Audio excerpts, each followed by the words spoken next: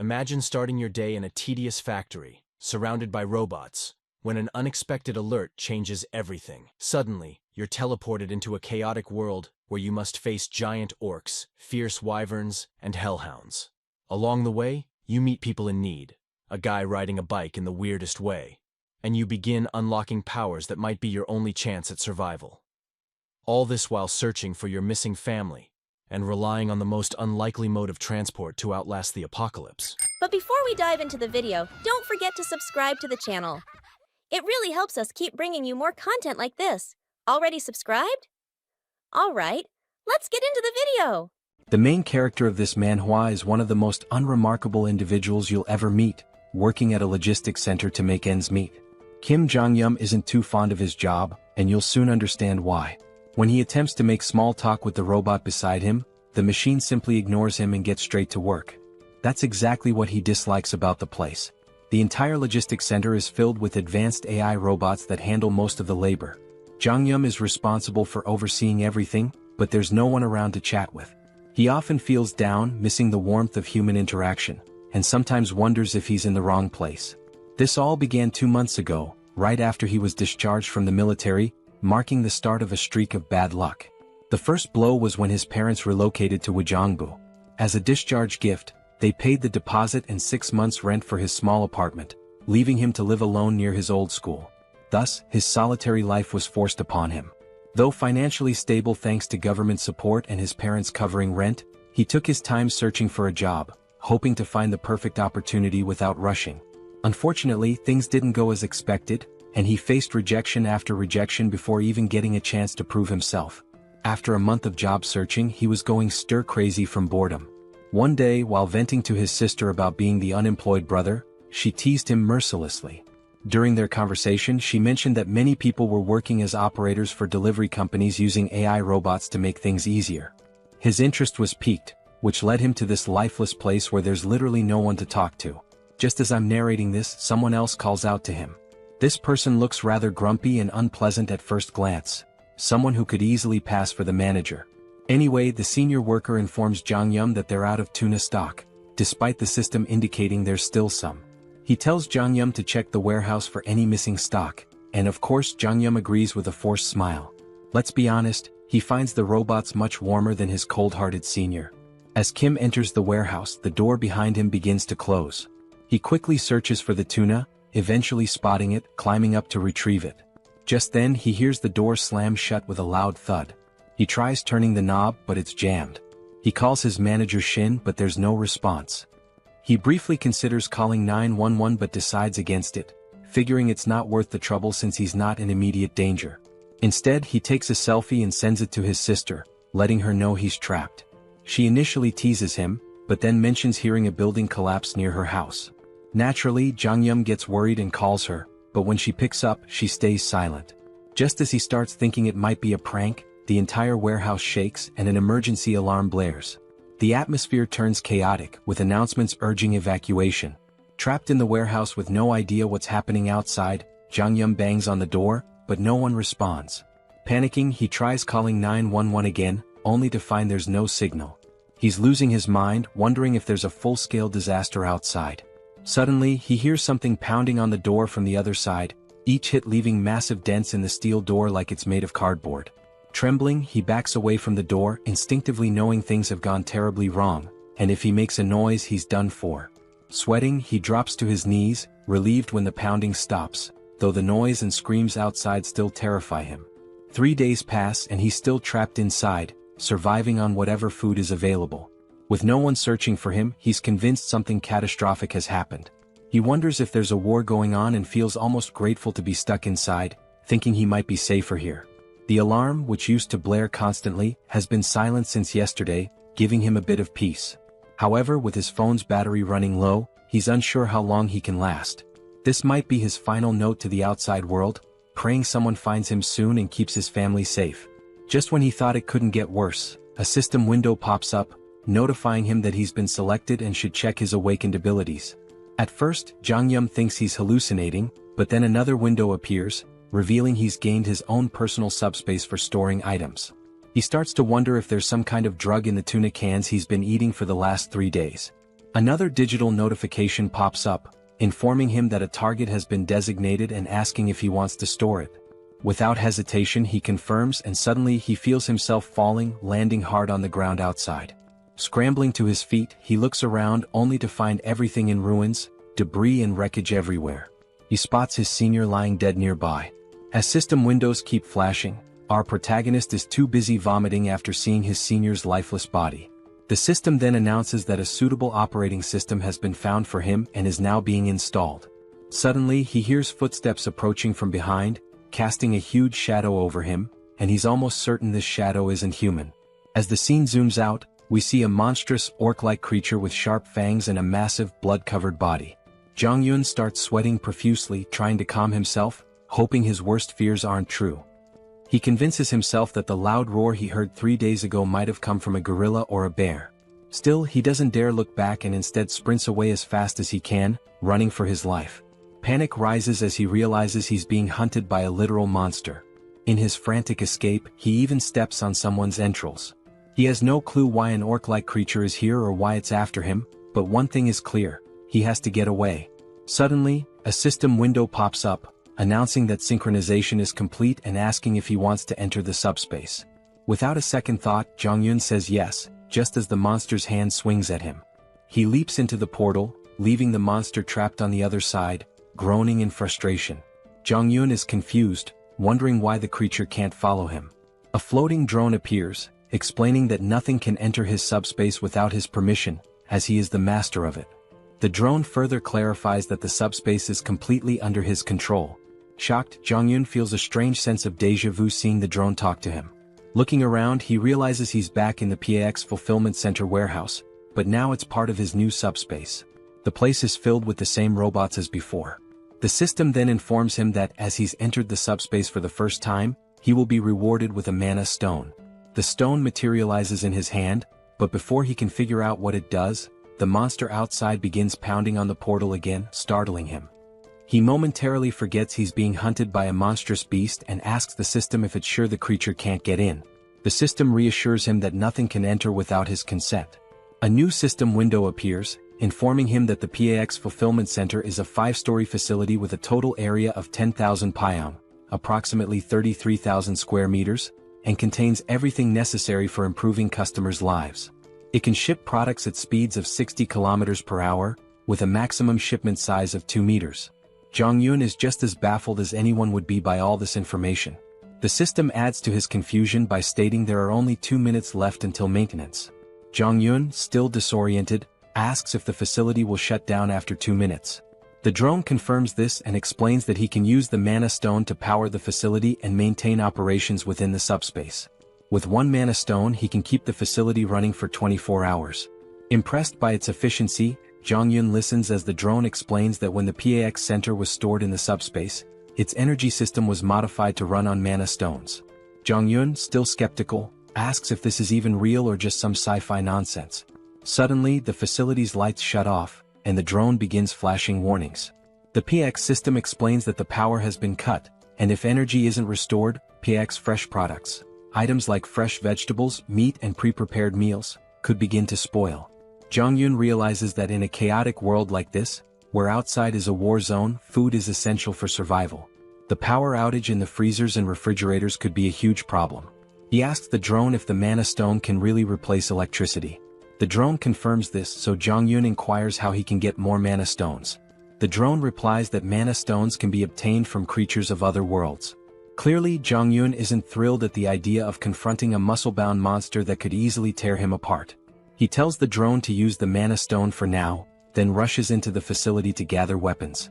Inside he grabs as many weapons as he can, but a system window flashes their prices. With limited resources, he's worried he might run out of stock if he throws everything at the monster too quickly.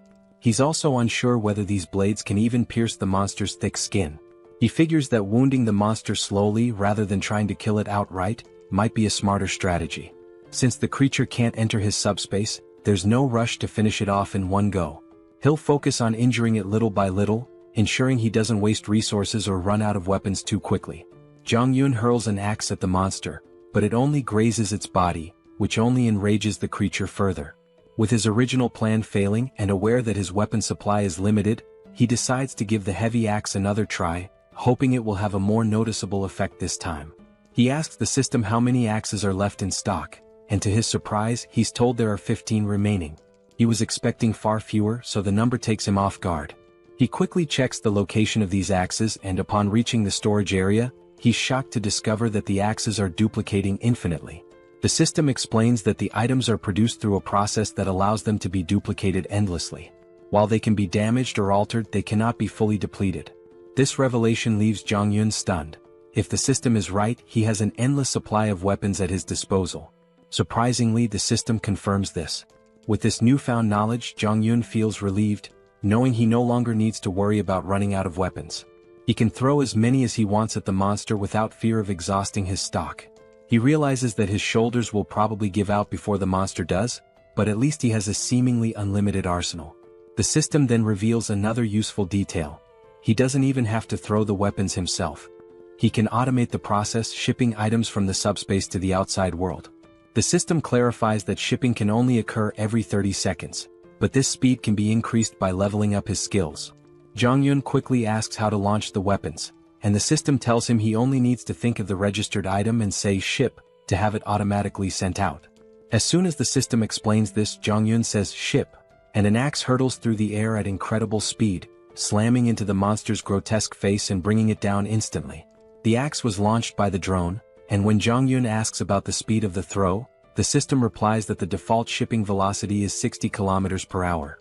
Finally, Jong-yun understands what the system meant earlier by shipping speed.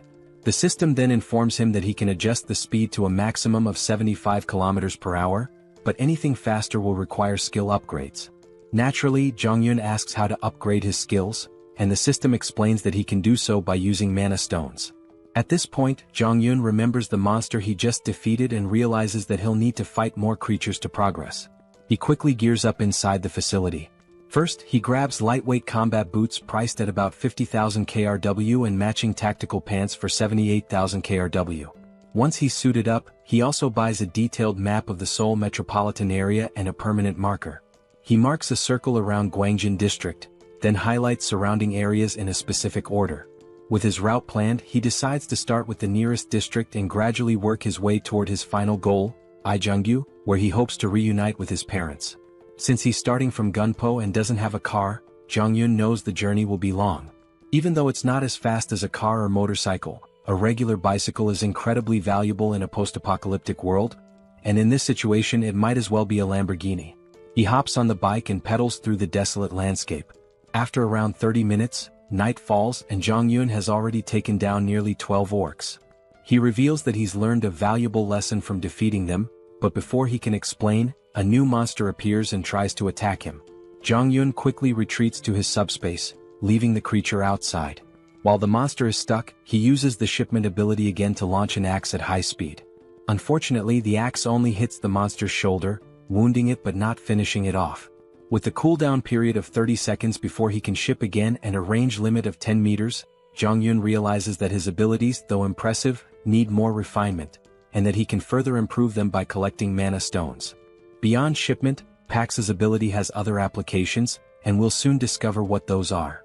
Suddenly, the monster notices movement and turns around, only to see the axe flying back into the portal and then returning, striking it in the face again and finishing it off.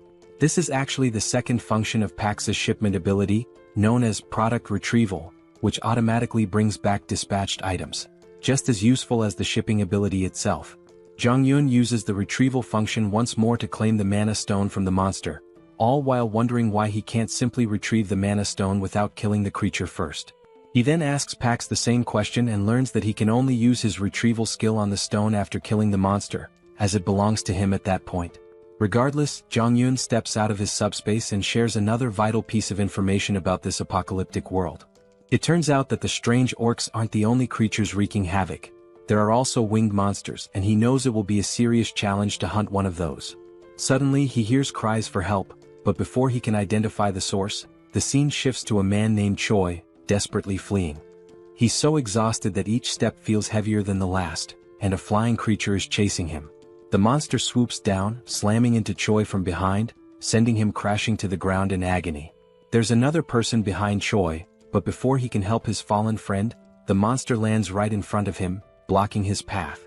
Its fierce, drooling mouth suggests that human flesh is the most appetizing thing around. However, strangely, the monster doesn't attack the man standing before it.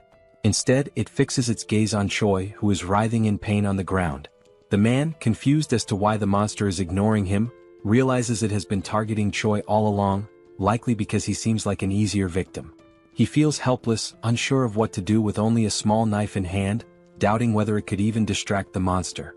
Just then, the sound of a bicycle bell rings through the air, and not surprisingly, it's our boy speeding toward them, though these two have no idea who or what is approaching.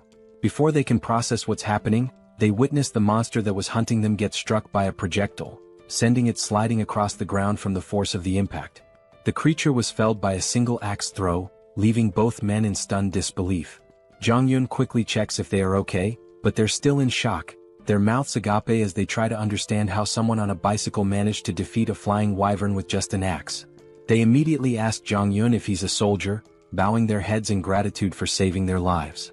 Jong-yun, glad they're safe, points to his uniform in response to their question. He explains that he's an employee of PAX FC, and they notice he's wearing the company's gear. This revelation shocks them even more, as they had assumed he was a trained soldier, given his impressive skills and presence. Even though he's not a soldier, his abilities are so extraordinary that if they hadn't seen it themselves, they wouldn't have believed someone could take down a wyvern with just an axe throw while riding a bicycle. Jong-yun is surprised to find out that these people are already familiar with the concept of abilities.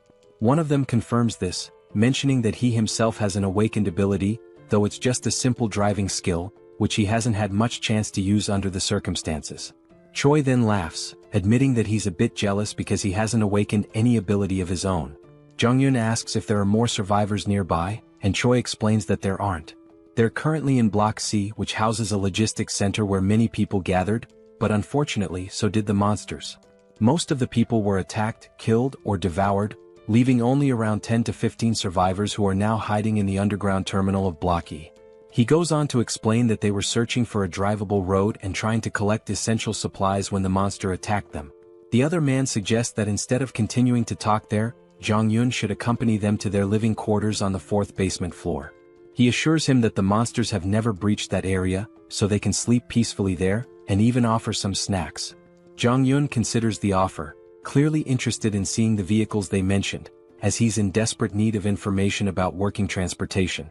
Eventually he agrees to join them, though he remains cautious, unsure whether he can fully trust them. As they begin to walk away, we take one last glance at the dead monster lying on the ground.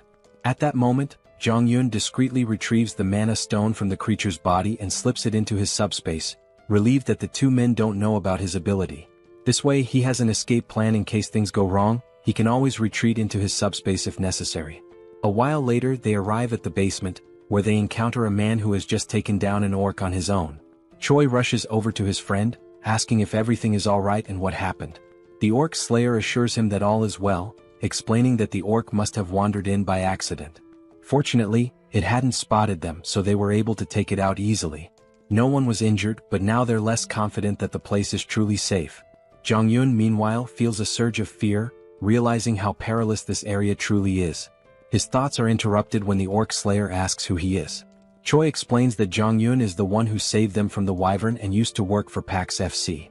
He also mentions that Jong-yun is quite powerful, having taken down the wyvern with an axe throw from a distance.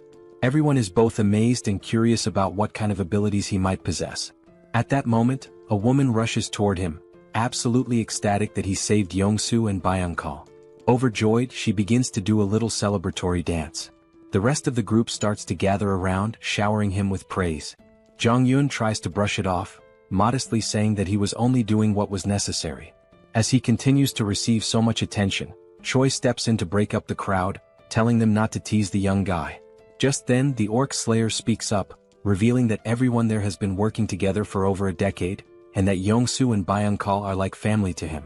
He expresses his deep gratitude for saving them and introduces himself as Lee Jin-mak, the center manager of Daehoon Express Terminal. He even bows respectfully to thank Jong-yun for saving his two friends. After the introductions, Jin-mak gives Jong-yun a quick overview of the place. He explains that while they can't guarantee total safety, it's far more comfortable than being outside. They have a stockpile of food and water from the logistics center, and he encourages Jong-yun to eat as much as he wants and to make himself at home. Jin-mak adds that they have enough supplies to last for a while and can always get more from the logistics center if needed. However, Yong-soo interrupts, pointing out that the logistics center they're talking about has suddenly vanished.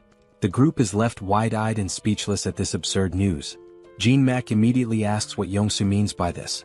Choi confirms it, explaining that the building has literally disappeared, which is why they were being chased by the wyvern.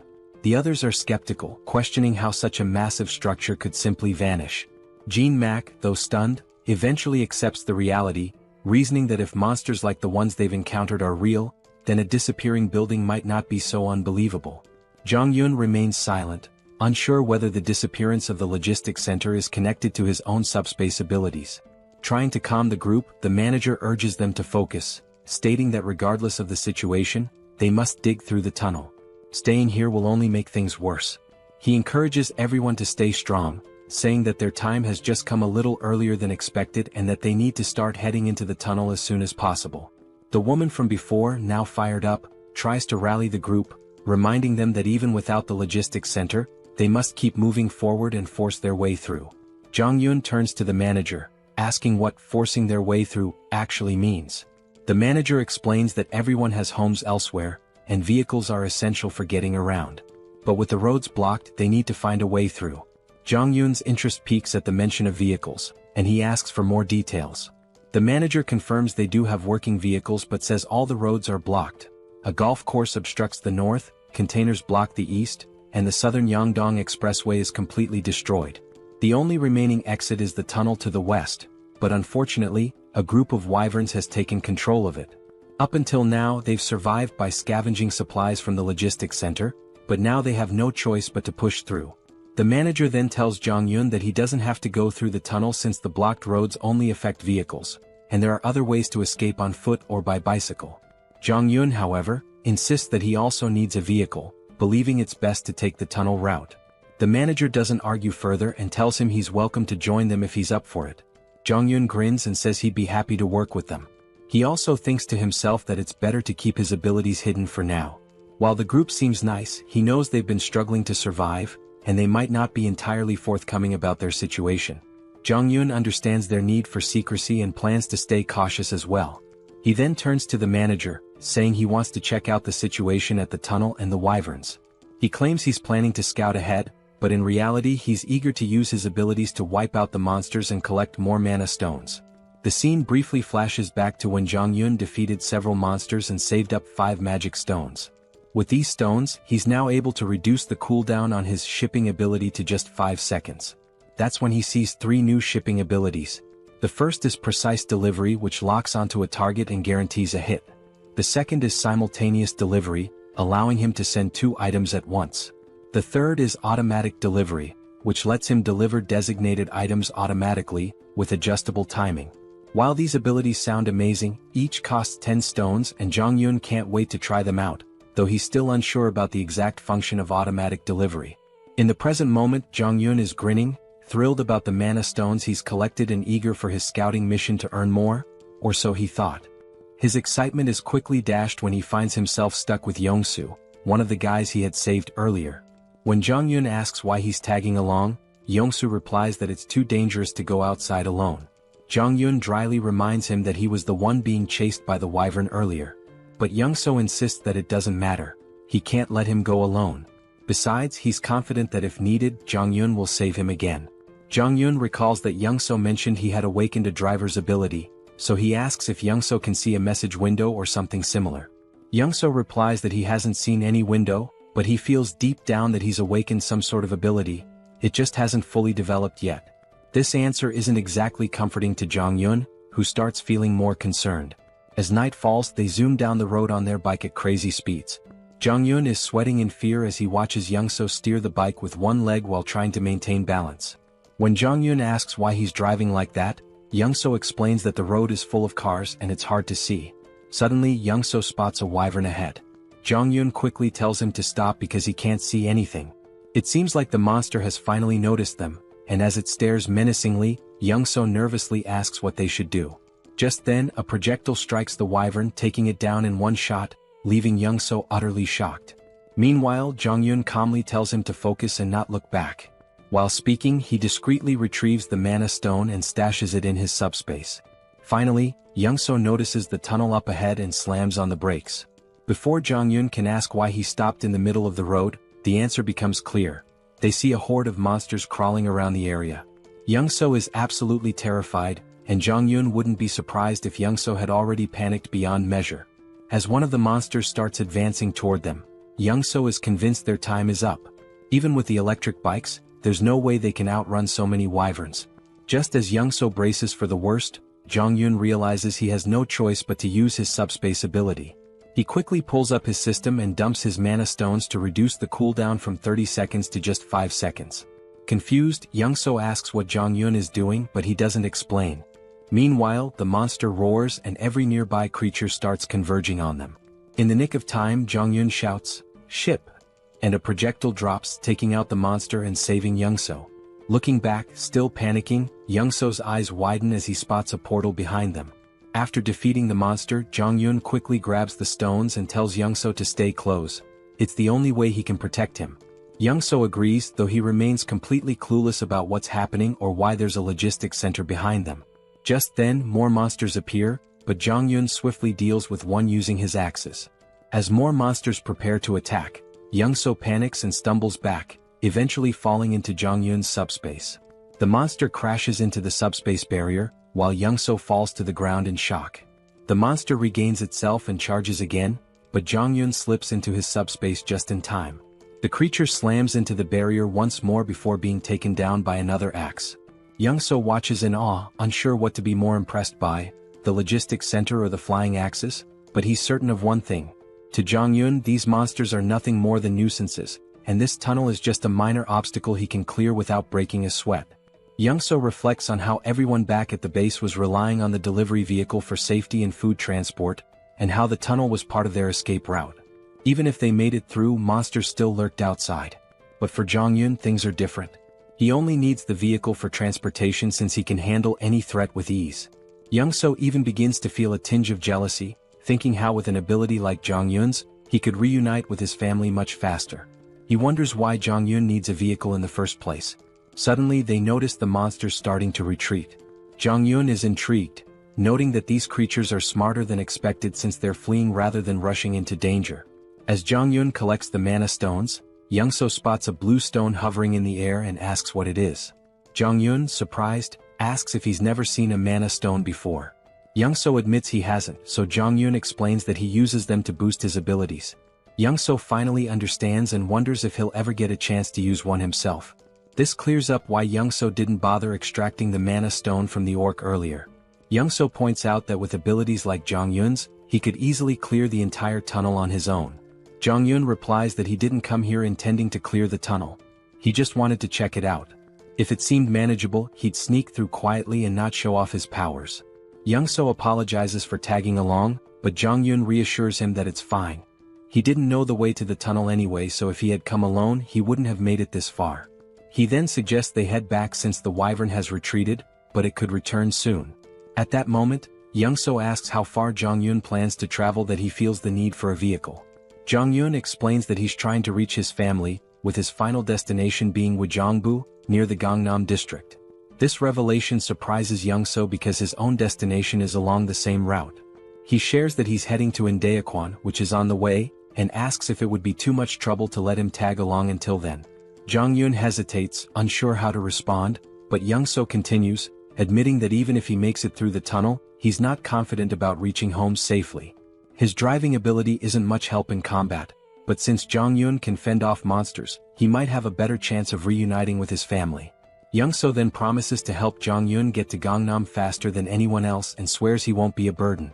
He even offers to provide food along the way. Jong-yun starts to see some merit in this partnership. Young-so's driving skills are impressive, and more importantly, with him around, his secret abilities might stay hidden. It's a mutually beneficial arrangement since Jong-yun fears that if word got out about his powers, people might try to use or even eliminate him, though that might be overthinking. Still, better safe than sorry. Ultimately, Jong-yun agrees to let Young-so come along, and Young-so beams with excitement like a child in a candy store. Jong-yun then informs him that he'll handle clearing the tunnel, but emphasizes that Young-so should keep his abilities a secret and make sure others don't interfere. Young-so eagerly agrees, vowing to make sure everyone cooperates and stays out of the way. However, things don't go as planned. Young-so, in his excitement, ends up telling everyone that Jong-yun will clear the tunnel using his awakened abilities. All they need to do is wait outside until he's finished.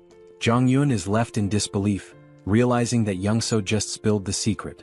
The others are stunned by the news and eager to watch Jong-yun in action, while Young-so proudly explains. Meanwhile, Jong-yun curses his bad luck, knowing he's now stuck in a difficult situation. In the end, Jong-yun steps forward and announces that by the next morning, he'll have the tunnel cleared so everyone can leave. In his mind, helping them seems like the best option, especially since they still have food, which should keep things calm for now. However, once the supplies run out, chaos might ensue, so it's smart to clear the tunnel and ensure everyone's safety. Just then, the manager approaches Jong-yun, stating he won't pry into his abilities or ask questions about them. Instead, the manager expresses respect for Jong-yun's decision to help everyone. He offers some food from their reserves as thanks, which surprises Jong-yun. This level of generosity feels overwhelming. The manager explains that because Jong-yun risked his life scouting the tunnel, the least they can offer is a bit of food. Now that he's clearing the tunnel for them, they feel like they can't repay him enough. They apologize, saying that all they can offer is their gratitude. Jong-yun insists that he did it for his own reasons and that they don't need to go to such lengths. He tells them to keep the food for their families, but Young-so steps in, telling Jong-yun to accept it, reminding him that he also has a family to think about. At that moment, Jong-yun sees how eager everyone is to reunite with their loved ones, which fills him with a sense of sadness. He doesn't want to let them down. The next morning arrives, and when they reach the tunnel entrance, Jong-yun instructs everyone to stay back. He begins pedaling into the tunnel, determined to clear it out and return. As he gets closer, he spots the monsters ahead. But before the scene shifts to his battle, it flashes back to his childhood. We see a young Jong-yun with a sore eye from a fight with his sister. He complains to his father, leading to another argument with his sister, which ends with them brawling in front of their dad. That's when his father comments on how close they seem, reflecting on how he was an only child and always envied the bond between siblings. He tells them that, despite their fighting, they'll eventually realize how precious family is. Suddenly, their mother bursts into the room, sparking a lively argument between the parents. Jong-yun feels a warm sense of family in that moment. The scene transitions back to the previous night, where Jong-yun, seeing how excited everyone was about reuniting with their families, reflects on his own family memories. He knows they're relying on him to clear the path. They spend the night filled with hope and anticipation, waiting for Jong-yun to ensure their safety. After midnight, as everyone sleeps, Young-so wakes up to use the bathroom. Noticing that Jong-yun is missing, Young-seo heads outside and asks the patrolling guards if they've seen him. They tell him that Jong-yun mentioned stepping out for some fresh air a while ago. Curious, Young-seo walks further ahead, scanning the area, and eventually spots Jong-yun. He quickly asks why Jong-yun can't just go to sleep, to which Jong-yun replies that he can't sleep there. As Young-seo looks ahead, he's stunned to see the vehicle loaded to the brim with food and supplies. Completely baffled, Young-seo asks why Jong-yun is giving away so much. Jong-yun casually explains that he only loaded half the supplies to avoid weighing the vehicle down, but assures him it's more than enough for everyone. Young-seo is even more shocked when Jong-yun mentions that this is the last vehicle he had to load. The realization hits hard. If this is the last one, then Jong-yun must have packed the other 15 vehicles with the same amount of supplies. Jong-yun quickly tells Young-seo to keep this a secret from the others. Still confused, Young-seo points out that if Jong-yun is giving away all these supplies, what will they have left for their own journey? Jong-yun nonchalantly responds that they still have plenty of supplies. Young-seo is left astounded, realizing the amount of resources Jong-yun has given away is more than you'd find in an entire logistics center. He can't comprehend how much stock Jong-yun must have left. Back in the present, we see Jong-yun effortlessly taking down monsters like it's no big deal. While fighting, he contemplates how much easier it would be if he could put all the people into his subspace and carry them to safety. Unfortunately, his system informs him that with his current subspace level, it's impossible. However, if he reaches subspace level 2, he could carry up to 20 people. To level up, he needs at least 100 mana stones. After mentally counting, Jong-yun notes there are about 40 monsters left, with a few fleeing. The numbers aren't enough for him to level up here. He realizes he'll need to find another way to gain experience, especially since he wants to eventually bring his family into the subspace. Suddenly, Jong-yun notices something strange among the fleeing monsters. A closer inspection reveals a stronger, more imposing version of a wyvern, clearly some kind of boss-level monster. Even Jong-yun is unsure of what he's facing. The scene then cuts back to the group waiting outside the tunnel, growing anxious about whether Jong-yun is okay inside. Finally, they see him emerge, pedaling his bike effortlessly, as if he's been out for a leisurely ride. His uniform is stained with blood, and the group anxiously watches until they see him smile. They burst into celebration, relieved that their mission was successful. It's finally time for everyone to part ways and reunite with their families. They thank the manager for sticking with them and wish him a safe journey home. Jong-yun hints that if they face any trouble, they should open the cargo hold. He's left a little surprise that might help. Curious but eager to continue, they get into their trucks and slowly make their way through the traffic. After crossing the tunnel, they wave their final goodbyes before heading in different directions. In the truck, Jong-yun sits in the passenger seat, still thinking about the monster he saw in the tunnel. He's unsure if it was really a wyvern since it fled before he could get a good look. He wonders if it was a leader or just an adult version of the monsters they've been fighting. His thoughts are interrupted by a disturbing crunching noise from under the truck. Looking near the tires, they see they've run over some corpses, and the driver's face is full of sorrow from hearing the bones break. Even Jong-yun notices the regret in his friend's expression, but they have no choice but to keep moving. The road is filled with bodies and wreckage, leaving no clear path. Jong-yun reflects on how, if his discharge had been delayed by just 3 months, he might have ended up as one of those dead soldiers. The situation is even worse than they imagined, with monsters still feasting on the remains. Suddenly, Young-seo calls out to him, snapping him out of his thoughts. When Jong-yun looks ahead, he sees that the road is blocked. Young-seo points out that the barbed wire looks like it was set up by the military to block something, and they'll need to find another route. He suggests they try crossing another bridge, but just then Jong-yun notices something at the far end of the blocked bridge. Upon closer inspection, they see a new type of monster they've never encountered before, and it becomes clear what the military was trying to contain. While Young-seo panics and considers turning back, Jong-yun sees this as a perfect opportunity to level up his subspace. He spots a narrow sidewalk along the road, blocked on both sides, and quickly suggests they drive through it. He explains that he has a plan to get through without turning back and excitedly tells Young-seo to push the truck through the pedestrian path. Young-seo is horrified by the risky idea, especially when an orc appears ahead among the mutant hounds, scattering the pack. The monsters didn't seem to get along with each other at all. Despite the orcs' advantage in size and strength, the mutated dogs had sheer numbers on their side. The poor orcs stood no chance against such a ravenous pack, as their hollow mouths relentlessly tore into its flesh. Blood and chunks of meat flew in every direction, and our two protagonists could only watch the brutal scene unfold. Young-seo was truly terrified, and despite knowing the abilities of our hero, he seriously doubted the sanity of the plan to go straight ahead.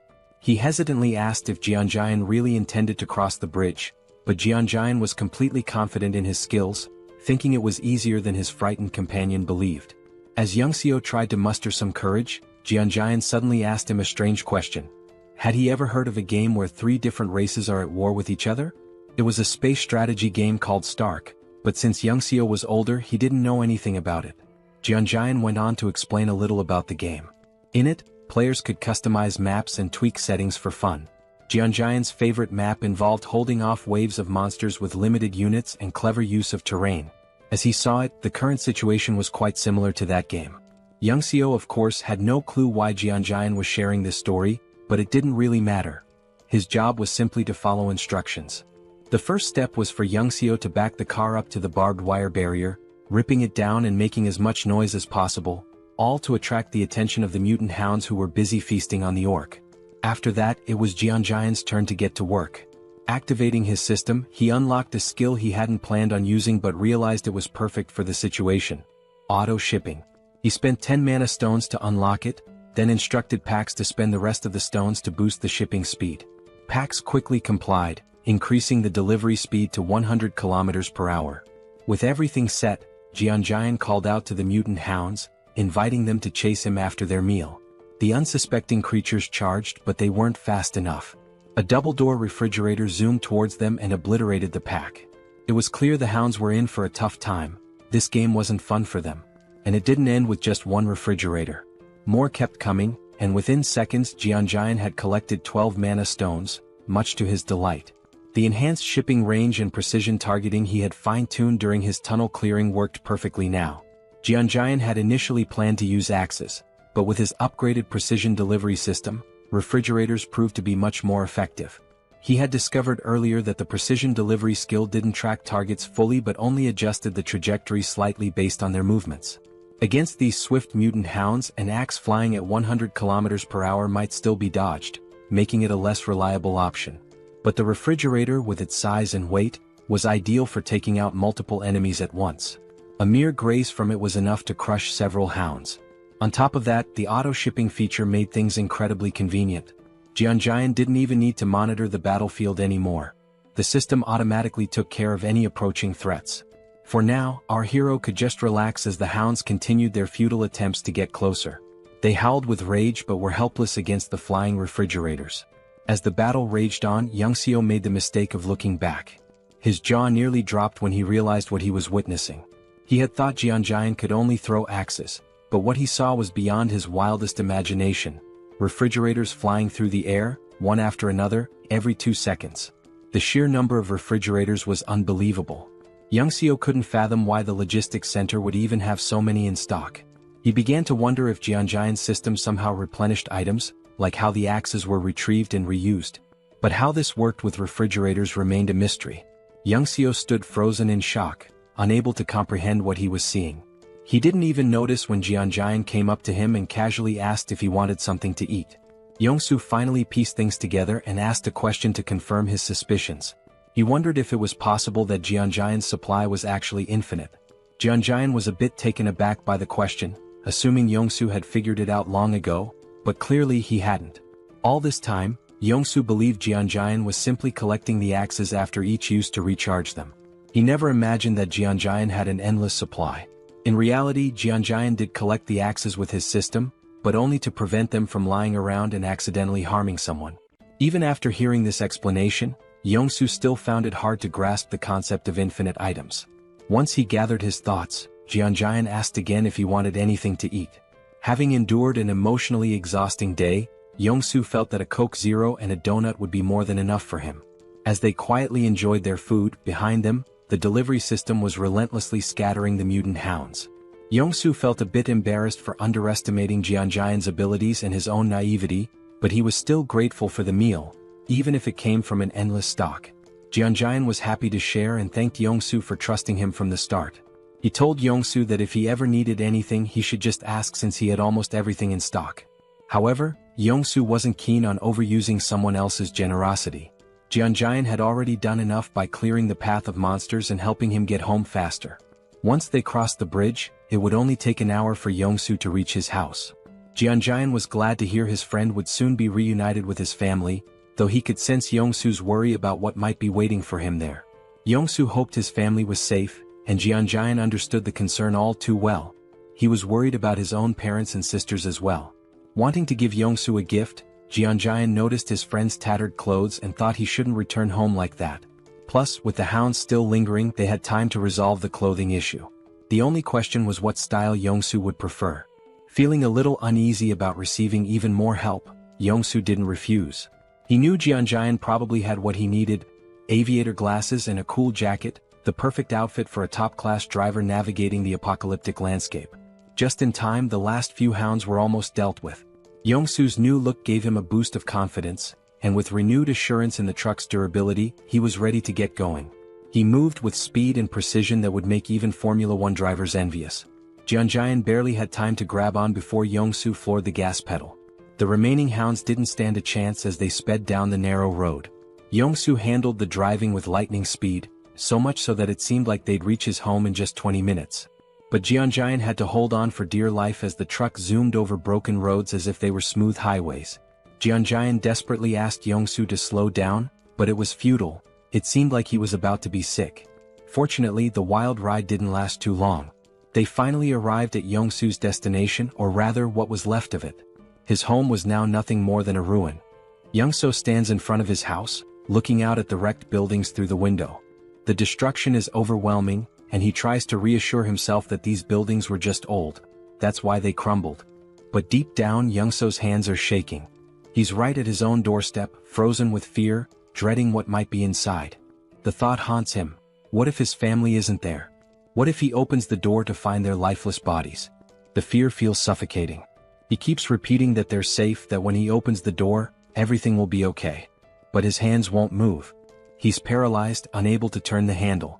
Kim, standing behind him, watches, understanding exactly what Young-so is feeling. He had driven like a maniac, covering a journey that would normally take an hour in just 20 minutes, fueled by the hope of reuniting with his family. It shows just how desperate he was to get here. But now, standing before the door with the potential of finding something horrifying, Young-so can't bring himself to move. He knows that if he finds death behind that door, it might destroy him too. Sensing this, Kim steps forward, places a supportive hand on Young-so's shoulder, and offers to open the door for him. Young-so freezes, frustration and fear etched on his face. Almost on the verge of tears, he pleads with Kim to do it. Kim, understanding the fear of facing one's worst nightmare, steps up to the door. If he were in Young-so's position, he'd be scared too, wanting someone else to open it for him. Turning back to reassure Young-so one last time, Kim tells him he's about to open the door. But before Kim's hand reaches the handle, the door opens from the inside. Both Kim and Young-so freeze in shock. Young-so's eyes widen as he sees his wife and daughter standing there. His wife calls his name softly, her voice warm, and his daughter shouts, "Daddy?" Young-so's wife starts crying, and soon he's breaking down too. She runs to him, and the three embrace tightly as if they'll never let go. It's a deeply emotional moment. Kim, standing a short distance away, watches quietly, giving them space. Through tears, Young-so asks his wife how she knew to open the door. She explains that she heard voices outside and saw him through the peephole, which is why she opened it. His daughter, still crying, blurts out, "Dad, I hate you. Why did you make me wait so long? I was so scared." After a while, Young-so's wife notices Kim standing in the background and asks, "Who's this?" Only then does Young-so remember Kim's presence. But before he can respond, Kim's vision blurs and suddenly he collapses. Young-so shouts for him, but Kim can't hear anything. His body is shutting down, and after 3 or 4 days without proper sleep, exhaustion finally overtakes him. Darkness envelopes him and he slips into a dream. In the dream he's struck, but not by a fist, by a pillow. Standing over him is his older sister, holding the pillow with a playful grin. She swings it at him, knocking him down, and Kim yells at her, asking why she hit him so hard. "It hurts," he complains, but she just rolls her eyes and says, "Hard? That was a soft hit. You're such a crybaby." She's unfazed, brushing it off as nothing. Meanwhile, Kim is ready to run to their dad and tell on her. He storms off, determined to complain, but his sister couldn't care less. She stands tall, holding the pillow like she's won the pillow fighting championship of the month. Suddenly the scene shifts.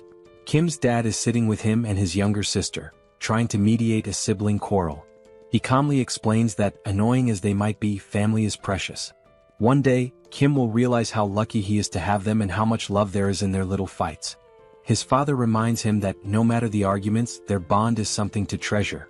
Just then, Kim's mom storms into the room, scolding his dad for not helping with dinner when she asked. She's frustrated, telling him she needed help, but there he is, just lounging around. The scene cuts to the whole family at the dinner table, enjoying delicious food, laughing and sharing stories. As they eat, Kim's mom eyes his older sister, Soil, suspiciously and asks if she's got a crush on someone, noticing how she's always on her phone. Looking nervous, Soil explains that she's just texting her friends non-stop. It's just how things are nowadays. From the outside, their family is filled with pure joy and warmth. Kim's dad, unable to resist, talks about how Soil is interested in boxing, suggesting she check out a sports club at the local middle school. With a smirk, Soil admits that the boxing club is the real reason she chose that school. Kim's ears perk up at the mention of middle school. Fast forward a year, and we see Kim attending the same middle school as Soil. He's excited, ready to make new friends and have fun, but things don't go quite as he had planned. Instead of finding new friends, Kim ends up being bullied daily by the older students. They beat him, mock him, and Kim, who tends to be sensitive, doesn't fight back. He endures the blows day after day. But then one day someone steps in. Soil, his fierce older sister, storms in like a force of nature. With an intense, threatening look, she grabs one of the bullies by the hand and breaks it with a single punch. Kim feels relief seeing his sister, his rescuer, but that relief is short-lived. Frustrated by her brother's weakness, Soil declares that his training starts now. And so, Kim's grueling training under his ruthless sister begins. It's brutal, but it pays off. Soon, no bully dares to approach Kim again. For a while, life seems to settle down. Kim makes friends, enjoys himself, and coasts through middle school. But time flies, and one day his younger sister lands a job at a nursing school, catching both Kim and Soil by surprise while Kim is lounging on his PS5, barely keeping up. Then, a moment arrives that flips his life upside down. Kim's dad walks in and tells him the time has come. Kim doesn't understand at first, but when it sinks in, it hits hard. It's time for him to enlist in the military. The family worries, though Kim tries to put on a brave face. Outwardly he's tough, but inside he's trembling. He doesn't want to leave his family. And after that, well, the rest is history. Slowly, Kim's eyes open. He feels disoriented and a bit afraid, lying in an unfamiliar bed. He remembers collapsing, standing outside Youngso's door, meeting his family, but after that, nothing. His mind races. Did Youngso betray him? Instinctively, he opens his portal and pulls out a heavy axe, gripping it tightly. Suddenly, a calm, warm voice interrupts his thoughts. Kim turns, startled, and sees Youngso's wife and daughter at the table, looking at him with puzzled expressions. Reality hits him. He's in Youngso's house. Looking to the side, he spots Youngso sound asleep, completely out. It dawns on Kim, he must have been so exhausted that he collapsed at the door. Youngso's wife had said he fainted and had been out ever since. He must have been more worn out than he realized. Kim glances down at the heavy axe in his hands, momentarily confused as to why he even drew it. What had he been thinking? Quickly, he stashes it back in his portal, hoping no one noticed, especially Youngso's wife. She didn't need to see that. He asks how long he's been asleep, and she tells him it's only been a few hours. Then the mood shifts. With a soft smile, Youngso's wife begins to thank him, expressing her gratitude for everything he's done. Kim can feel the weight of her words, how he saved Youngso's life and brought him home safely. The gratitude in her eyes and her slight bow make him feel uneasy. Kim isn't used to this, feeling awkward and a little nervous, wanting to brush it off as no big deal. He thinks about how Youngso had helped him too. It hadn't all been on him. Just then Youngso wakes up. Still groggy, he chimes in to back up his wife, insisting that Kim had done far more than he lets on. Youngso makes it seem like driving Kim here was nothing compared to Kim saving him again and again. To Youngso, Kim was a true lifesaver. Even if Youngso hadn't made it, he believes Kim would have come through on his own. Then Youngso's wife changes the subject, saying everyone must be hungry. The atmosphere shifts once again as Kim's stomach growls, reminding him he hasn't eaten in what feels like ages. She mentions that Youngso had refused to eat without him, waiting until Kim woke up. Kim can't help but smile. Youngso, with that goofy grin, is all about eating together. With a warm chuckle, they decide it's time to dig in. Suddenly, Kim finds himself staring at a bowl of kimchi stew in front of him. The sight alone makes his mouth water. The smell pulls him back to memories of his mom, filling him with a bittersweet sense of warmth. The food isn't fancy. Youngso's wife even apologizes for the limited ingredients. But to Kim it doesn't matter. This is his favorite meal. After everything he's been through, nothing feels as comforting as kimchi stew. The first bite? Pure bliss. The moment the stew touches his tongue, it's like fireworks going off in his mind. Every cell in his body feels alive. The flavor, the warmth, it's almost unreal. And just like that, he's taken back. Back to when he'd sit down to meals with his family, back to simpler times. But as the meal ended, Kim felt a wave of sadness. For the first time in 3 months, he'd had a meal that reminded him of home, of family, and the ache of missing them overwhelmed him. The others noticed his quiet sadness, which shifted the conversation back to their journey. He mentioned their next stop was Gangnam, and Kim froze, realization hitting him. He was stunned, unable to fully grasp what Youngso was saying at first. It all felt strange. Then Youngso laid it out. He'd already discussed it with his wife, who insisted that since Kim had helped Youngso reunite with his family, he should return the favor. Kim was still confused. Even if Youngso took him to Gangnam, how would he safely return on his own? They stepped outside to get some fresh air, and that's when Youngso explained his plan. He'd drive Kim to Gangnam in his truck, and Kim would leave his electric bike with him. Once they reached Gangnam, Youngso would use the bike to get back home. Hearing this, Kim started to feel more at ease, but something still didn't sit right with him. Why was Youngso risking so much to help him? Sure, Youngso was an amazing driver, and with the bike he could avoid most threats. But Youngso didn't have any fighting skills, so if he encountered a large monster, it'd be over. With a truck full of supplies and his family safe, why was he risking it all? Unable to shake his doubts, Kim finally asked the question that had been weighing on him. Why was Youngso putting himself on the line for him? Youngso smiled knowingly, like he'd expected the question. Then he revealed his reason. Why had Kim helped him in the first place? Kim hadn't asked for anything in return or demanded any favors. He just helped. Without Kim, Young-so wouldn't have survived that tunnel. Now, he wanted to return the favor because they were in the same boat. Kim might have special powers, but that didn't make his life any less challenging. Young-so understood what it felt like to be desperate, clinging to the hope that his family was safe somewhere. That's why he'd risked the tunnel, and now he wanted Kim to feel that same happiness of reuniting with loved ones. With a sly grin, Young-so reassured Kim that he wouldn't take unnecessary risks. He was confident his driving skills would get him out of any tough spots, so Kim didn't need to worry. Then Kim had a flashback to when he first set out for the tunnel and saw a car with keys inside. Young-so could have left the group behind, but he didn't. He stayed and helped. That's when Kim realized Young-so wasn't about to leave him. He just didn't want to admit how far he'd go to help. Kim smiled and agreed, but with one condition. If Young-so was coming with him, he had to bring his family along. Kim explained he'd upgraded his subspace, allowing him to bring others inside. Young-so's family would be safer there than staying behind. Without hesitation, Young-so put on his signature shades and gave a confident grin, ready to drive with his top-tier skills. Meanwhile, Kim had upgraded his subspace to level 2, using 16 out of his 116 mana stones, allowing it to hold up to 20 people. The system informed him it would cost 6 mana stones per day to maintain, but he didn't mind. The system also asked if he wanted to enable external presence in the portal, and he agreed.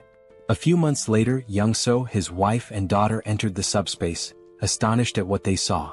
The expansive Logitech Center was stocked with endless resources. Kim introduced PAX to Young-so's family, and Young-so assured them that PAX would handle anything they needed. Everything was available in abundance and they could use it freely. Young-so's wife looked astounded as if she couldn't believe it. Kim told them he had some tasks to attend to and encouraged them to enjoy the place for now. Young-so then turned to his daughter, asking if she wanted to play princess with him, and they looked so happy together. Kim couldn't help but smile as he watched. Then something new happened. Kim unlocked a new ability, a laboratory where he could combine, classify, and transform any item in his subspace. Instantly, the possibilities seemed endless.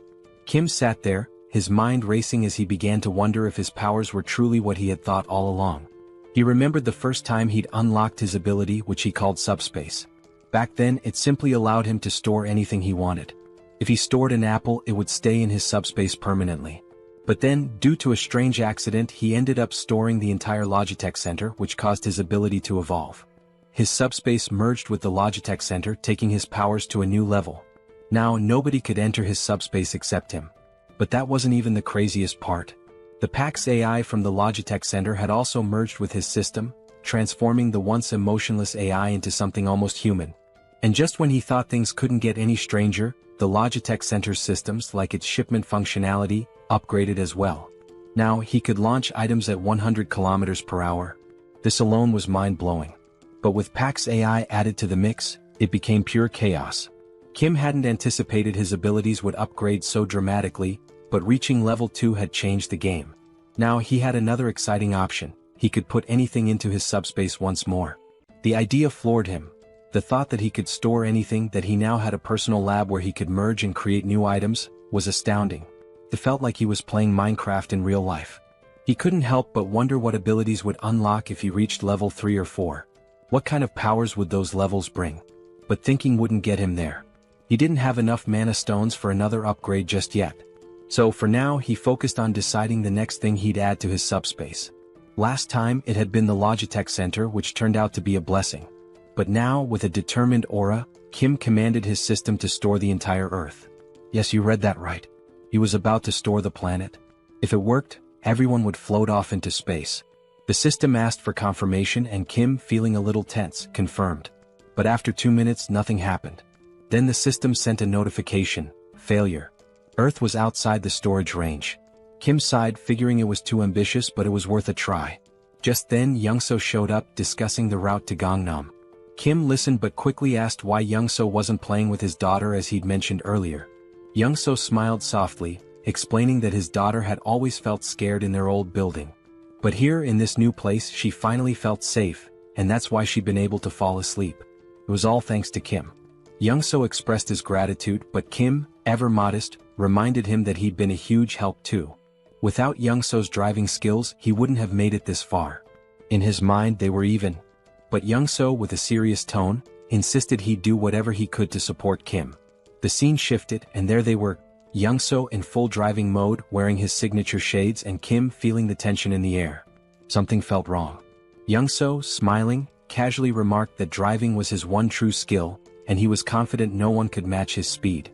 He told Kim to buckle up because things were about to get intense. Kim knew exactly what was coming and braced himself. Then it happened. Young-so floored it and the truck surged forward like a rocket. In no time they had covered a massive distance. But everywhere they looked was pure destruction. The ground was torn apart, buildings in ruins. While Young-so kept his cool, Kim looked pale, his nerves frayed from the stress. Young-so mentioned they were close to their destination, but as they neared, they saw the road blocked by military barricades, complete with spike strips. Kim sensed something was wrong. These weren't standard barricades.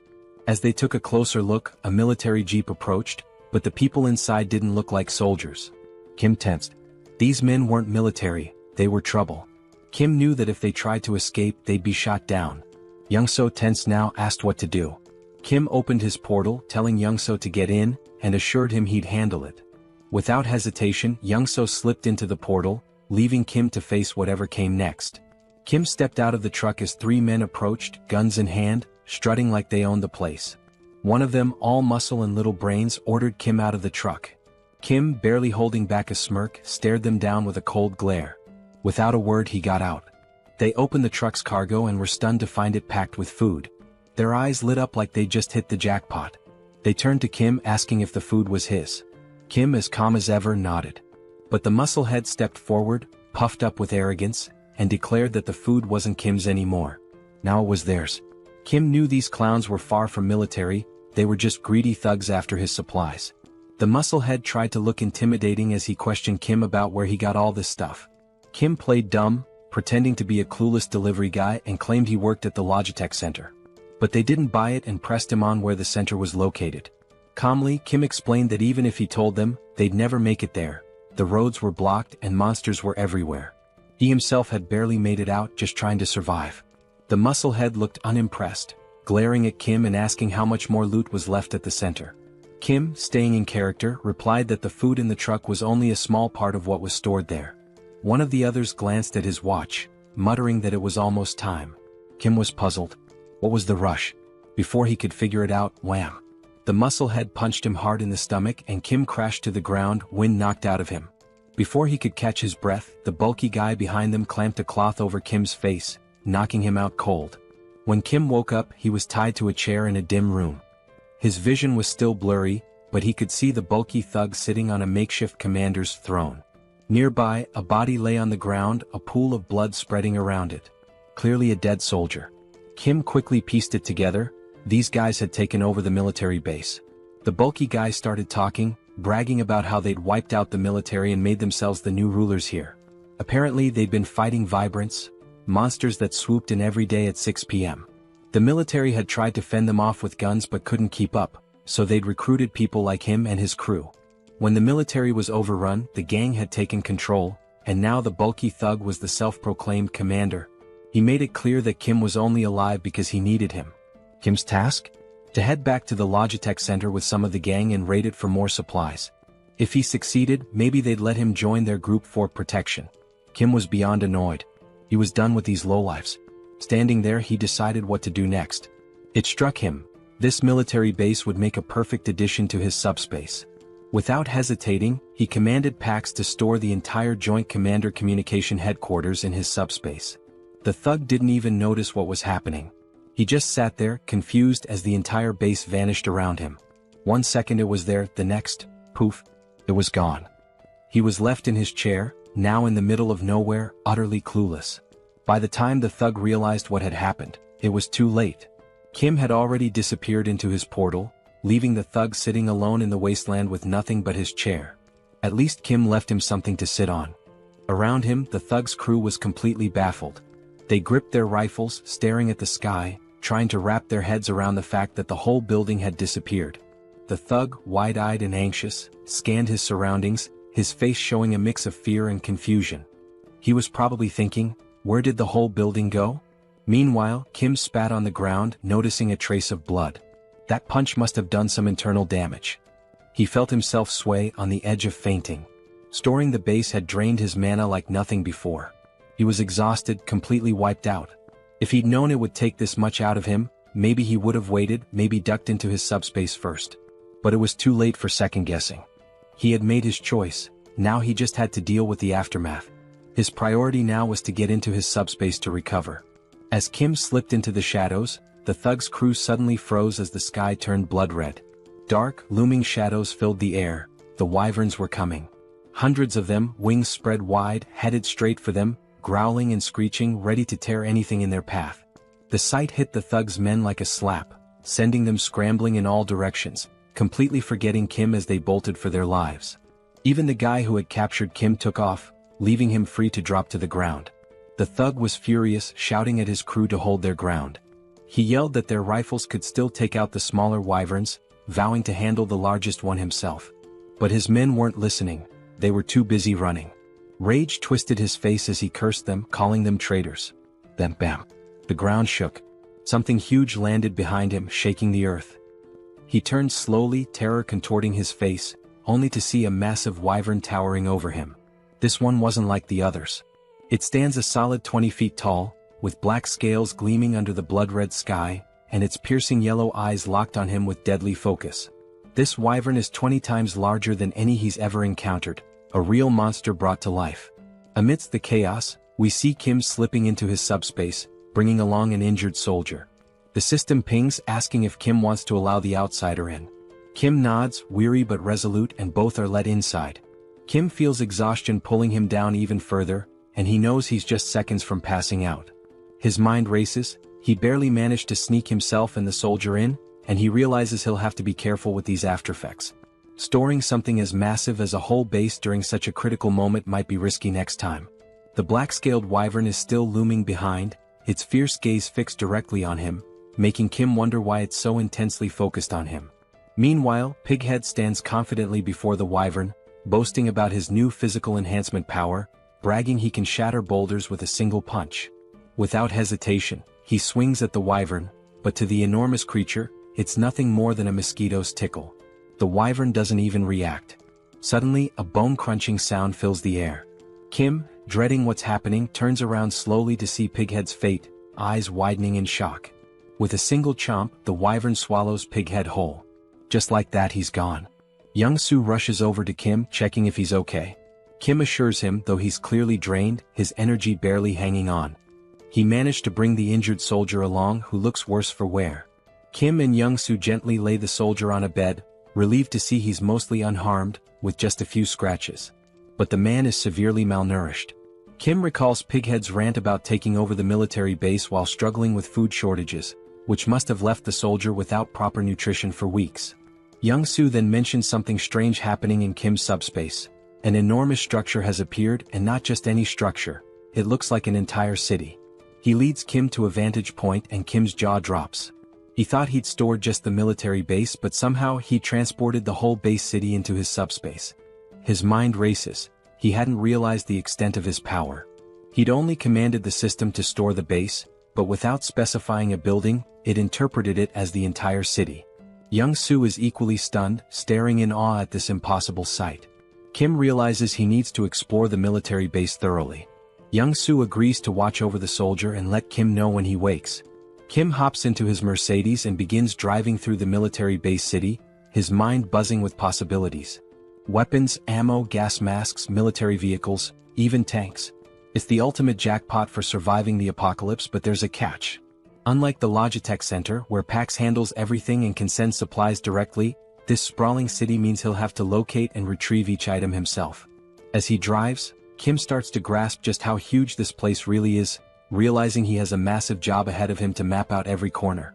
If he'd known it was this vast, he might have stored all the weaponry and supplies directly in his subspace. Now he's planning his next move. Once he identifies the locations, he'll send Young-soo to retrieve ammo and weapons, while he prepares to strike from his portal. Then a crucial thought hits him: supplies here aren't endless. Unlike the Logitech Center's infinite stock, resources from the base could run out. No more limitless bullets or grenades for reckless use. As he's lost in thought, Pax suddenly appears, casually correcting him. Pax explains that the base isn't an ordinary storage area. It's been fully integrated into the Logitech system format. Kim's jaw drops as Pax continues, revealing that since the military base has merged with his subspace, he can now command it just like the Logitech center.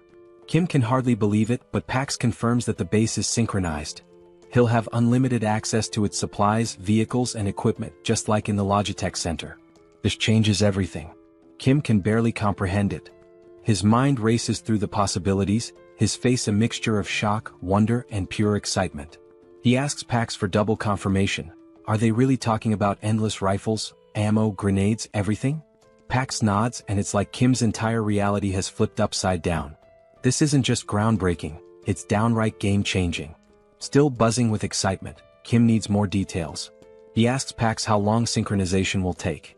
Pax admits it's a massive job with only 0.81% done so far, so there's no clear timeline. But Pax offers a solution. If Kim prioritizes specific items, Pax can sync those first, making them immediately accessible. Without hesitation, Kim lists his essentials. Rifles, ammo, grenades, vehicles, and fuel, the lifeline for surviving this apocalypse.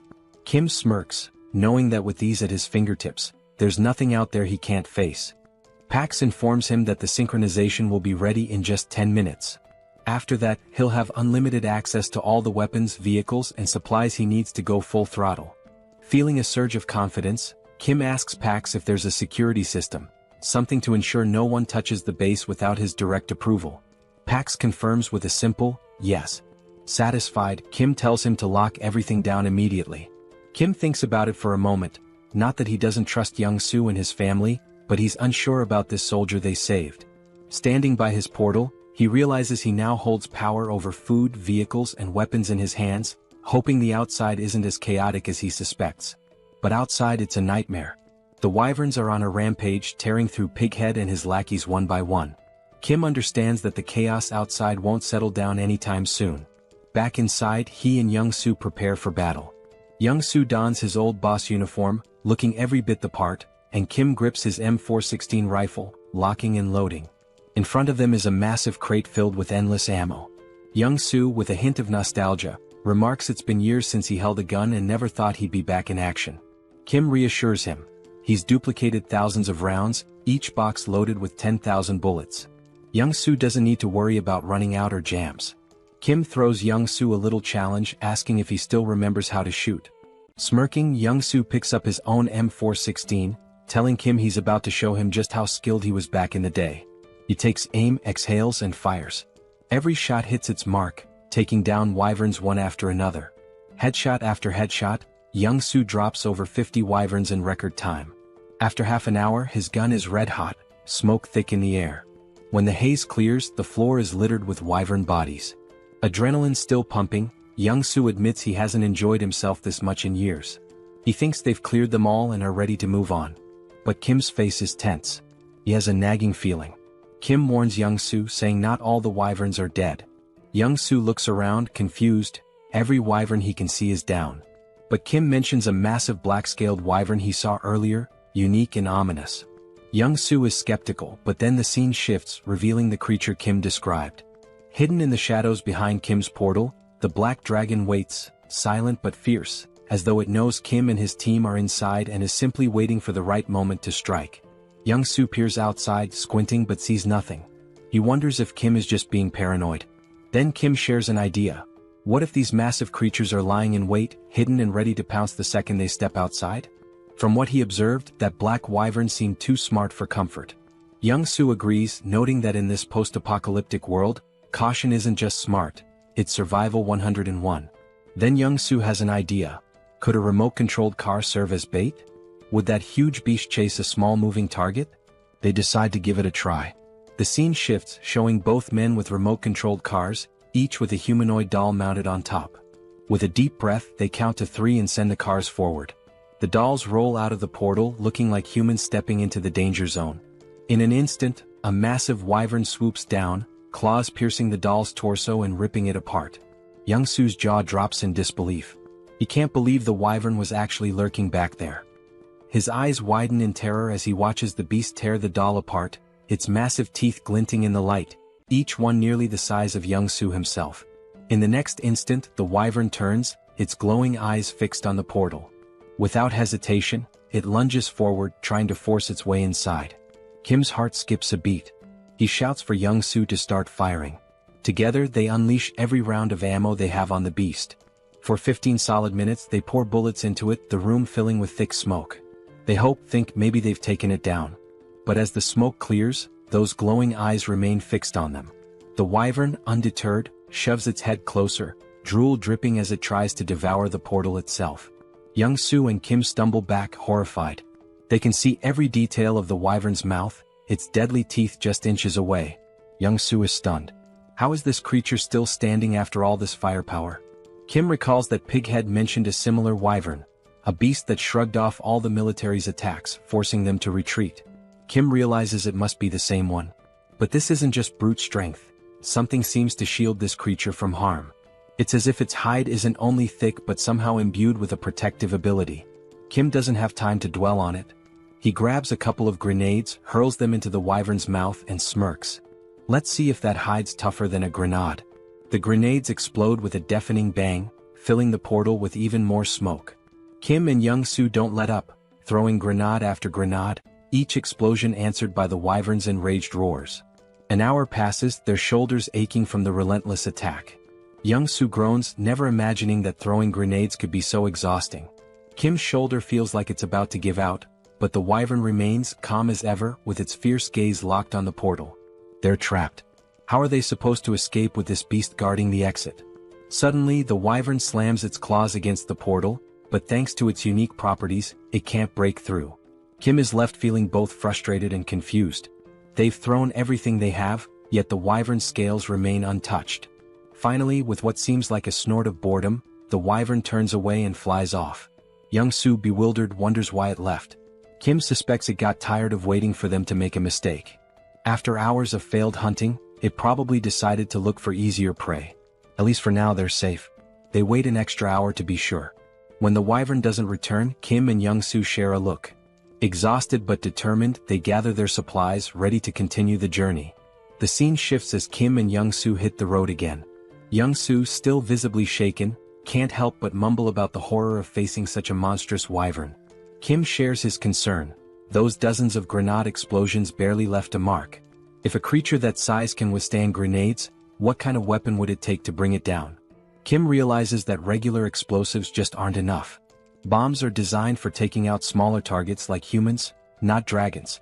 Sure, he could grab a rocket launcher or missile from his subspace, but that kind of firepower would destroy everything around them, risking innocent lives. He can't take that path, it would strip away his humanity. Frustrated, he realizes he needs a weapon as powerful as a bomb but without the massive destruction. The more he thinks, the more his head aches.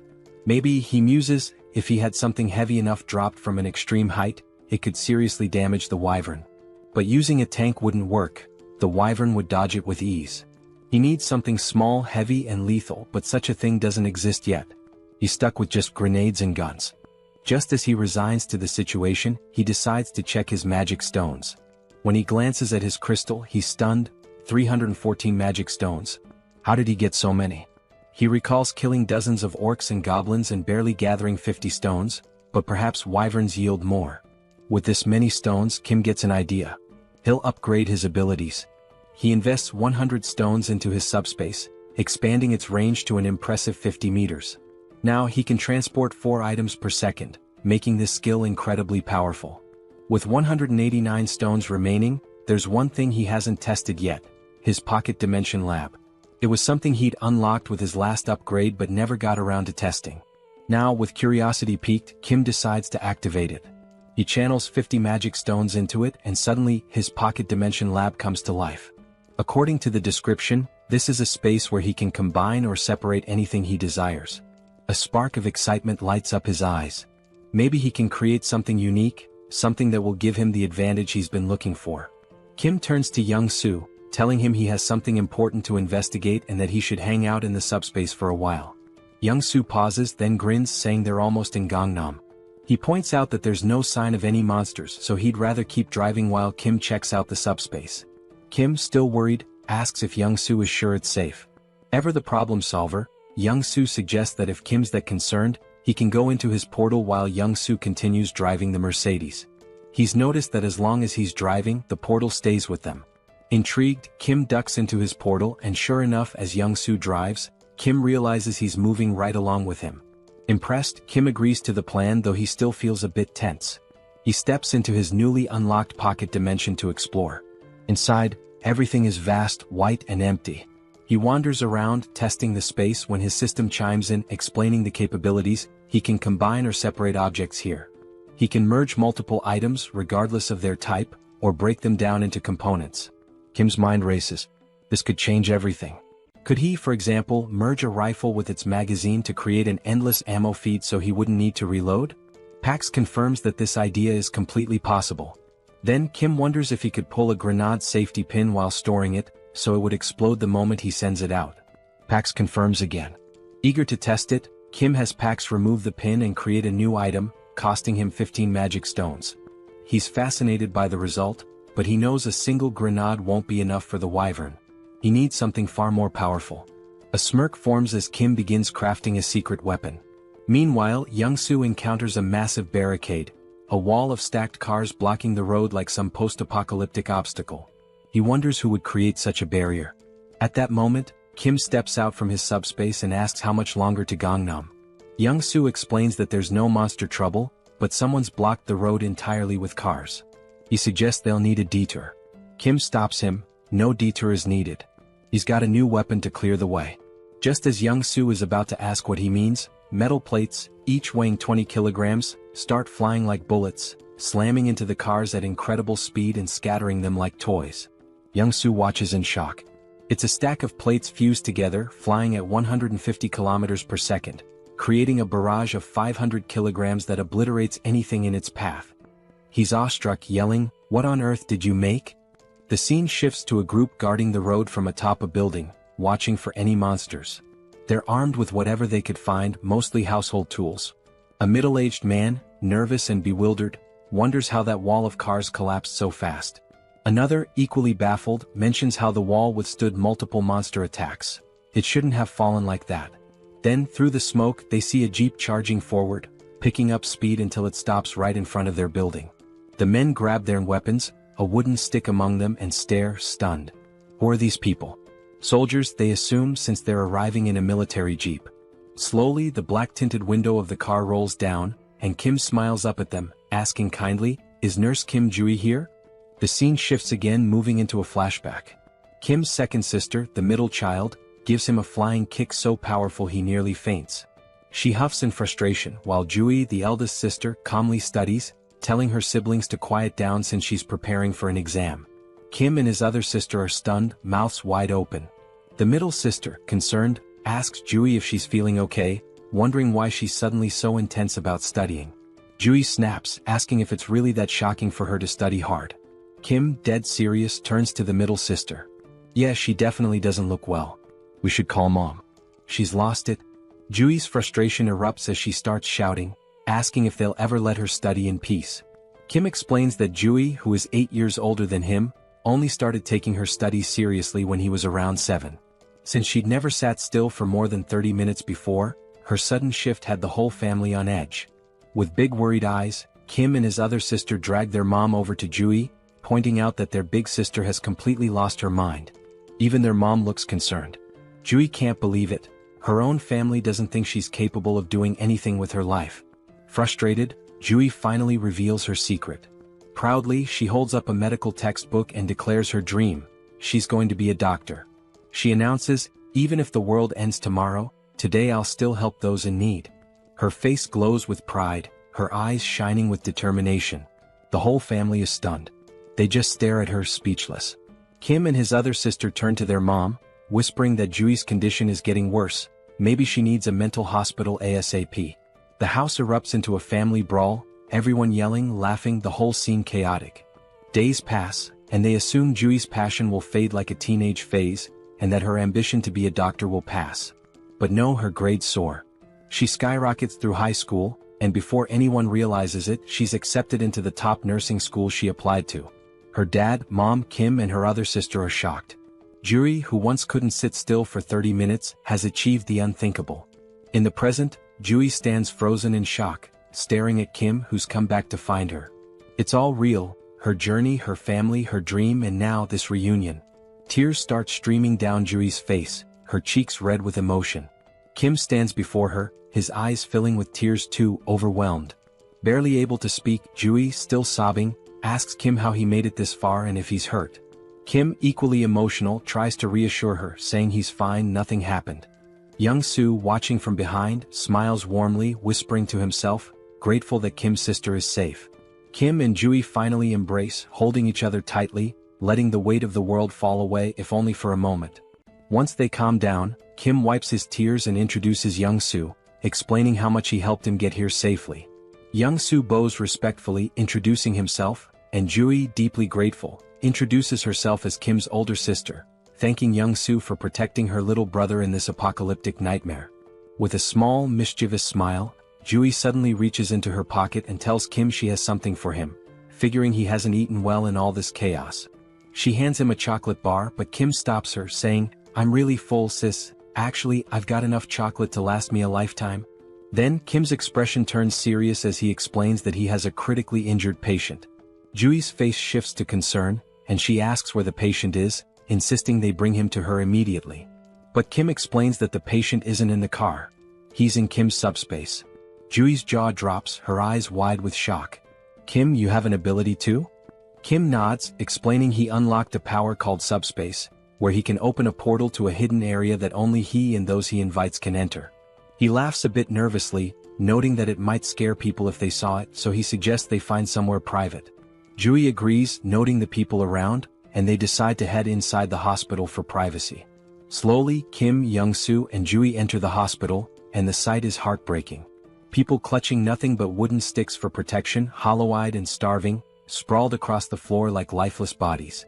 They finally reach Jui's private room. Young-soo closes the door behind them, leaving only the three of them. Kim then opens the door to his subspace, and as he does, Jui stands in shock, her eyes wide, mouth open, as she gazes at the vast city-like area before her. "What is this?" Jui asks in amazement. "Are all these buildings part of your ability?" Kim reassures her, promising to explain later, but for now she needs to follow him. They make their way to where Kim has kept the injured soldier. Jui rushes to his side and begins examining him. Kim, still anxious, asks, "What do you think, Jui? Will he make it?" Jui, dead serious, asks how long he's been like this. Kim explains he's not sure, but it couldn't have been too long since he found him on the way there. He suspects the man was beaten and tortured. With a solemn expression, she tells Kim that this man may not survive much longer. Upon hearing this, both Kim and Young-soo freeze, fear visible in their eyes. They had been holding on to hope that the man could be saved. Desperate, Kim asks, "Is it really that bad?" Jui's tone then shifts. She smiles and explains that under normal circumstances, his chances would be slim. But then, her hands begin to glow with a green aura, and she grins confidently. "Isn't it cool?" she says, "I've awakened as a healer." She places her glowing hands on the soldier's chest, the green light spreading over his body. She warns them that her skill level is still low, so a full recovery is unlikely, but he won't die. After 5 minutes, Jui finishes the healing. The soldier's wounds close and his breathing stabilizes. Jui explains that while it's not a complete recovery, the essentials are taken care of. He's severely malnourished and will need food and rest to regain strength. Suddenly, Kim says, "Sis, even with the world ending, you're still treating patients. Just like you said you would."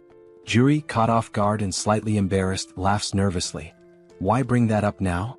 But Kim, undeterred, repeats her words from childhood. "Even if the world ends tomorrow, I'll still treat the sick today." Blushing, Jui shouts, "I should have disciplined you like sister number 2 did when you were little." And just like that, they're bickering again. Once the playful quarrel dies down, Jui turns serious. "Now, explain everything. What's been going on?" Kim takes his time and goes into detail, telling the entire story, how he got trapped in the storehouse, how he sent messages to Jui and sister number 2, and how the network system went down. He recounts unlocking his subspace ability, accidentally storing the Logitech Center, and merging with Pax AI. He talks about meeting Young-soo and their journey here. While Kim is telling the story, Jui is devouring a meal as if she hasn't eaten in days. Kim sighs, annoyed, and asks, "Are you even listening, Jui?" With her mouth full, Jui nods and says, "Of course I'm listening." Kim challenges her, "Alright, what did I just say?" Juri, clearly distracted, fumbles and gives a brief summary, missing most of the important details. Kim groans but lets it slide, chuckling a little. It turns out the delicious meal was prepared by Young-soo's wife, who introduces herself to Juri. Juri smiles warmly and says, "Nice to meet you, I already love you." They all laugh together. Young-soo's wife offers more food, saying, "If you're still hungry, there's plenty more in the fridge. Just ask." She also tells Kim that she's prepared a bed for him in the first-floor staff room with supplies, suggesting he rest there. Kim tries to thank her, insisting she didn't need to go through so much trouble, but she smiles and replies, "With everything you've done for us, it's the least I could do." Juri, still curious, turns to Kim and asks, "How did Young-soo and his wife get into your subspace?" Kim, exasperated, groans, "I literally just told you this whole story, Juri." But Juri shrugs, so Kim sighs and begins the story again. Afterward, Kim starts explaining his future plans. He sums it up, saying he's going to bring his entire family into his subspace. The first goal has already been accomplished. His older sister, Jui, is safely inside. Next, he'll go find sister number 2, who is in Area 0. Jui's expression changes at this. In a serious tone, she apologizes to Kim, saying she can't come with him because she needs to stay here. Kim's face falls, shocked. "Why do you have to stay in such a dangerous place all alone?" he asks, concerned. Jui sighs, agreeing that it's dangerous, but explains it's not just that. There are other patients, and while other nurses can help, she stops mid-sentence as the scene shifts. In another building, a shadowy figure watches through a window at Kim and Jui's building. He notes that 2 people arrived in a military jeep, and his guards reported a loud crash from the car wall outside. The wall was broken by a jeep, he wonders. Puzzled, he speculates that they might be special forces, but an unknown voice interrupts, suggesting that one of them is Jui's younger brother. The man's face is revealed, ugly and intimidating. His companion, sounding hopeful, remarks that if one of them is Jui's brother, they might not be hostile, just in need of food and shelter. With control over the food supply, they could leverage Kim if necessary. But the ugly man's expression turns serious as he smirks and says, "Do you really think those 2 are stronger than you?" Just then, a towering 7-foot muscular figure steps forward from the shadows. His body is covered in veins and has a lifeless, vacant look, almost like a living corpse. The muscular man reassures his boss that it's unlikely anyone is stronger than him. The boss instructs him to greet Jui and her brother warmly, feigning kindness, while also making sure to fix the broken car wall. The muscular man nods, explaining that he has doubled the wall's height, ensuring it will be impossible to break through again.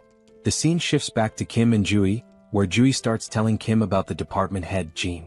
She reveals that Jean has an awakened ability, allowing him to control minds and poison people. Kim's expression turns serious as he listens intently. Jui continues, saying that Jean has somehow gained control over most of the awakened people in the area, and they are now guarding the food and monostone supplies. Because of this, the people in Jui's building are starving. She confesses that she's been secretly stealing monostones, trying to strengthen her own ability to potentially cure those who are poisoned or mind-controlled. She explains that she plans to stay behind to help these people while Kim goes to rescue their parents. But Kim firmly says no. Juri, frustrated, begins to explain that the people here have no food or water and will starve if something isn't done. Kim interrupts her with an annoyed tone, asking, "Did you even listen to my entire story?" Juri looks puzzled as Kim, arms crossed and eyes closed, coolly points out, "The main weapon Jean has is control over food, right?" Juri nods. With a sly grin, Kim says, "Then solving this problem is a piece of cake for me." He tells Jui to watch his incredible ability in action. Jui winces, muttering that it seems like Kim's middle school phase is back, but before she can finish her sentence, her jaw drops. From Kim's subspace, stacks of meat, vegetables, water and other food supplies come pouring down from above, filling the room to the brim, leaving Jui and the others in stunned silence. At this point, Kim has just uncovered the ultimate infinite food glitch. Jin Sung-hak received an urgent report about Juyen's younger brother bringing in a supply of food, but he remained unimpressed. The messenger emphasized that the quantity was remarkably large, but the man stayed indifferent. With just 2 individuals in a single military vehicle, he doubted their capacity to transport such an amount. Sooner or later, people would steal their food, and once it was gone, they'd come back begging for rations like everyone else. Jin Sung-hak thought they should have hidden their provisions and used them sparingly instead of being overly generous. Yet, this generosity might eventually play to the villain's advantage, making things easier than anticipated. The messenger added that the newcomers had brought in more supplies than the entire hospital had managed to gather so far. This revelation sent a chill down Jin Sung-hak's spine. No matter how one looked at it, it was physically impossible for two people to collect such a large quantity of food for everyone. The hospital's current stash had been gathered by their scouting team, enough to fill an entire truck. Jin Sung-hak speculated that the newcomers possessed some sort of ability to duplicate items or manipulate object sizes. Whatever the case, they clearly relied on an ability to secure those provisions, and the hospital needed to recruit them. Jin Sung-hak prepared his signature drug and tasked his strongest subordinate, Song Hyun-gu, with the job of getting Ju-hyun's younger brother addicted to it. If the plan failed, they could simply kill the boy. There was also the driver to consider. Late at night, Jung-hyun distributed food among the hospital's residents, all while searching for someone in the crowd. He believed that finding this person would simplify matters significantly. A short while earlier, he had shared his strategy for neutralizing all of Jin Sung-hak's weapons. The plan involved dumping the poisoned food and replacing it with fresh supplies, subduing the addicted ability users, and dealing with Jin Sung-hak, who was no combat threat at all. Jung-hyun tried to gather as much information as Ju-hyun had. Most of the abilities possessed by the addicted users were trivial. One could reseal cans and another could automatically do laundry. In general, very few awakened abilities were combat relevant, with the exception of one individual in the hospital. That person was Song Hyun-gu, whose presence alone was intimidating. After the world descended into chaos, Hyun-gu traveled from Iljiro to Gangnam, concerned for his mother in the hospital. Ju-hyun didn't know much about Hyun-gu's ability other than that he was unnaturally strong. His massive frame was impossible to miss, and the car wall protecting everyone had been built by him with his bare hands. Now, that giant of a man had finally come face to face with Jung-hyun for a private conversation. Although Jung-hyun felt nervous, he had some business to settle with the muscle-bound man, making this encounter ideal. Hyun-gu couldn't fathom what kind of business the younger man had in mind, but it no longer mattered. The two stepped outside near the car wall that started it all. Calmly, Hyun-gu presented Jung-hyun with two options: either drink the medicine willingly or face a painful death. He strongly advised against trying to flee as it would be futile. It became clear why Hyun-gu had chosen such a secluded location for their meeting. Jung-hyun, however, never planned to run. He knew he'd be caught if he did. Instead, he opted for a secret third choice, trapping Song Hyun-gu on the spot. Provoked by the young man's defiance, Hyun-gu lunged to grab and crush him. Before he could, his fingers touched an immovable barrier. Jung-hyun had disappeared, leaving behind only a strange portal to the logistics center. At first, Hyun-gu couldn't make sense of what he was seeing. By the time he noticed the drone hovering before him, it was already too late. A professional-grade high-speed bowling ball struck him in the stomach, winding him. Jung-hyun wondered if a 90 km/h bowling ball was excessive but decided mercy wasn't an option. He followed up with another strike, this time targeting Hyun-gu's right leg. The attack left Hyun-gu groaning in pain, unable to move effectively. When the muscleman demanded to know what ability Jung-hyun was using, the young man responded by launching a barbell plate stack to the ground. Immobilized, Hyun-gu was warned to stay put. The plates, though slowed, were still heavy enough to shatter bones or end lives. Refusing to stay idle, Hyun-gu charged at one of the stacks and managed to grasp it firmly, surprising Jung-hyun. The brute began lifting the stack, disrupting Jung-hyun's plan. But while Hyun-gu focused on lifting the stack, he unknowingly triggered the metal trap. Jung-hyun apologized for the cramped conditions of the makeshift prison and promised to release Hyun-gu once the situation was resolved. For now, all Hyun-gu could do was endure the heaviest cell ever devised. Jung-hyun was extremely anxious, worried he might have seriously harmed the big guy. Thankfully, the man was incredibly resilient. Back inside, Nurse Ju-hyun hurriedly let her brother in. She had heard a loud noise outside and feared her little brother had encountered the muscle-bound man. Jung-hyun casually confirmed her suspicions as if it were nothing. He gestured outside, allowing his sister to see where he had left the biggest threat. Ju-hyun peeked out and was shocked by the bizarre metal structure she saw. Jung-hyun calmly explained that Song Hyun-gu was now his temporary prisoner. With the most dangerous obstacle neutralized, they only needed to wait for Yang-soo to arrive. Right on cue, the East's best driver made his appearance. However, as Yang-soo came into view, the siblings froze. Yang-soo was limping, holding his head in pain, drenched in sweat, and complaining of an intense pounding headache. The symptoms were eerily similar to those of poisoning. It seemed the enemy had gotten to him somehow. Yang Su's last memory was handing out food to survivors and receiving some words of gratitude. Ju Hyun noticed a tiny puncture wound on his finger, a likely delivery method for the poison. The culprit must have pricked him while pretending to thank him. For now, Yang Su needed rest and confinement in the subspace. He would have to be isolated for a while. Jung Hyun hadn't anticipated this turn of events. He felt responsible for failing to protect his friend. Without knowing how the poison worked, the situation could become even more complicated. Finding Jin Sung-hak quickly was now their top priority to secure a cure. They prepared the break room in Sector 1 as a confinement space, blocking all windows and doors just in case.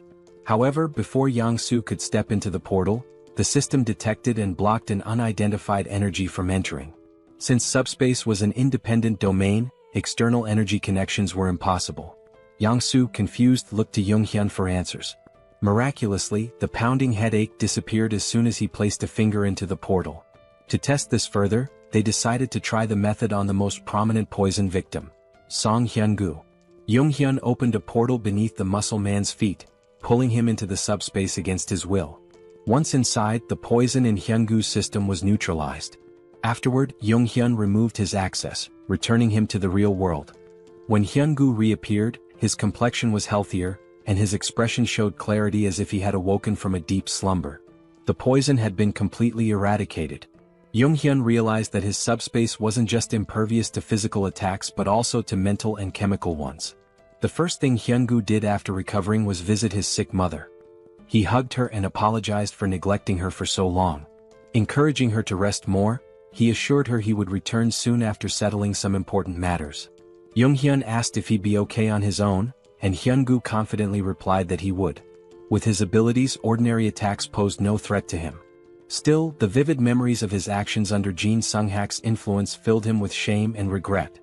He resolved to settle things with the mastermind before moving forward with his life. Hyun-gu promised to deal with real cancer in the hospital swiftly. Meanwhile, Jin Sung-hak received notice of losing contact with one of his underlings. He was startled. He suspected the worst, and his fears were confirmed when the last person he wanted to see entered his office. Song Hyun-gu, muscles bulging, held himself back from immediately tearing Jin Sung-hak apart.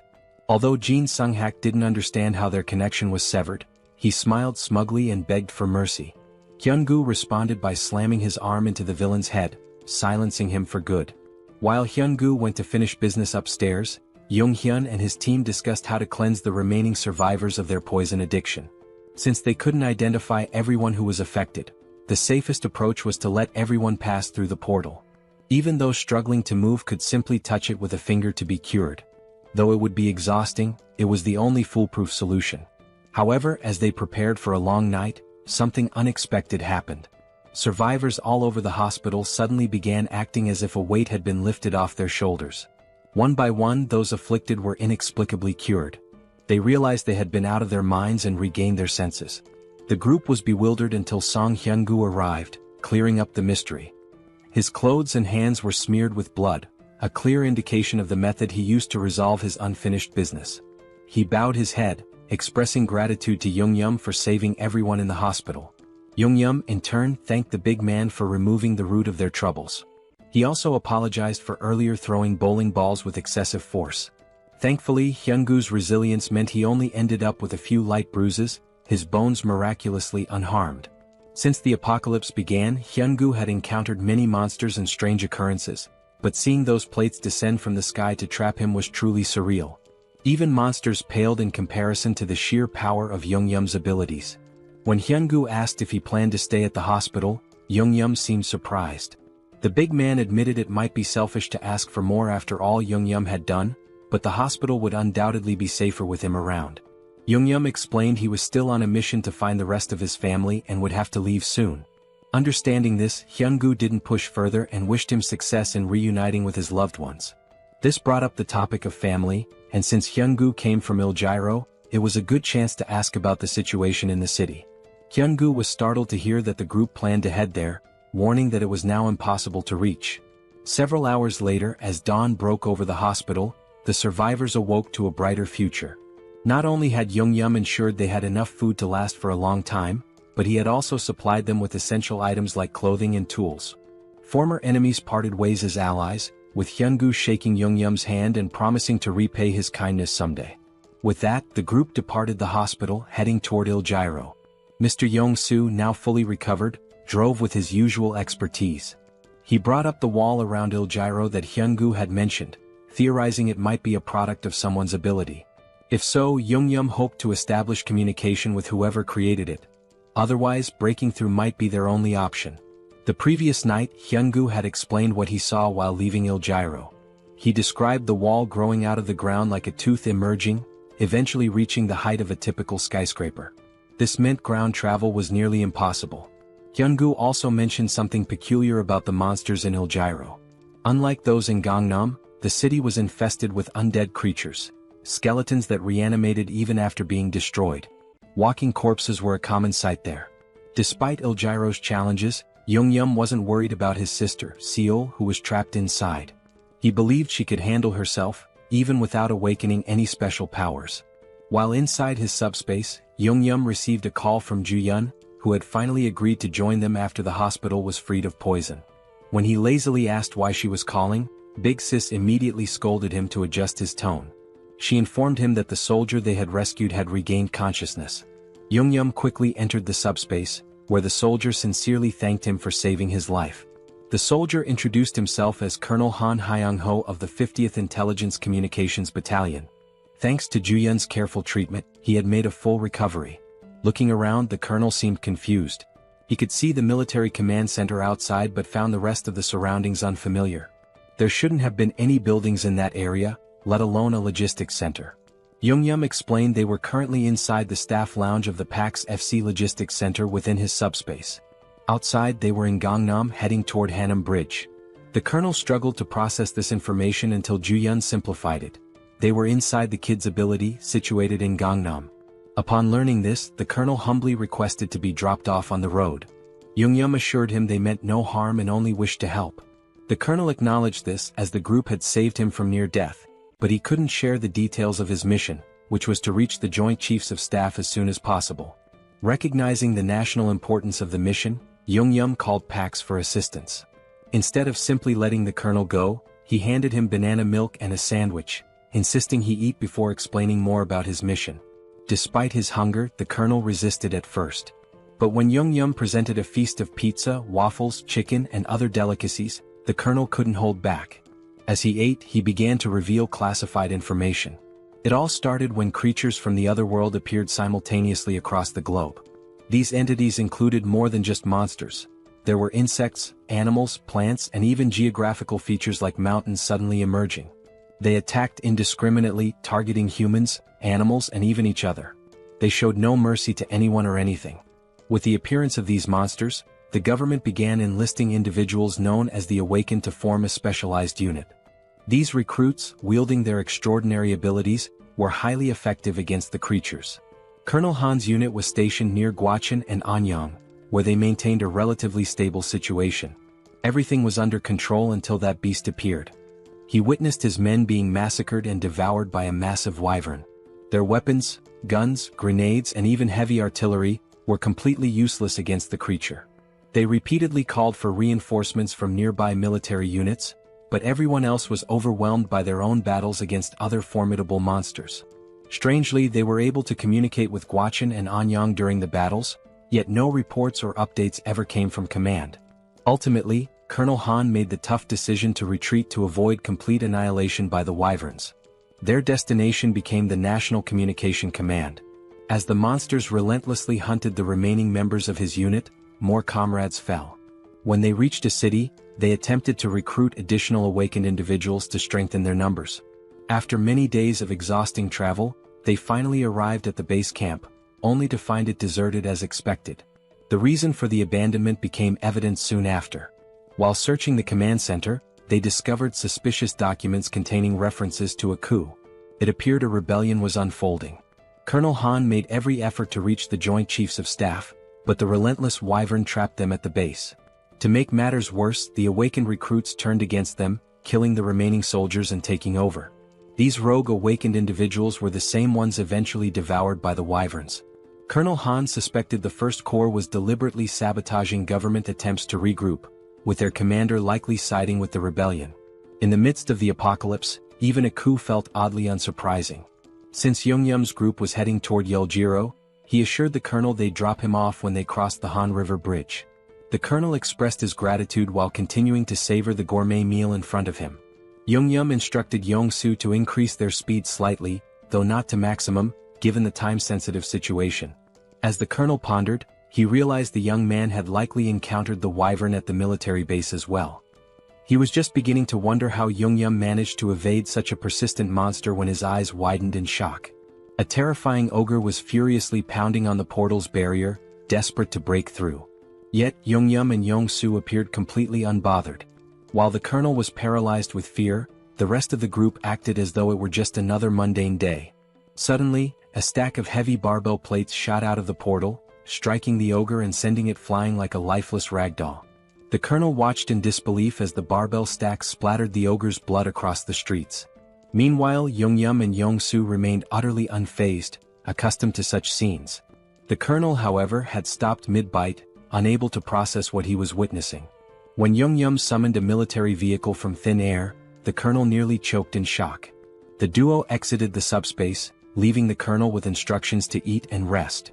Yoongyum left the portal open so the colonel could monitor the situation on the road if he wished. Launching pillars of discs at incredible speeds and conjuring vehicles out of nowhere clearly highlighted the overwhelming power of Yoongyum's ability.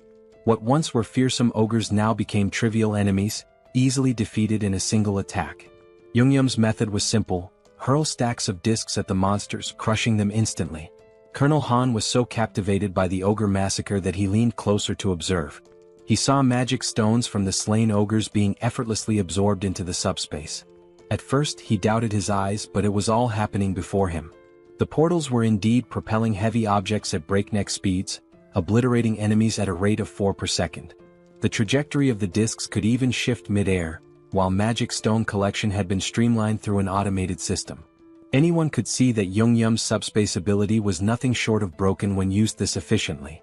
Eventually the group reached Banpo Bridge, only to find it completely destroyed by some unknown force. Yoongyum apologized to the colonel, explaining their travel time would increase slightly as they sought an alternative route. The colonel, however, remained grateful for their assistance and decided to rest in the subspace while they searched for a new path.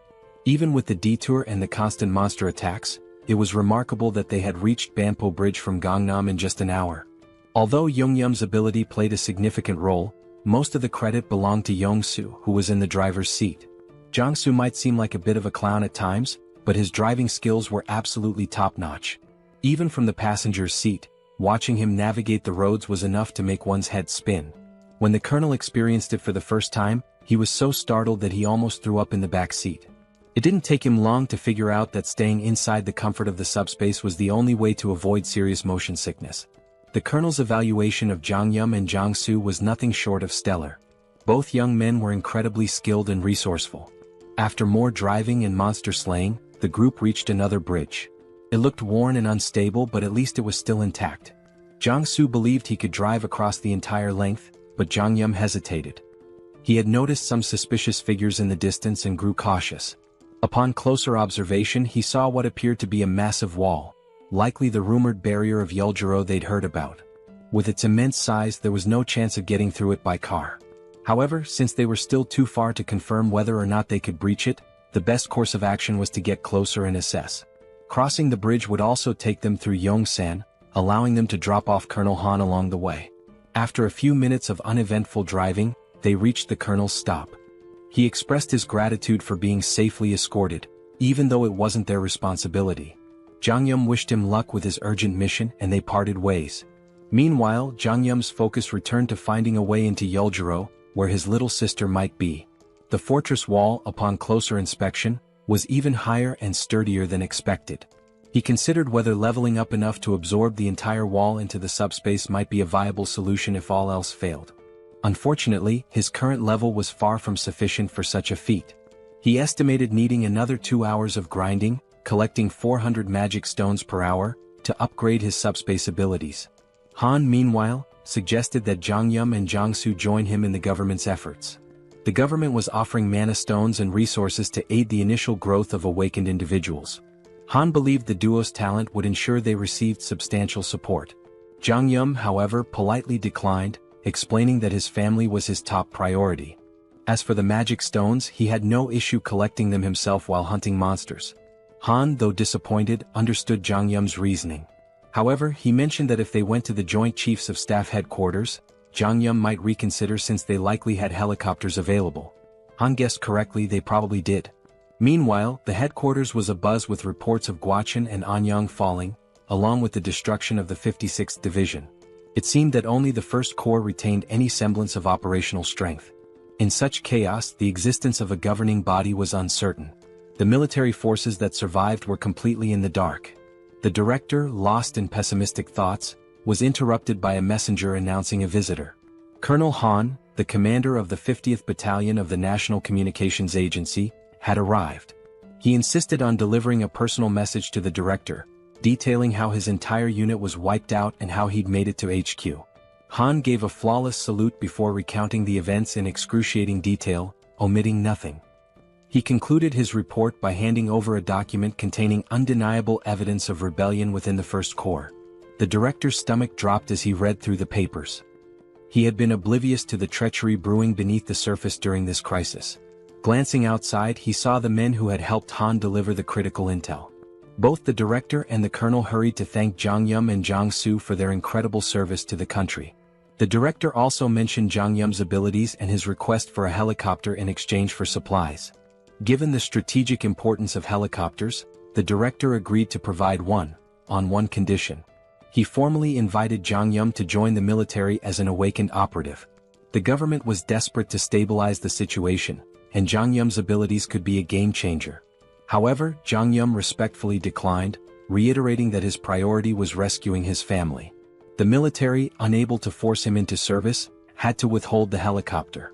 Jang Yum understood, acknowledging the director's position and wishing him success in restoring order. With a proper goodbye, Jang Yum returned to his vehicle.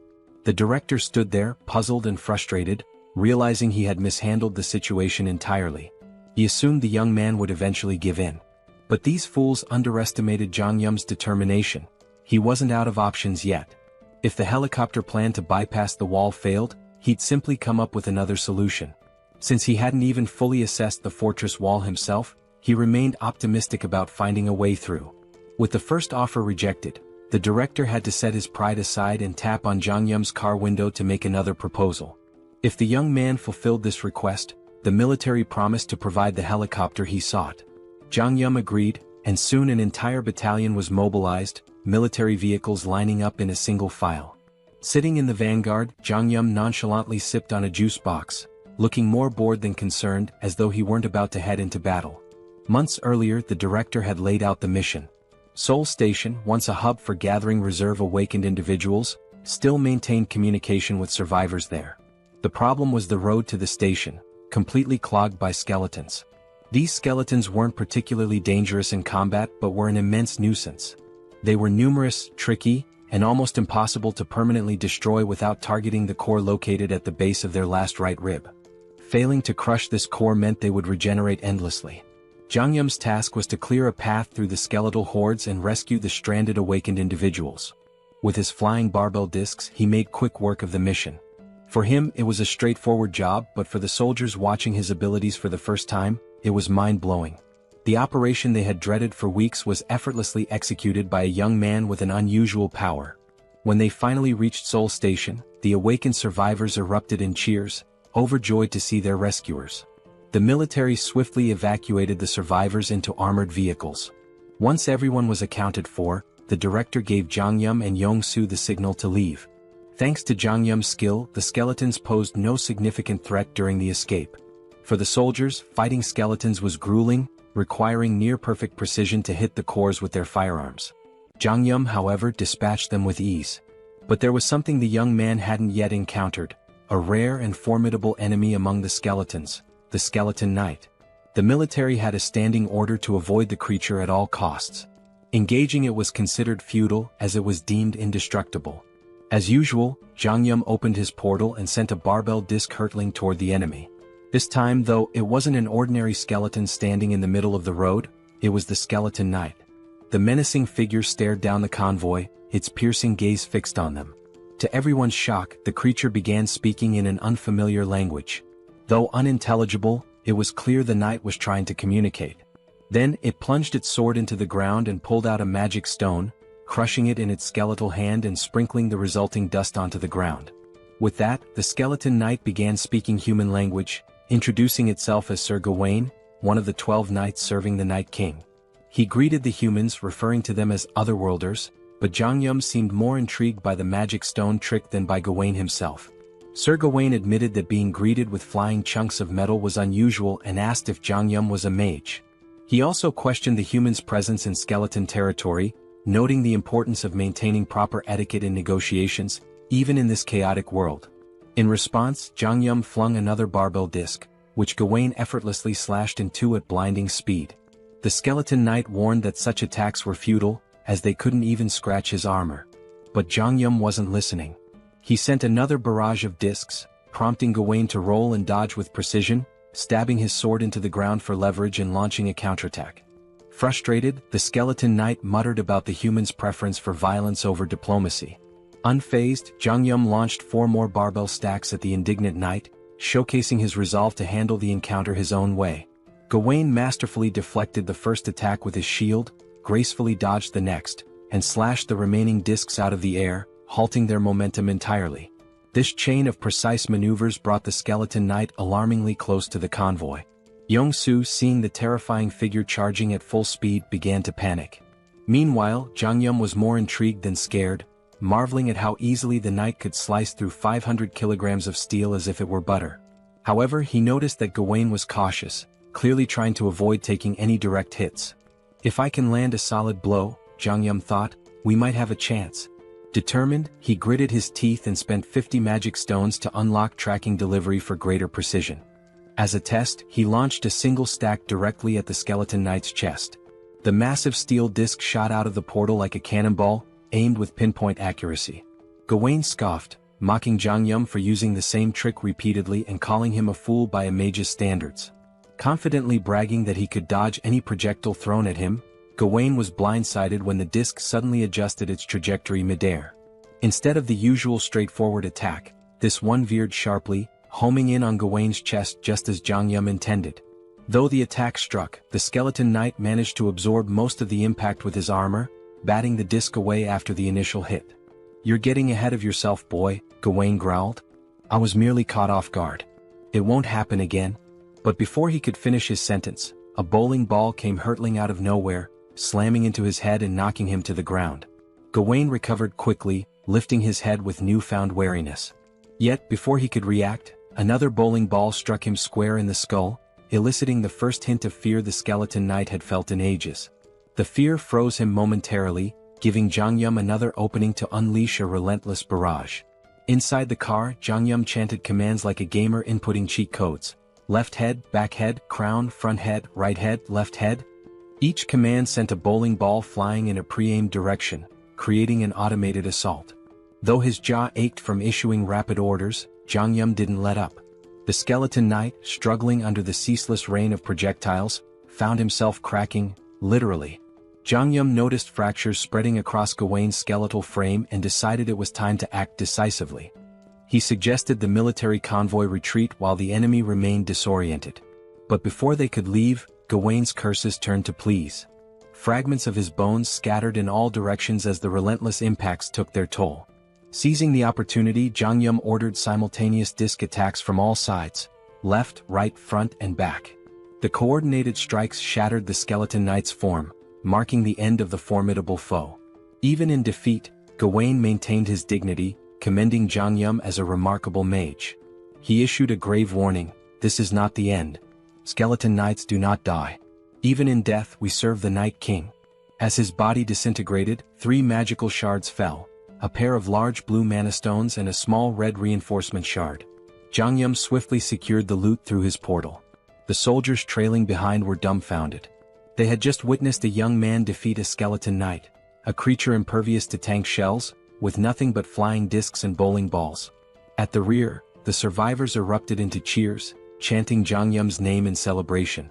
The unkillable knight had been slain, and their victory deserved to be celebrated. Back at HQ, the director listened to the report with astonishment. He had explicitly instructed Jang Yum to avoid engaging the Skeleton Knight at all costs. Yet, the young man had not only ignored the order but triumphed spectacularly. Despite his initial disapproval, the director realized the importance of having Jang Yum and Yong-soo on their side.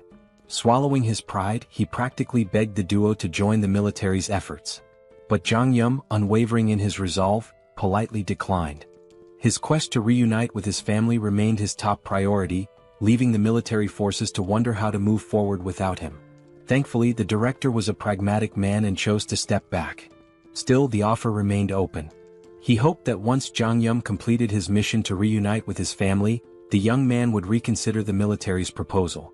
At present, the armed forces already regarded Jang Yum as an irreplaceable ally to the nation. For now, the director's priority was to honor his promise and provide Jang Yum with the helicopter he'd earned as a reward. Jang Yum wasn't exactly thrilled with the weight of expectations being placed on his shoulders. It was just another layer of pressure. Still, he could understand their perspective. After all, he had just taken down an unkillable skeleton knight that had been a nightmare to deal with. Truth be told, his victory was far from flawless. He'd barely scraped through. If there had been even one more adversary as skilled as Gawain, their mission would have been doomed. The harsh reality was that this rescue could have ended in disaster. What's more, there were at least 11 other skeleton knights like Gawain out there. After all, he'd called himself one of the 12 knights. And then there was Gawain's ominous warning. Skeleton knights don't truly die, even in death. Jang Yum couldn't ignore the implications. If the skeleton knights were that strong, their master, the Night King, had to be even more terrifying. It was time to rethink his arsenal. The pillar stacks, while powerful, had barely left a dent. On the other hand, the bowling balls, for reasons that defied logic, had managed to crack Gawain's near-impenetrable armor. But then again, logic had ceased to exist in this world long ago. As they ascended to the helipad, the director asked if Jang Yum was really planning to head to Yeoljiro. From the HQ, everyone could see the high walls encircling the area. The military had already dispatched a unit to investigate the nature of these mysterious walls, but contact with the team was lost. Since then, aerial reconnaissance missions had been conducted whenever feasible. These expeditions confirmed that people were still active inside the walls. The director believed his troops, and perhaps Jang Yum's family, were safe within. Jang Yum appreciated the director's optimism, though he felt a twinge of guilt. He had almost forgotten that his sister might be in danger. To be honest, he wasn't worried about her at all. That girl was more of a monster than anything he'd encountered since the apocalypse began. The director shared another peculiar observation. The top of the wall appeared to be growing and curving inward, as though it were forming a roof. While they couldn't estimate how long it would take for the structure to fully enclose, the director was relieved they could provide Jang Yum with a helicopter before it did. At last, after a long climb to the rooftop, they arrived at the helipad. Jang Yum's gaze landed on a battered, worn-out helicopter that looked like it had been plucked from a battlefield. Did I really go through all that trouble for this? He thought. Trying to convince himself it would suffice, he reasoned that as long as it could fly over the wall, it didn't matter how it looked. But the director quickly redirected his attention to the other side of the rooftop. There, parked at the far end, was a pristine cutting-edge helicopter, gleaming brilliantly under the fading sunlight. Jang Yum and Yong-soo were momentarily stunned into silence. Meanwhile, the director allowed himself a smug smile, finally able to prove his usefulness. Yong-soo burst into laughter, his excitement palpable. With his aviator sunglasses and Top Gun jacket, he now looked perfectly at home next to the sleek, powerful aircraft. Kim was equally taken aback. At the same time, the director began explaining something, but Young-soo interrupted with loud laughter. Turning to the director, Young-soo expressed how touched he was that the director was lending them a Black Hawk helicopter in such a desperate situation. He was already thrilled at the prospect of flying it. The director chuckled, remarking that he had been wondering who would pilot the Black Hawk, but it seemed Young-soo had prior experience with such aircraft. Before the director could finish, Young-soo interjected, "I've never flown a Black Hawk before." Young-soo then glanced at his system notification and explained that while he'd never flown a helicopter, he felt confident about piloting this one.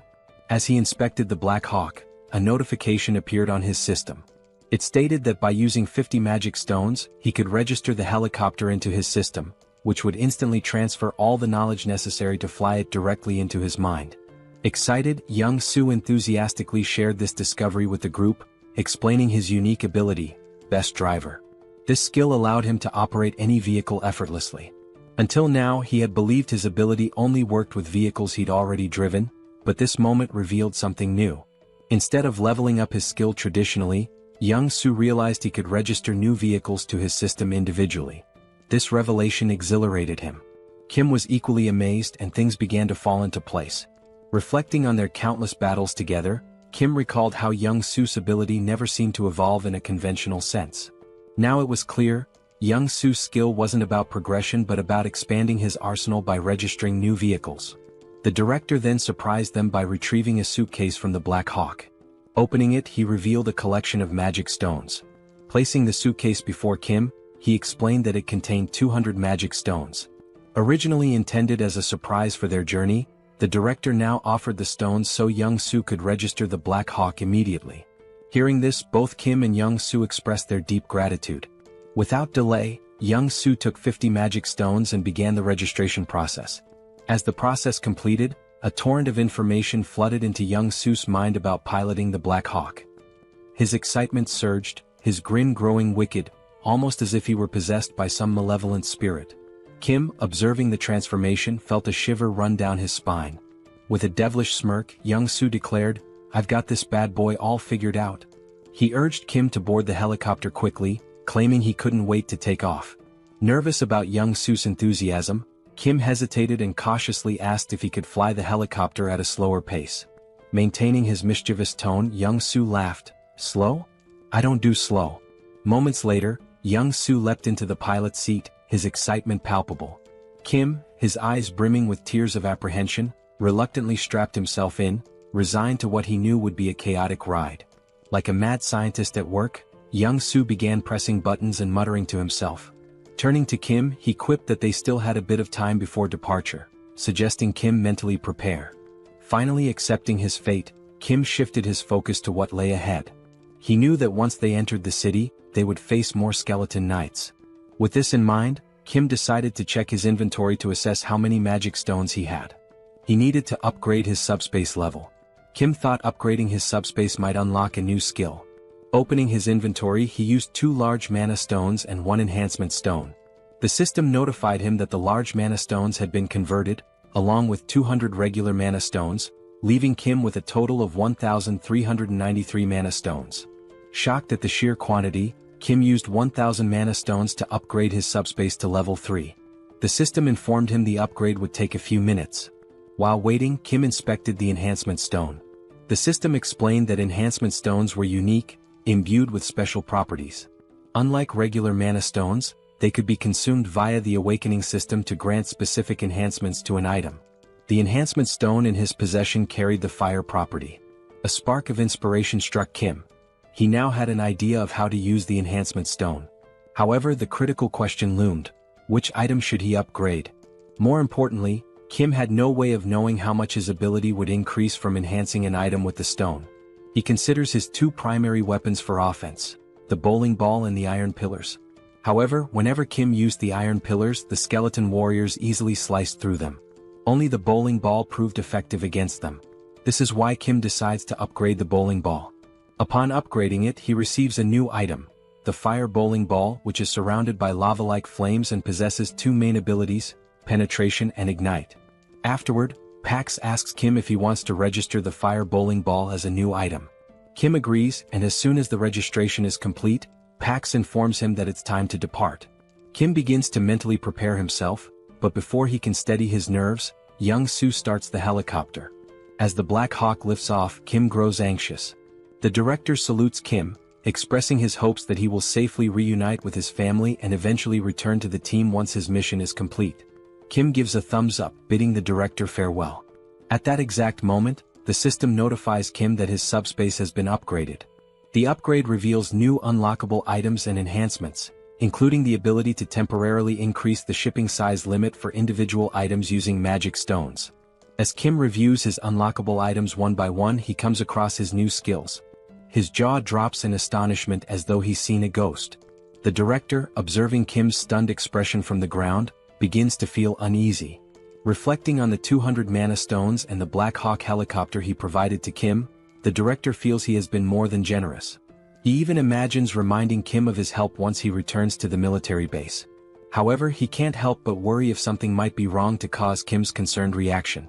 Meanwhile, Kim is still reeling from his newly unlocked skill, the SUBSPACE laboratory. This feature grants a transportation function with a minor healing effect, allowing him to recover naturally within the lab. More importantly, it enables Kim to register external objects into his subspace.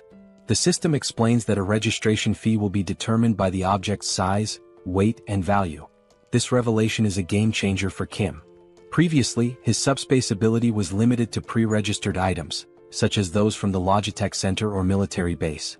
But now, the ability to register external objects offers massive potential. However, the system clarifies that new items must still fit within the two existing categories, Logitech Center or military base. Kim's gaze falls on the Black Hawk helicopter. He wonders if it qualifies as a military base item. Testing his theory, Kim attempts to register the helicopter into his subspace. The system confirms that the registration will require 107 magic stones. Kim agrees and completes the process. The scene shifts back to the director, who is heading back toward the military base. Suddenly, the sound of the helicopter fills the air again. Turning around, he sees Kim and Young-soo flying back. The director grows anxious, fearing something might be wrong with the Black Hawk. Before he can react further, a large portal opens in front of him. Out of it falls a Black Hawk helicopter. Moments later, a second portal opens and another Black Hawk helicopter emerges. As the two helicopters land before the stunned director, Kim waves at him with a smirk before flying off again. The director stands there speechless. He doesn't understand what just happened. He gave Kim a battered old Black Hawk, only for Kim to somehow gift him two brand new ones in return. As the director contemplates the situation, his confusion quickly turns into mounting worry. The scene transitions to Kim, who has now entered the city. A massive fortress looms ahead, its upper sections gradually closing in to form a roof. The fortress is on the verge of sealing itself entirely. The focus shifts again, revealing a foreboding castle. Its dark and sinister interior radiates an evil aura. Sitting on an enormous throne is the Skeleton King, whose skeletal visage is illuminated ominously. In a chilling, clicking voice, the Skeleton King speaks. He admits that no matter how much he contemplates, he cannot comprehend one thing. The entry permit level for the Earth dimension is only tier 8 at most. For higher tier beings like himself to enter, they must lower their tier just as he did. It's surprising to think that a wizard, infamous for his arrogance, would come here, even agreeing to a tier reduction. Even more shocking is that he dared to invade the Skeleton King's domain and kill Guan. The Skeleton King is referring to Kim. We learn that the Skeleton King comes from another dimension, while Earth is classified as an 8-tier dimension. To enter Earth, the Skeleton King had to significantly lower his power, with the ultimate goal of conquering the planet. Now, the Skeleton King believes that Kim, who killed Guan, is also from another dimension. A wizard who reduced his tier to come to Earth with the same objective, to take control. To the Skeleton King's right, a purple flame begins to morph into the shape of a skull. It addresses the Skeleton King, explaining that before Guan's death, he had attempted to communicate with the wizard, but the wizard killed him before he could utter a word. This indicates that the wizard is incredibly dangerous. The flame advises the Skeleton King to kill the wizard on sight during their next encounter, without attempting any conversation. The Skeleton King considers this carefully. He deduces that the wizard is here for one purpose: to take over the territory just like himself. But there can't be two tigers in the same jungle. If the Skeleton King wants to claim this land, he must eliminate the wizard. He mentions that the harvest is nearly complete, and once it is finished, they will launch an assault on the wizard. The flame introduces itself as Lancelot, revealing that it is the spirit of a knight whose physical body exists elsewhere. Lancelot communicates with the Skeleton King through this magical flame. Lancelot then informs the Skeleton King of an intruder approaching the castle. Assuming it to be more of those bothersome minions, the Skeleton King dismisses the threat, claiming they will inevitably perish soon. The scene shifts to Kim and Young-soo entering the city. A bat-like monster appears but is instantly obliterated by Kim's ignite bowling ball in a single, powerful attack. Kim marvels at how much stronger the bowling ball is compared to the iron pillars. While Kim ponders this, Young-soo interrupts, pointing out that it will be difficult to land because a skeleton knight is fighting a monster below.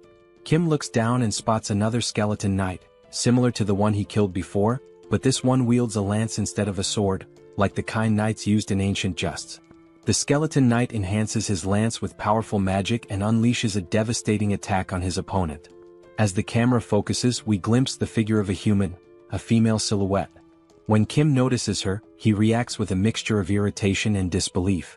The human channels magic into her fist and, with a single overwhelming punch, sends the skeleton knight flying. The scene fully reveals the figure, a muscular and striking woman with an imposing presence. As the skeleton knight crashes from a great height, Young-soo nervously suggests they might have to deal with both of these figures if they land now. Startled, Kim exclaims that one of them is his older sister. Shocked, Young-soo asks which one. Kim clarifies that the one who just sent the skeleton knight flying is his sister. The fog clears, fully revealing Kim's sister, Sol. She stands confidently, her toned muscles and impressive physique drawing attention. Viewers might even call her a muscle queen. Clearly annoyed, Sol remarks that while she felt the full impact of her punch on the skeleton knight, the creature refuses to die no matter how many times she beats it senseless. Kim begins narrating Sol's backstory, referring to her as Sister Number 2. He explains that, as a child, Sol discovered mixed martial arts by chance on TV and was immediately captivated. Luckily, she had a supportive younger brother. Whenever she watched martial arts matches, she would practice the techniques on Kim. But Sol's victories over weaker opponents left her unsatisfied. Her desire for greater challenges drove her to find tougher opponents at the local playground. There, she defeated anyone who dared to face her, boys, girls, even kids 3 years older. Recognizing her extraordinary talent, their father enrolled Sol in a mixed martial arts academy.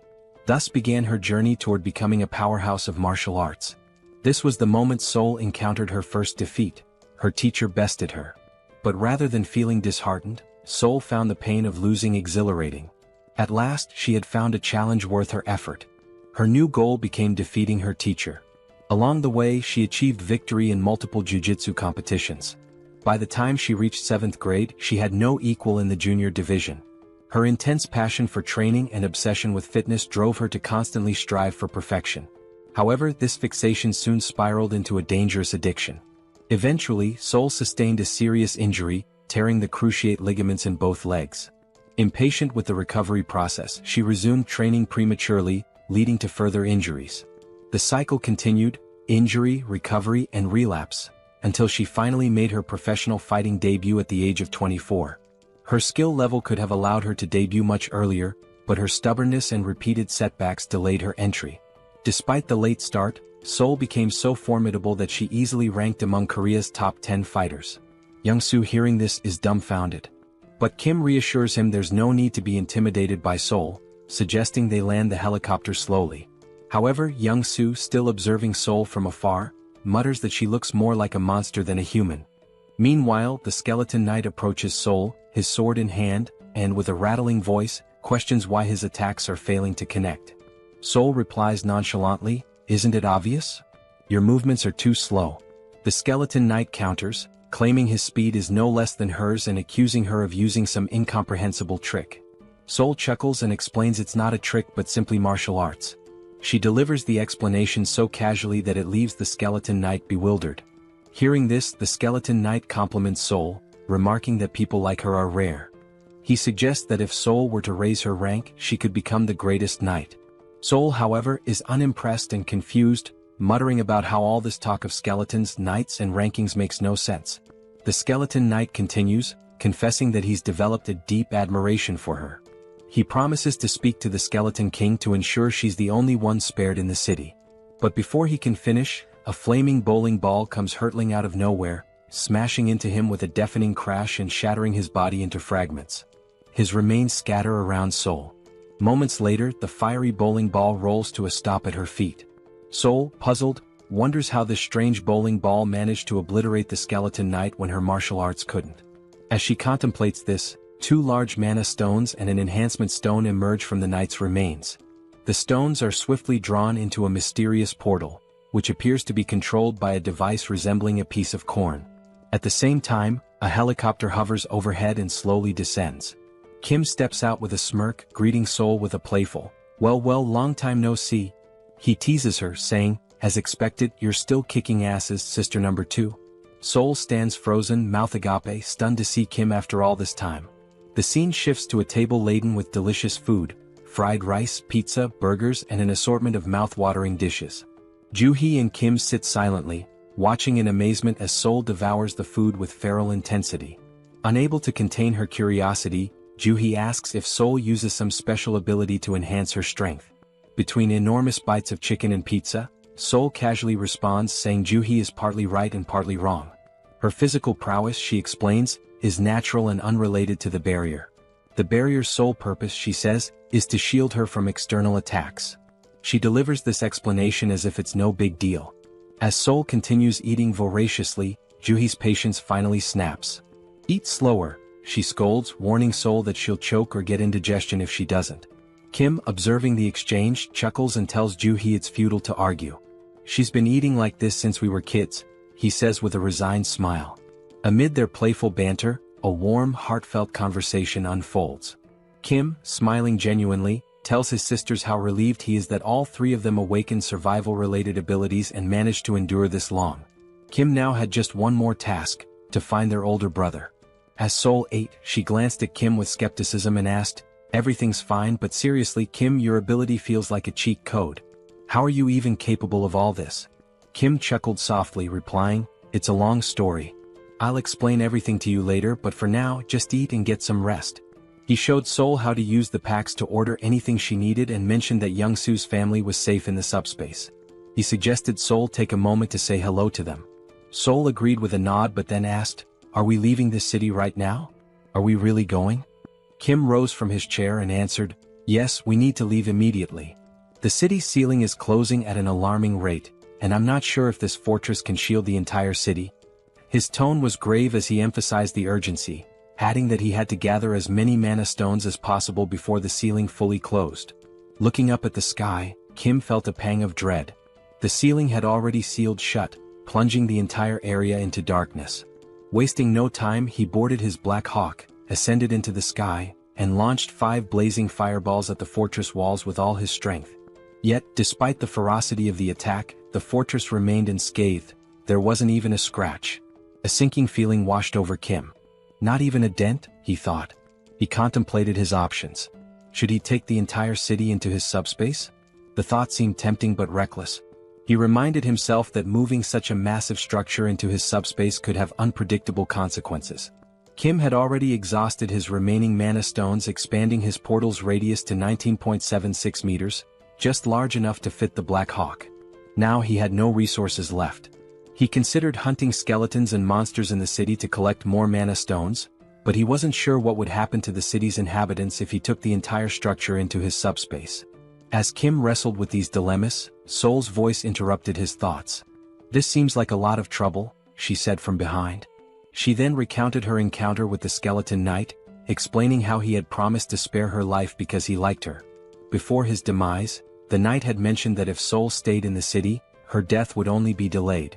Curious, Kim asked for more details. Sol shrugged and replied, "I couldn't get anything else out of him because you smashed him into pieces." She admitted she still didn't know how her death would have been delayed if she remained in the city. The skeleton knight had only mentioned speaking to the skeleton king on her behalf. Kim realized then that if they wanted to escape, he would have to confront the skeleton king directly. The challenge was figuring out where to find him in such a sprawling city. Before Kim could devise a plan, the demon king within Young-Soo awakened. With a wicked grin, Young-Soo announced, "I only need 5 minutes. In 5 minutes, I'll locate the skeleton king's castle." Kim immediately sensed the impending chaos. "Stop yelling, Young-Soo," he shouted, but it was too late. Young-Soo had already transformed into his demon form. Cackling wildly, Young-Soo did something reckless. He flipped the helicopter into a full 360-degree spin and declared, "I'll scour every corner of this city." The helicopter twisted and dove like a snake, zigzagging through the air as it covered every inch of the city. Inside the cockpit, Kim clung to his seat, nauseated and dizzy, while Sol remained calm watching the chaos outside. The scene shifted to the Skeleton King's castle. Lancelot informed the Skeleton King that Lionheart had been destroyed by Kim's fireball. He reported that the knight was obliterated in a single strike, suggesting their opponent was exceptionally powerful. Enraged, the Skeleton King bellowed, "The harvest is so close, and now this intruder is meddling in my plans again." His anger boiled over as he vowed to personally kill the intruder. He demanded to know the enemy's location, but Lancelot calmly replied, There's no need to search. The intruder is coming here. At this, the Skeleton King let out a deep, ominous laugh. From his vantage point within the castle, he watched Kim's helicopter approaching.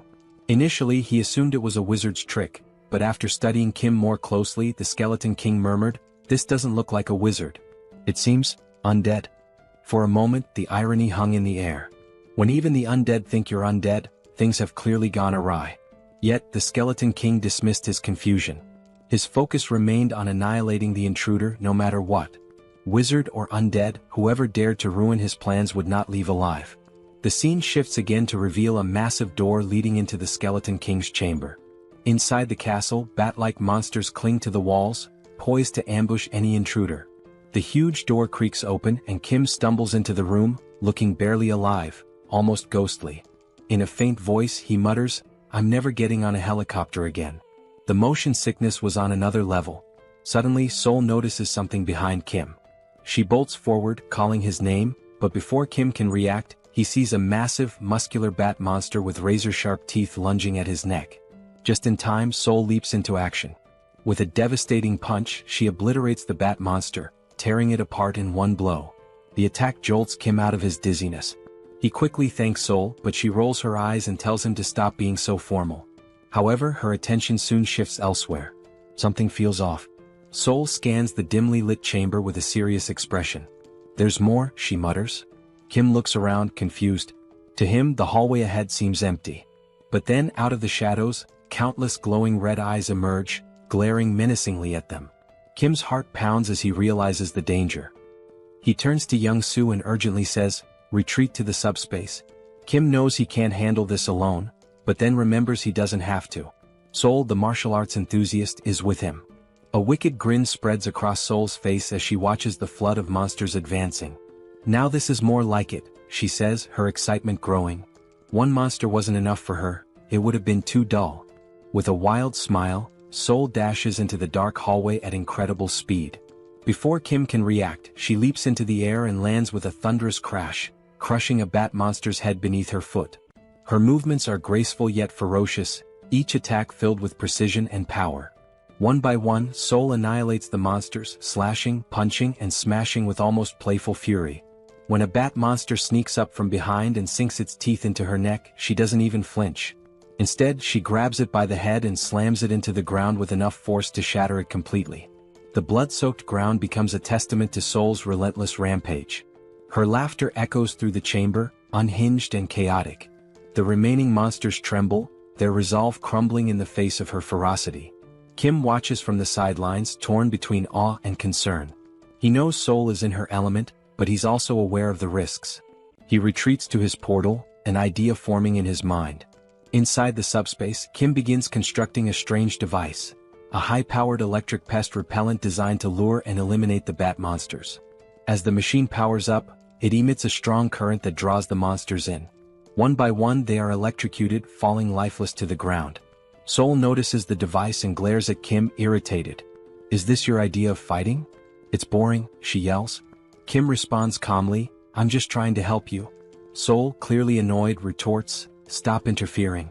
I can handle this myself." Their argument intensifies, even as chaos rages around them. Kim shouts back, "Fine. But be careful and stop taking stupid risks." Meanwhile, outside the chamber, Lancelot reports to the Skeleton King. The wizard is struggling, Lancelot begins, but he's not alone.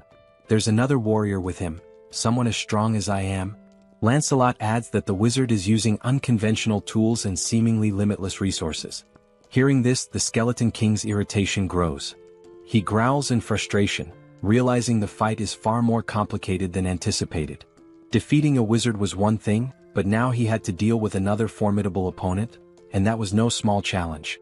The Skeleton King, deep in contemplation, mutters that he has no alternative.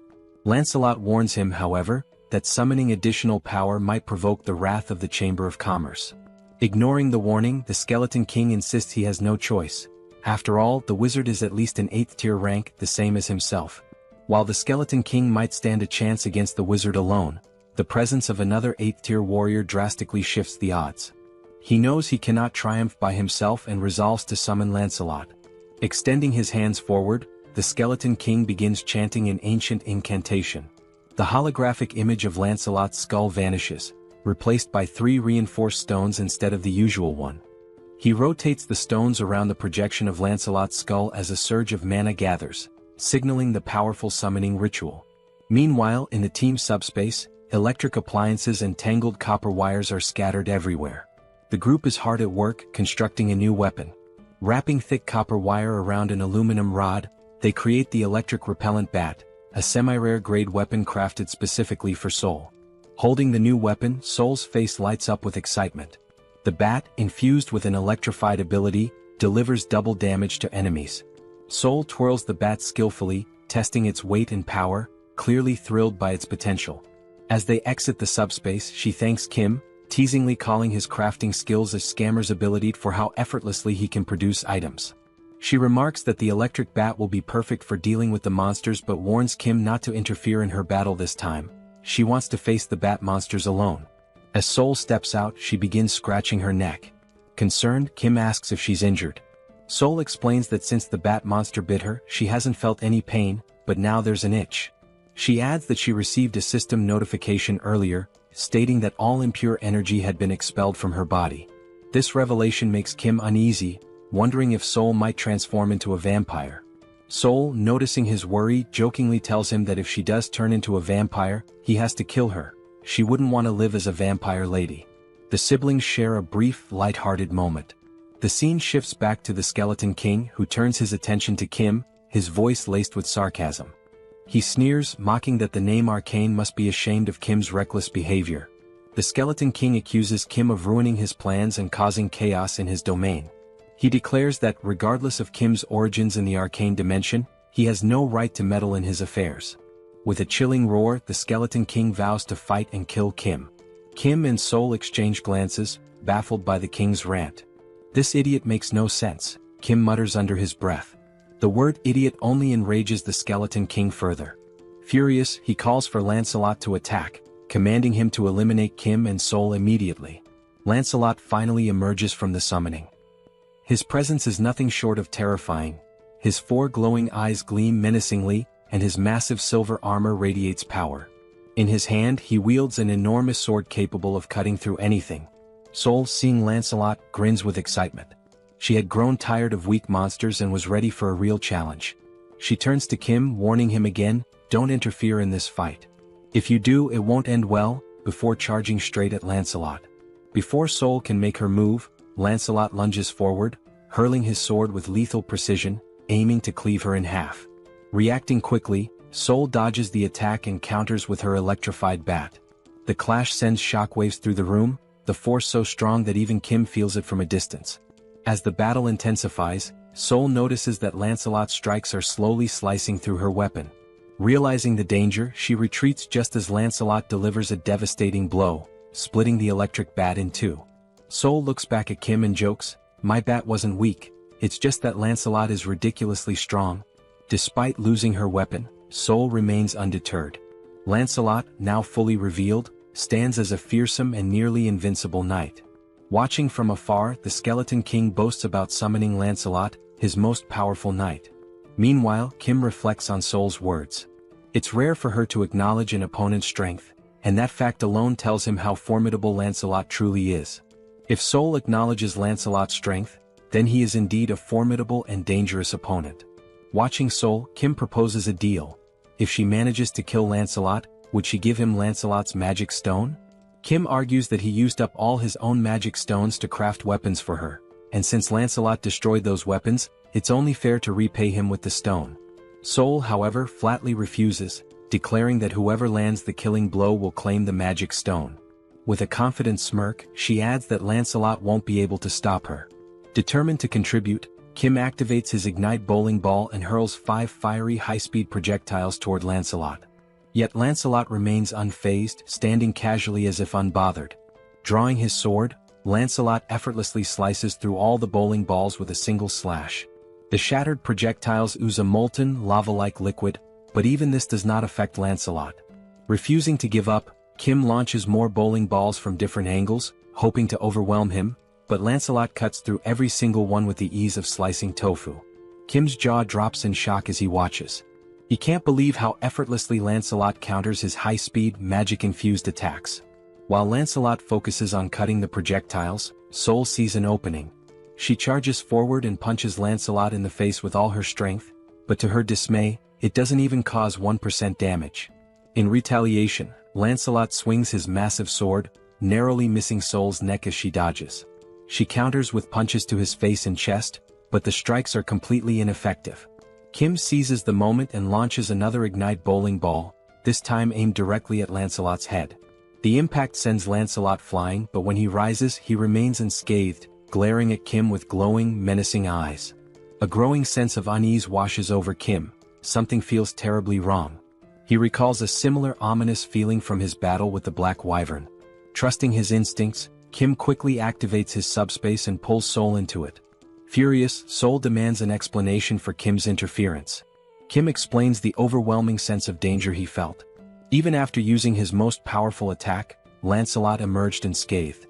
He compares the situation to previous battles, where his strongest move could split the Skeleton King in half, yet it did nothing against Lancelot. Begrudgingly, Sol admits she cannot defeat Lancelot alone. Outside the subspace, Lancelot wastes no time. In a flash of insane speed, he vanishes from his position and reappears in front of Kim's barrier, slamming his massive sword against it. Kim is genuinely terrified by Lancelot's speed and strength, while even Sol admits the knight is extremely dangerous. If the fight continues, both of them will die. Despite Lancelot's relentless assaults, the barrier holds firm. Kim notices something crucial. Lancelot is standing dangerously close to the barrier. An idea forms in his mind. If he launches his ignite fireballs at such close range, Lancelot won't have enough time to dodge. Acting quickly, Kim unleashes 5 fireballs at point-blank range. To his horror, Lancelot effortlessly slices through every fireball, even at such proximity. The situation grows more dire. Lancelot isn't just strong, he's unstoppable.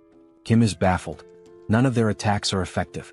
He watches in disbelief as Lancelot cuts through every projectile with precision, as if the heavy metal were nothing more than butter. Meanwhile, the Skeleton King observes the battle from afar, finding it dull. With a smug grin, he taunts Kim, mocking how long he plans to cower behind his barrier. He declares that Lancelot is a 7th-tier warrior, immune to all of Kim's abilities. According to the Skeleton King, no matter what Kim tries, he cannot defeat Lancelot. Seated arrogantly on his throne, the Skeleton King begins reminiscing. He reveals that he poured all his resources and wealth into coming to Earth and believed summoning Lancelot was the only way to survive against Kim and Sol. Now, watching their futile efforts, he expresses disappointment. Had he known how weak they truly were, he wouldn't have taken the risk of summoning Lancelot. As the Skeleton King observes, something unusual catches his attention. Kim is no longer using magic. Instead, he's pulling strange, unconventional items from his portal in an endless stream. Realizing this, the Skeleton King's eyes gleam with inspiration as an idea begins to take shape. Meanwhile, Kim is at a complete loss. He checks all of his abilities: subspace laboratory, replicate, extra-large subspace life support, but none seem useful in defeating either the Skeleton King or Lancelot. Desperate, Kim resorts to repeatedly throwing ignite bowling balls at Lancelot, but Lancelot slices through them with ease, leaving Kim genuinely stuck. Suddenly, the Skeleton King bursts into loud laughter. He commands Lancelot to stop attacking, announcing that the 2 individuals in the portal are not wizards, but rather potential allies for his future plans. Obeying the command, Lancelot ceases his assault and steps back toward the Skeleton King. The Skeleton King rises from his throne and approaches Kim's portal. Initially, he had assumed Kim and Sol were wizards, but as he observes Kim more closely, he realizes they are ordinary humans. Even more intriguing, Kim possesses a unique ability. Confused, Kim wonders what the Skeleton King is referring to. With a cunning grin, the Skeleton King begins to explain. He mentions that Kim must have encountered and killed 2 skeleton knights to acquire reinforced stones. These stones, the Skeleton King reveals, can only be produced within Camelot Castle by sacrificing living beings. The Skeleton King elaborates on his original plan: to sacrifice the inhabitants of the nearby city to mass-produce reinforced stones, which he would then use to summon an army of skeleton knights. However, he proposes an alternative: a business partnership with Kim. The Skeleton King suggests that Kim, with his unlimited replication ability, could duplicate the reinforced stones, allowing them to dominate not just Earth, but the entire universe. Kim stands silently processing the offer. As the Skeleton King laughs sinisterly, envisioning his grand scheme, Kim suddenly begins laughing and crying simultaneously, leaving the Skeleton King perplexed. Kim thanks him, explaining that the Skeleton King has unknowingly solved all of Kim's problems. Before the Skeleton King can react, Kim utters 4 decisive words. Pax, put Camelot in subspace. Instantly, the entire Camelot castle vanishes before the Skeleton King's eyes. The Grand Fortress, once the source of his power, shrinks and disappears into Kim's subspace. The Skeleton King and his skeleton knights are left standing outside, bewildered and enraged.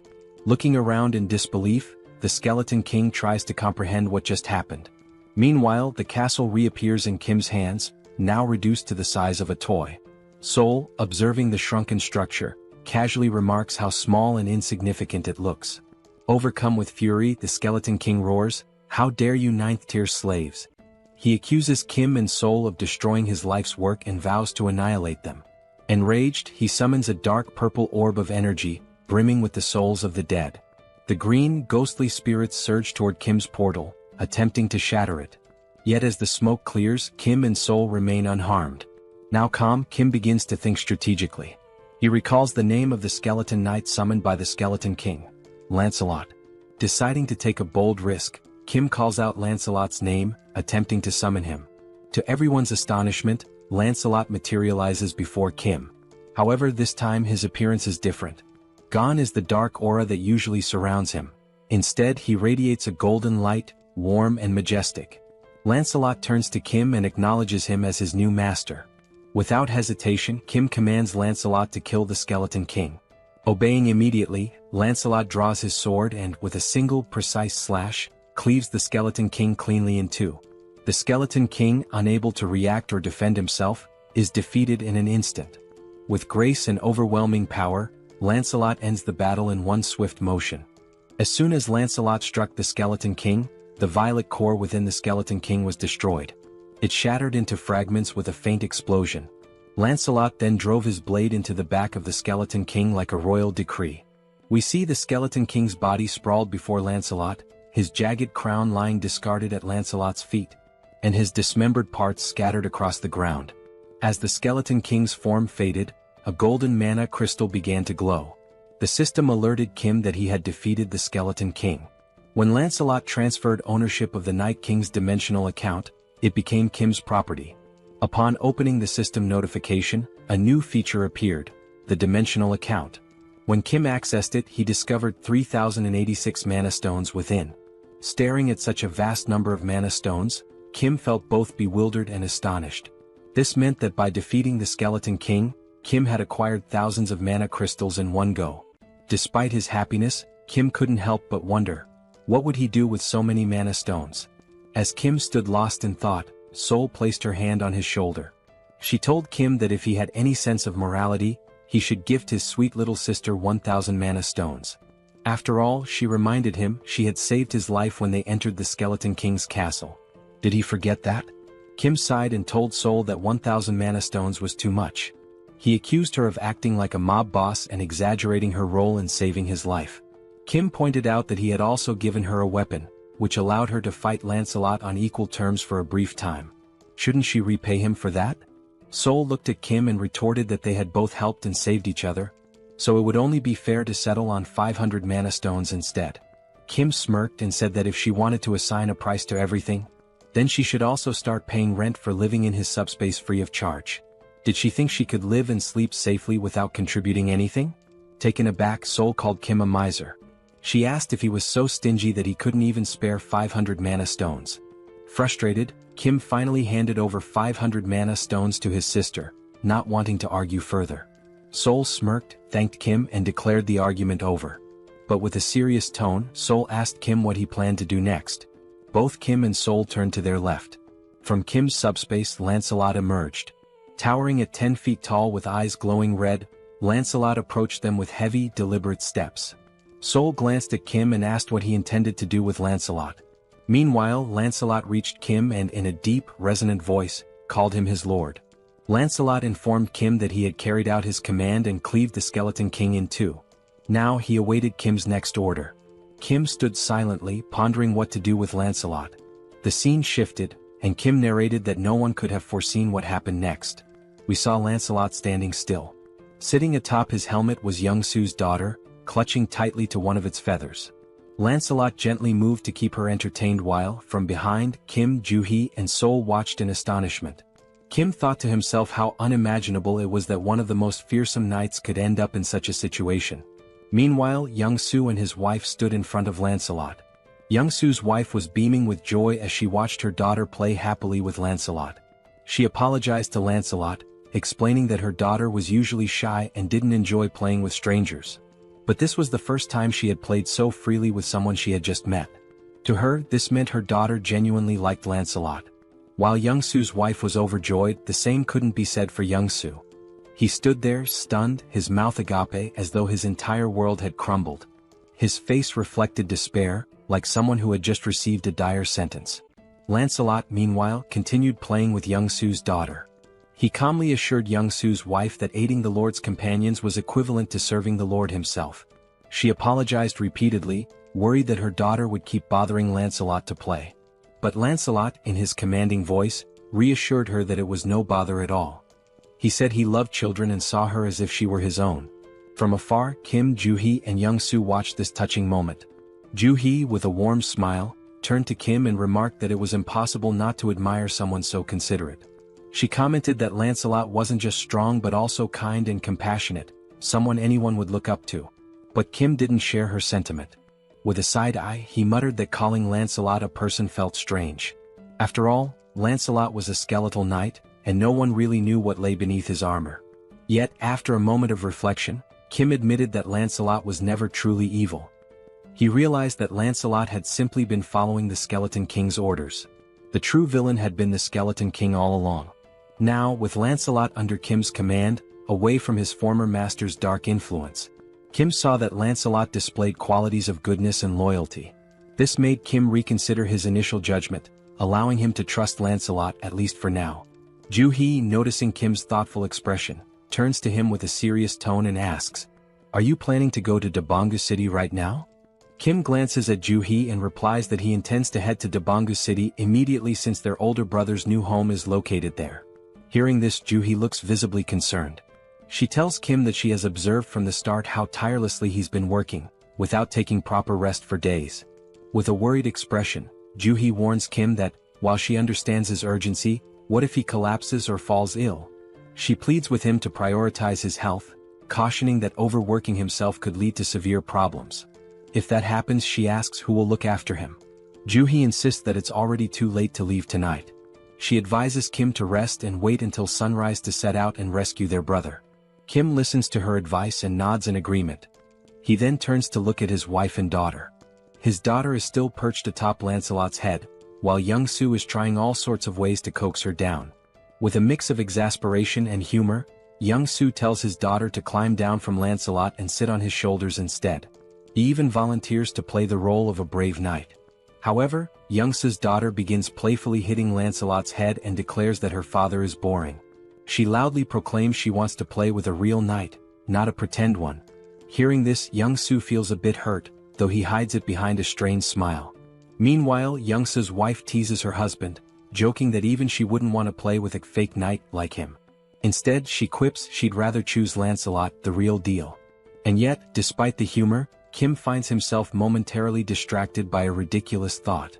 Why, of all things, is he imagining Lancelot playing with Young-Soo's wife? Kim shakes his head, silently cursing his own wandering mind. Watching this heartwarming scene, Kim pauses for a moment, his face softening into a warm smile. He announces that they will take the night to rest, enjoy the moment, and set out in the morning to rescue their brother. The scene shifts to Young-Soo carrying his now sleeping daughter on his shoulders, her face peaceful after hours of play with Lancelot. Young-Soo wears a contented smile, as if this moment alone fulfills him completely. Kim suggests that Young-Soo take his wife and daughter to a private room to rest for the night. Young-Soo agrees, nodding appreciatively before leaving with his family. As time passes and the room empties, Sol smirks mischievously. Slowly, he removes his shirt and walks toward Kim, suggesting with a sly grin that now, with everyone asleep, they can begin their real work. Kim responds with a knowing smile and turns to Lancelot, asking if he needs a place to rest. Kim summons the Camelot Castle, and a miniature version of the castle materializes in his hand. The system notifies Kim that this artifact is a unique grade item known as the Palace of the Cursed Knight. It explains that the castle's size depends on the number of mana stones invested. The system further details its 3 powerful abilities. Blood Sacrifice. By sacrificing livestock, Kim can create reinforcement stones. Summon a Ghost. Using mana crystals, Kim can call forth ghosts from the castle. Knight Investment. By combining ghosts with reinforcement stones, Kim can forge knights as powerful as Lancelot. Kim marvels at the artifact's capabilities, deeming them both overpowered and fascinating. However, he notes that the castle's size scales directly with his investment. For example, 500 mana stones would result in a 500 square foot castle, while 1,000 stones would yield a 1,000 square foot one. After some deliberation, Kim decides on a size sufficient for housing 12 knights, opting for a 300 square foot castle. He invests 300 mana stones, and the Camelot Castle grows and expands to its new dimensions. The now enlarged castle stands before Kim, Lancelot, and Saul. As Kim observes the structure, a slight unease creeps in due to its eerie appearance. He turns to Lancelot and asks if the castle's size is adequate for 12 knights like him. Lancelot, with a calm demeanor, responds that he doesn't care about the size as he can adapt to any space. Then, with a wry sense of humor, Lancelot jokes that the castle is as tiny as the Skeleton King's little PP, adding that, compared to Kim's vast subspace, this castle is nothing. Lancelot explains that when Kim summons more skeleton knights in the future, they will reside in his subspace, while Camelot Castle will primarily serve as a summoning hub. Saul meanwhile looks stunned. She realizes how large the Skeleton King's castle must have been, at least 30 times the size of Kim's. This revelation leaves her wondering just how many mana stones the Skeleton King had used to build his massive fortress. Lancelot, overhearing the conversation, confirms that while he doesn't know the precise number, he remembers the Skeleton King using tens of thousands of mana stones to construct Camelot Castle. Hearing this, Saul is even more astonished, realizing the immense effort and resources the Skeleton King devoted to building his massive fortress. Meanwhile, Kim begins to reflect. Even though he stored such a large structure in his subspace, there were no side effects. Kim wonders if it's because the castle is initially small, but this thought leaves him uneasy. Camelot Castle is practically a city in itself, yet storing it caused no disruptions in his subspace. Deciding to set aside his concerns for now, Kim turns to Saul and asks why she hasn't gone to rest yet, mentioning that the night is long and she should take a break. Saul, however, explains that she has something personal to ask Lancelot and has been waiting for the right moment to do so. That moment, she declares, has finally arrived. With an eager gleam in her eyes, Saul turns to Lancelot and, striking a confident pose with her hands on her hips, announces her request. She wants to learn his swordsmanship. Saul boldly asks Lancelot to teach her his techniques. Kim, overhearing this, is taken aback. He thinks to himself that if Lancelot agrees to teach Saul, her skills will improve significantly, which would greatly benefit their team in the future. On the other hand, Lancelot looks thrilled. In his deep voice, he responds that he would be delighted to teach her his swordsmanship, but under one condition. Lancelot explains that when Saul used her martial arts against him previously, he found it fascinating. If she wants to learn his swordsmanship, then she must teach him her martial arts in return. It would be an exchange of skills, her martial arts for his swordsmanship. Hearing this, Saul smirks, her expression shifting into one of playful mischief, almost bordering on manic. With a teasing tone, she praises Lancelot for being clever, admitting that her martial arts are indeed impressive. She calls him a little kid and playfully questions whether he could even handle her intense training regimen. Kim, watching this from the sidelines, notes how Saul's excitement peaks whenever the topic of martial arts comes up. She's undeniably a martial arts enthusiast, if not an outright fanatic. Meanwhile, Saul continues to taunt Lancelot, her mischievous smile intact. She suggests they start with a simple sparring session before beginning formal training. The scene shifts to Kim, who, feeling drowsy, starts heading toward his room in Camelot Castle for some rest. Meanwhile, Lancelot and Saul engage in their sparring session. Saul enjoys the match immensely, pushing Lancelot to his limits. By the end, Lancelot earns his place as a true member of their group, fully integrated into their family dynamic. The scene shifts again, this time to Kim and Young-soo observing from Kim's subspace. Both are surprised to see numerous military officers in the vicinity, communicating through walkie-talkies and appearing to scout the area. Confused, Young Soo asks, "Are there other people besides us planning to travel in the morning?" Kim, however, finds the situation suspicious. Just as he is about to voice his concerns, the sound of a helicopter echoes in the sky. Looking up, they spot the aircraft flying toward Kim's subspace. Young Soo, recognizing the helicopter, exclaims, "That helicopter looks very familiar." Kim realizes it too. It's the same helicopter he had stored in his subspace and later handed over to the general. The helicopter lands and the general steps out with an elated expression. Hurrying toward Kim, he greets him warmly, saying, "Hello, Kim." Kim returns the greeting and asks if the general is alright. The general replies that he's fine but shares that he's been searching for Kim for a long time and has finally found him. He explains that when the wall of Yeoljoro City vanished, he suspected it was Kim's doing. Kim, now irritated, cuts to the chase, asking if the general is here to convince him to join the military. With a firm tone, Kim makes it clear that if that's the case, his answer is no. His priority is finding his family. The general quickly reassures him, saying, "Kim, you've misunderstood." He explains that he hasn't come to recruit Kim but rather to deliver critical news. In a serious tone, the general warns Kim that traveling by helicopter is not safe. He explains that a faction that betrayed the military has seized a base and now controls air defense systems. If Kim and Young Soo were to travel by helicopter, especially a military one and a general's at that, they would be targeted and shot down. Both Kim and Young Soo are stunned by this revelation.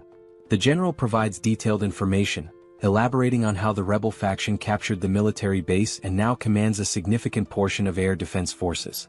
He also shares that he had sent a scouting team in the same helicopter Kim had given him. That helicopter was destroyed mid-air, leaving the general without any information on those individuals. Growing increasingly concerned, the general reminds Kim that he mentioned traveling through the city to rescue his family. The general warns that if Kim had chosen to travel by helicopter, it could have placed him in extreme danger. Upon hearing this, Kim realizes that if they had used the helicopter, their deaths would have been almost inevitable. Acknowledging the severity of the situation, Kim thanks the general for providing such vital information. At this point, the general shifts the conversation.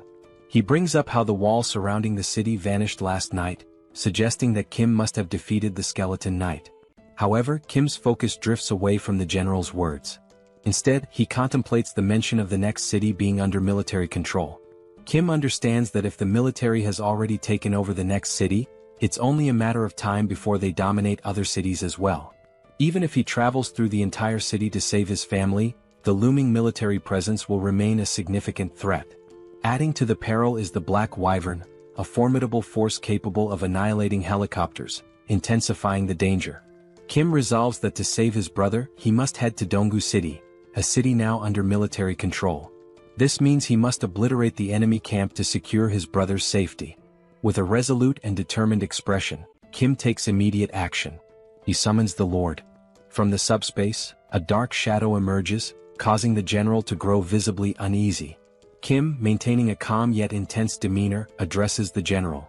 In response to the earlier question about whether he defeated the Skeleton Knight, Kim affirms, "Yes, I defeated the Skeleton Knight and took him captive." As Kim speaks, the Skeleton Knight appears. Towering 10 feet tall, the figure has glowing red eyes, wields a massive sword and carries a formidable iron shield. The knight stands ominously behind Kim. The general stares in pure horror and disbelief. He realizes that this knight is far stronger, at least 10 times more powerful, than the previous Skeleton Knight. And now, this terrifying entity is under Kim's command, ready to follow his every order. The general struggles to process the sheer weight of what he is witnessing. Kim, undeterred, confidently declares that his older brother's new residence is in Donggu City, the very city housing the military camp. This leaves Kim with no alternative, he must go there. With a sly, confident smile, Kim turns to the general and asks, "So, how about we take down all those military forces?" Overcome with joy and relief, the general feels tears welling up in his eyes. We are now introduced to another location, seemingly destroyed, which appears to be some kind of base. In this base, goblin soldiers, clad in military uniforms, are seen wielding rifles and equipped with heavy artillery. Behind one of the goblins, a human hand becomes visible, revealing humans imprisoned in cages under the watchful eyes of the goblin soldiers. As the goblin squints to focus, it notices something unusual ahead, though it cannot determine what it is. From a distance, we see Lancelot's ghostly head infiltrating the goblin base, investigating how it operates. Noticing that the goblin is approaching, Lancelot decides to retreat to avoid alerting the enemy. While flying to gather more information, he overhears a conversation between two goblins but cannot understand their language. However, upon observing their movements more closely, he notices that even within the goblin army, there is a ranking system that dictates the level of importance and influence each goblin holds over the others. Still concealed behind a tree, the ghostly head concludes it has gathered enough information and decides to return to the command center to report his findings. As he departs, the system screen reveals how the summoning ability for this ghostly form works, named Phantom Summon. This ability allows the summoning of Camelot's ghosts, with specific costs associated with each invocation. It is also shown that while knights are in their ghostly forms, they cannot physically interact with the environment, but they are also immune to physical interference. Moreover, this ability enables them to pass through walls and even fly freely. Summoning a ghost consumes 1 enhancement stone and 500 magic stones, the same cost as summoning a knight. Although not explicitly stated in the description, once summoned as a ghost or knight, they can switch forms without incurring additional costs. In other words, phantomization can be considered an optimal means of reconnaissance behind enemy lines.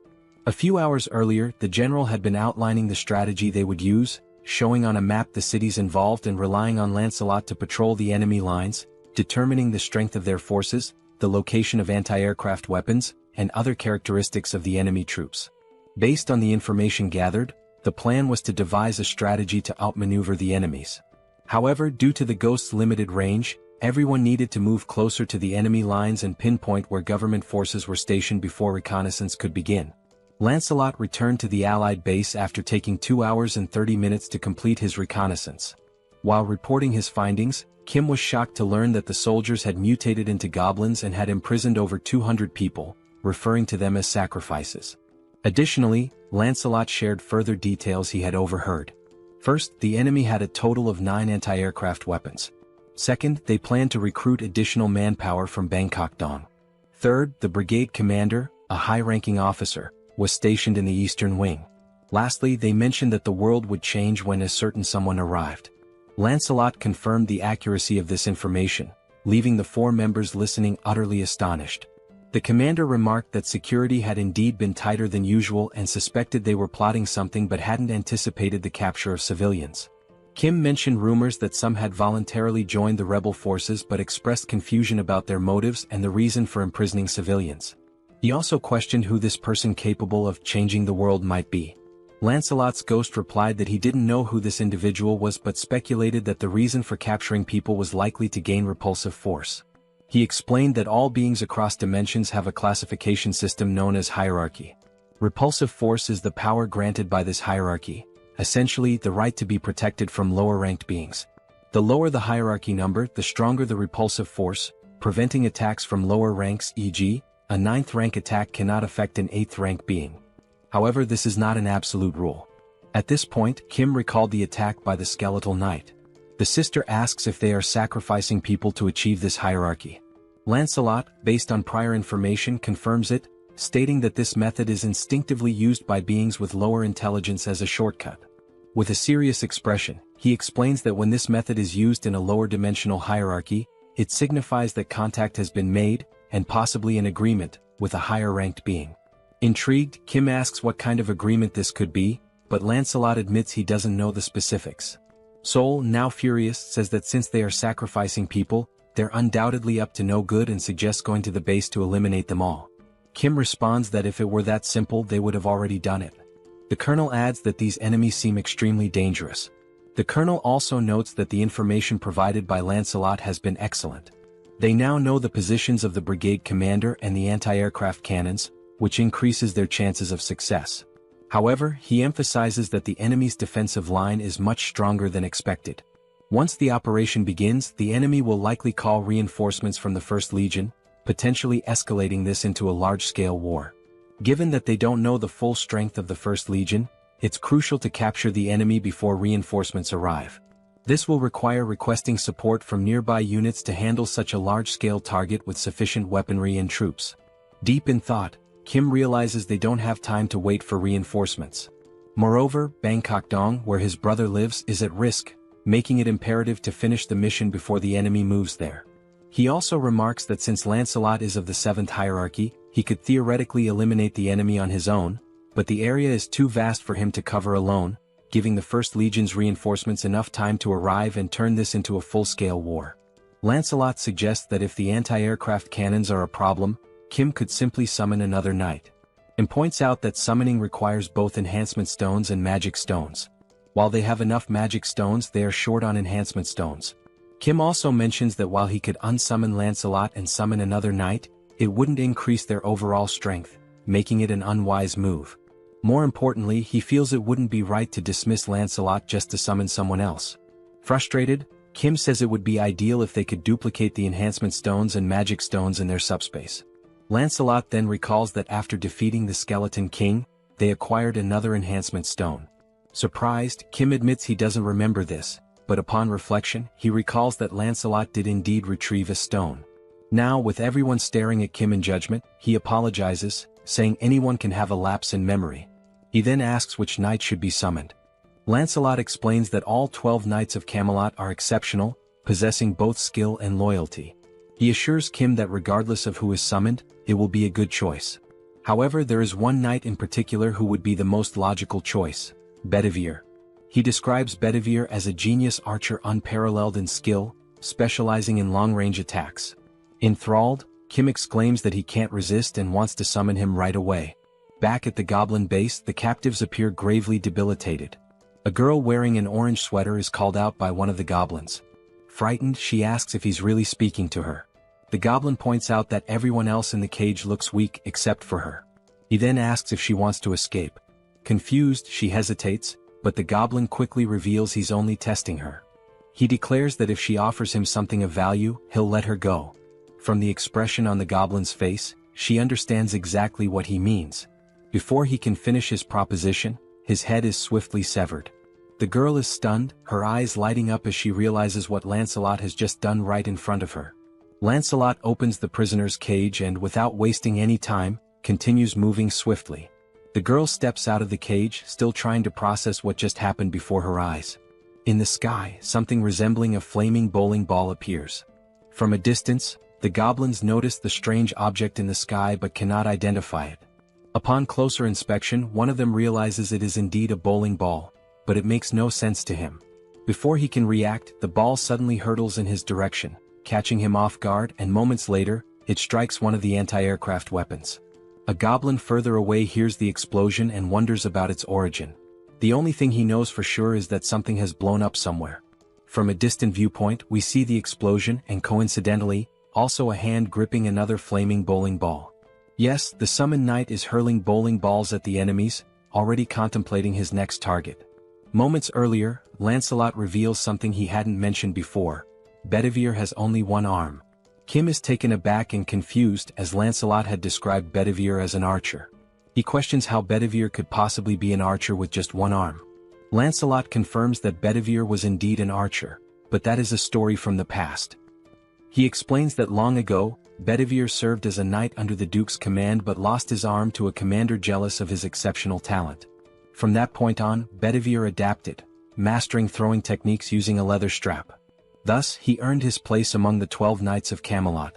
Still skeptical, Kim asks if Bedivere can truly destroy anti-aircraft cannons from such distances. Lancelot reassures him, stating that he fought alongside Bedivere for a long time and knows the full extent of his abilities. Additionally, Lancelot confirms that after scouting the enemy lines, only he and Bedivere will be needed for this mission. Back in the present, we see Bedivere launching more flaming bowling balls at the enemies from afar. The ball soars through the sky and strikes another anti-aircraft cannon. As the goblin base is a large area, a goblin from a distance notices the explosion and wonders what is happening. Turning around, he sees another goblin soldier being attacked and flung away by someone. Alarmed, he asks his officer what's going on, but then hears the distinct sound of a sword. When he looks closely, he spots Lancelot calmly walking in his direction. The goblin, trembling with fear, stammers that this is a restricted area where unauthorized individuals are not allowed. Lancelot remains silent, continuing his steady approach toward him with an air of calm authority. Meanwhile, we see Kim's system sending him notifications. The first shows he acquired 4 magic stones, bringing his total to 2,686. Shortly after, another notification appears, adding 12 more magic stones, increasing the total to 2,698. Kim, staring at the system screen in surprise, reflects that owning a dimensional account eliminates the need to collect magic stones manually, as they are gathered automatically. Still, he finds it hard to believe how quickly the stones are being accumulated and wonders if this is really correct. Moments later, 3 more notifications pop up, one with 5 more magic stones, another with 8, and yet another with 5, bringing the total to 2,788 magic stones. Young, Sol, and Kim stand idly waiting for a signal to act, and Kim continues to question whether this situation is as it seems. Young reassures him, suggesting he look up at the sky, stating that it is likely the source of the multiple notifications. Above, 2 flaming bowling balls launched by Bedivere collide mid-air, creating a massive explosion that draws everyone's attention to the sky. Amazed by Bedivere's precision, Kim remarks that the knights had mentioned they would signal when all major anti-aircraft artillery had been destroyed. Young adds that it's now clear why Sir Lancelot takes so much pride in the Knights of Camelot. As the group stands in awe, the colonel comments on the extraordinary combination of Lancelot's tactics and Bedivere's abilities. He notes that if all the knights possess this level of skill, there's absolutely no need for special forces to intervene. Young simply nods in agreement. Kim, still astonished, declares it's time to make their move and execute their part of the plan.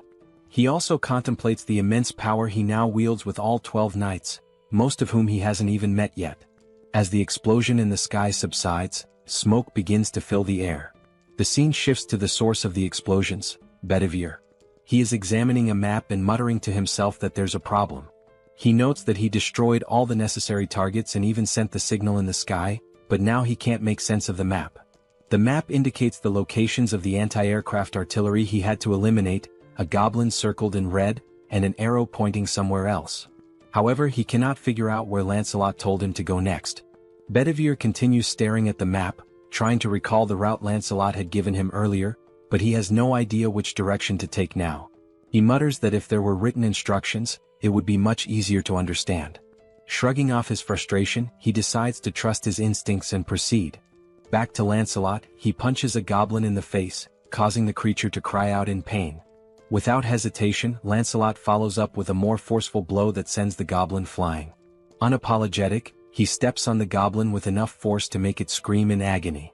Still pinning the goblin underfoot, Lancelot states that controlling his strength is exhausting and warns the goblin to speak the truth before he accidentally kills it. He demands to know who informed them about using this shortcut, sacrificing humans to climb the hierarchy. He also presses for their plans and the strength of the First Legion's forces. The goblin chuckles, commenting on how much Lancelot seems to know about their operations. Eventually, the goblin gives in, revealing that the one destined to change the world is named Tonediu. He calls Tonediu a bastard of the 8th class, a giant compared to himself. Lancelot, unfazed, replies that he has never heard of this being and asks what Tonediu wants with the goblins and what exactly his plan entails. Reluctantly, the goblin admits he doesn't know and is promptly kicked by Lancelot, spinning him through the air. Now farther away, the goblin uses the last of his strength to flee. He leaps from a nearby window in a desperate attempt to escape. Upon landing, he finds himself near a group of goblin soldiers patrolling the area. Unfortunately, he lands awkwardly, injuring his foot. The goblin soldiers rush to him, asking if their commander is all right. Wincing in pain, the commander urgently orders them to fetch his bicycle. One goblin obeys and runs to retrieve it while the commander hobbles away slowly on his injured foot. Suddenly, he hears a sound behind him. When he turns to look, he sees Lancelot leaping from the building in pursuit. Calm and determined, Lancelot declares that attempting to flee is futile. Unaware of the level of the threat in front of them, the soldiers surround their commander, vowing to protect him. One goblin, holding a rifle, declares that they'll take care of him, while another assists the commander in walking, offering support. Lancelot changes his tone and remarks on how remarkable it is that they're so willing to sacrifice themselves so easily, adding that their judgment is indeed at a goblin's level. The goblin retorts, saying it's better to be a goblin than an empty-headed fool like Lancelot.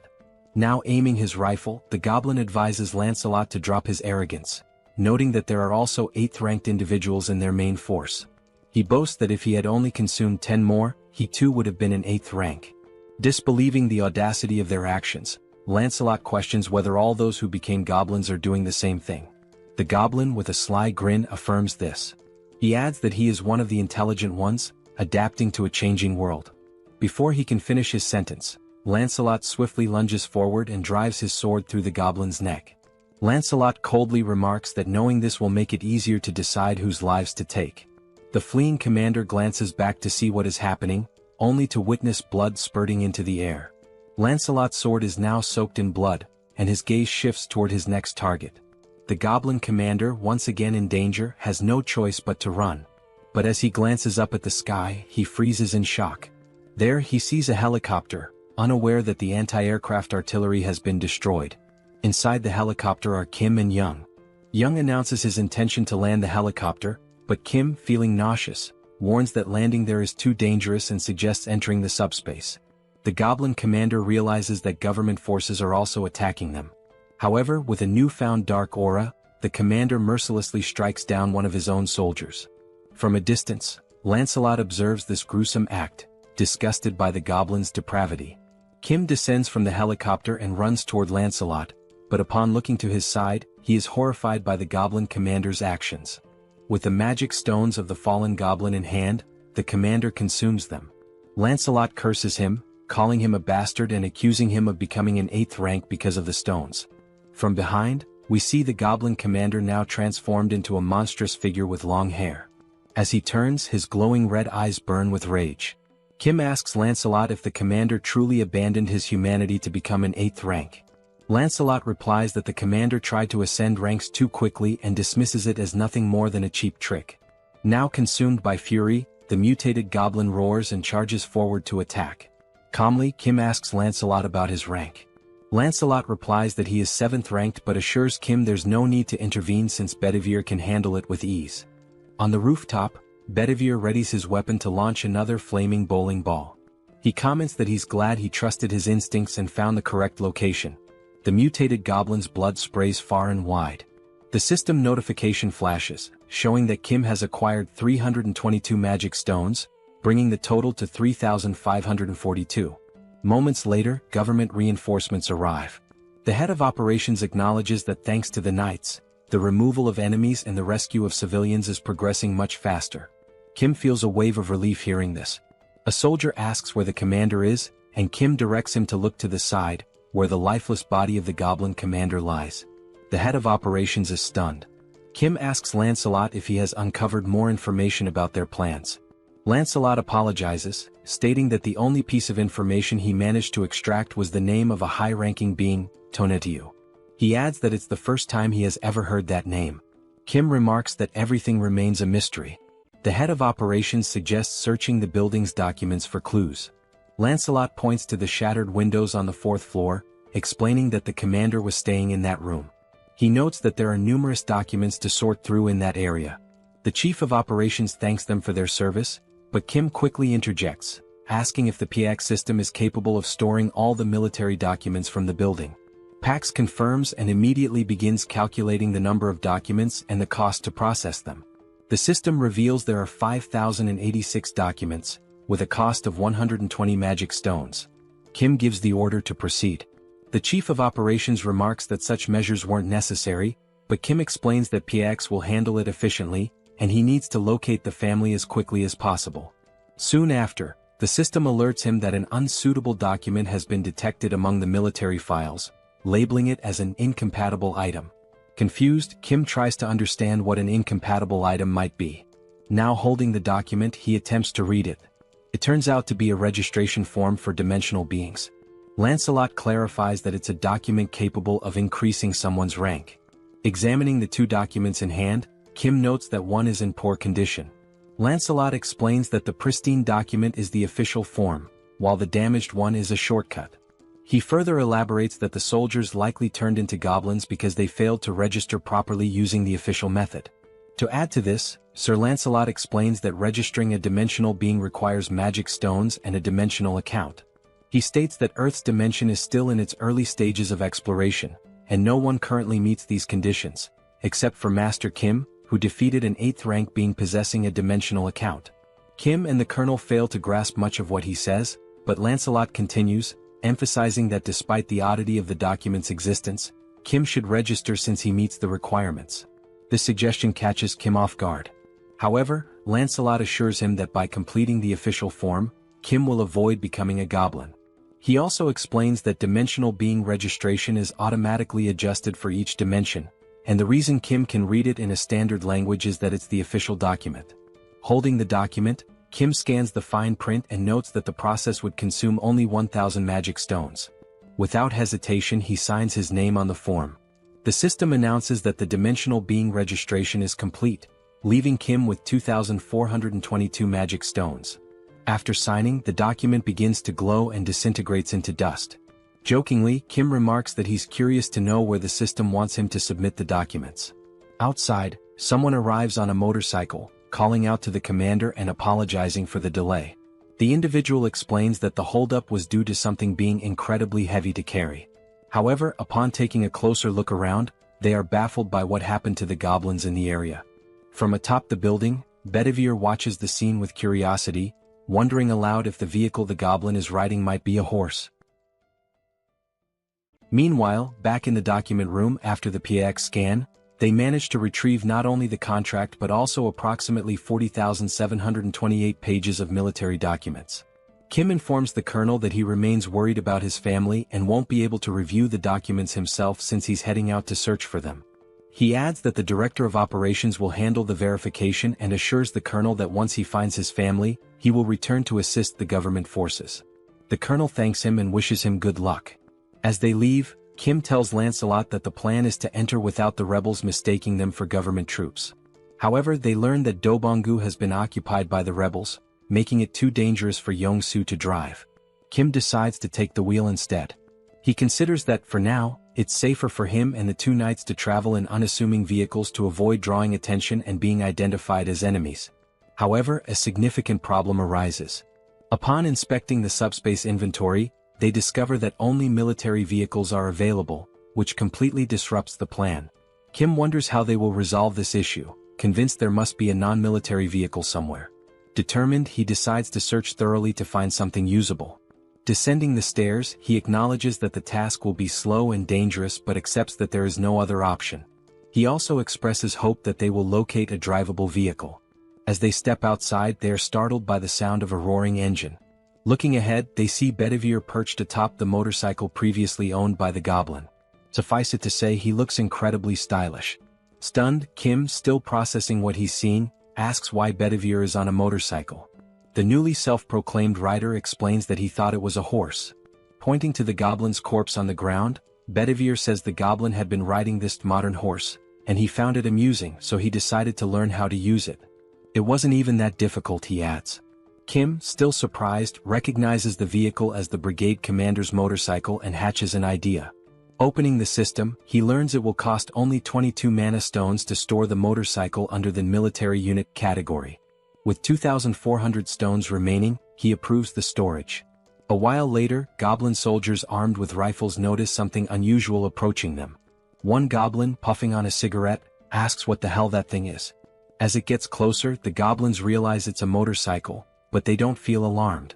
Another goblin asks if they're expecting any visitors, to which the first responds he hasn't heard about any. They decide to point their rifles and shout at the approaching figure, demanding to know who they are and where they came from, warning them to stop immediately. One goblin adds that, regardless of who they are, no one can enter without proper authorization. Seconds later, before the goblins can react, one of them is struck by a bowling ball, leaving only the cigarette burning in his hand. Here's a lesson: if you're a goblin, don't smoke. The other goblin, bewildered by the sudden demise of his comrade, turns around to investigate what just happened. Still astride the motorcycle, Lancelot unsheathes his sword, turning those few seconds into the goblin's last. Without hesitation, he eliminates the goblin with a precise strike to the neck. The group continues forward, now riding two motorcycles, Kim and Lancelot on one with Bedivere piloting the other, steadily distancing themselves from the scene. A goblin watching from afar notices the suspicious movement and remarks that he's never seen anyone ride motorcycles like that before. Eventually, they seem to reach their final destination and decide to stop. All signs suggest this is Kim's brother's apartment. Inside, on the 14th floor, Kim knocks on the door of apartment 1405, calling out for his brother, Hyung, and asking if anyone is inside. He keeps calling, but the silence hanging in the air suggests no one is there. Worried, Kim decides to open the door using the handle, and to everyone's surprise, it's unlocked. Inside, amidst the destruction, they see wedding photos of Kim's brother and his new wife hanging on the walls, alongside apparent bullet marks on the TV. Kim freezes at the doorway, calling out to his brother and sister-in-law once more, but still there's no response. Concerned for Kim's safety, Lancelot, ever the loyal servant, asks for permission and declares that he will take the lead. They decide to enter, and as Kim looks around, he notices something odd. It doesn't seem like they were attacked. Instead, it feels as if they abandoned the house and evacuated somewhere else. While searching for clues, he spots a letter on the bed and decides to read it. The paper contains a message from his brother addressed to Kim or their sisters. It explains that the phones weren't working, so he left the letter in case one of them came looking for him.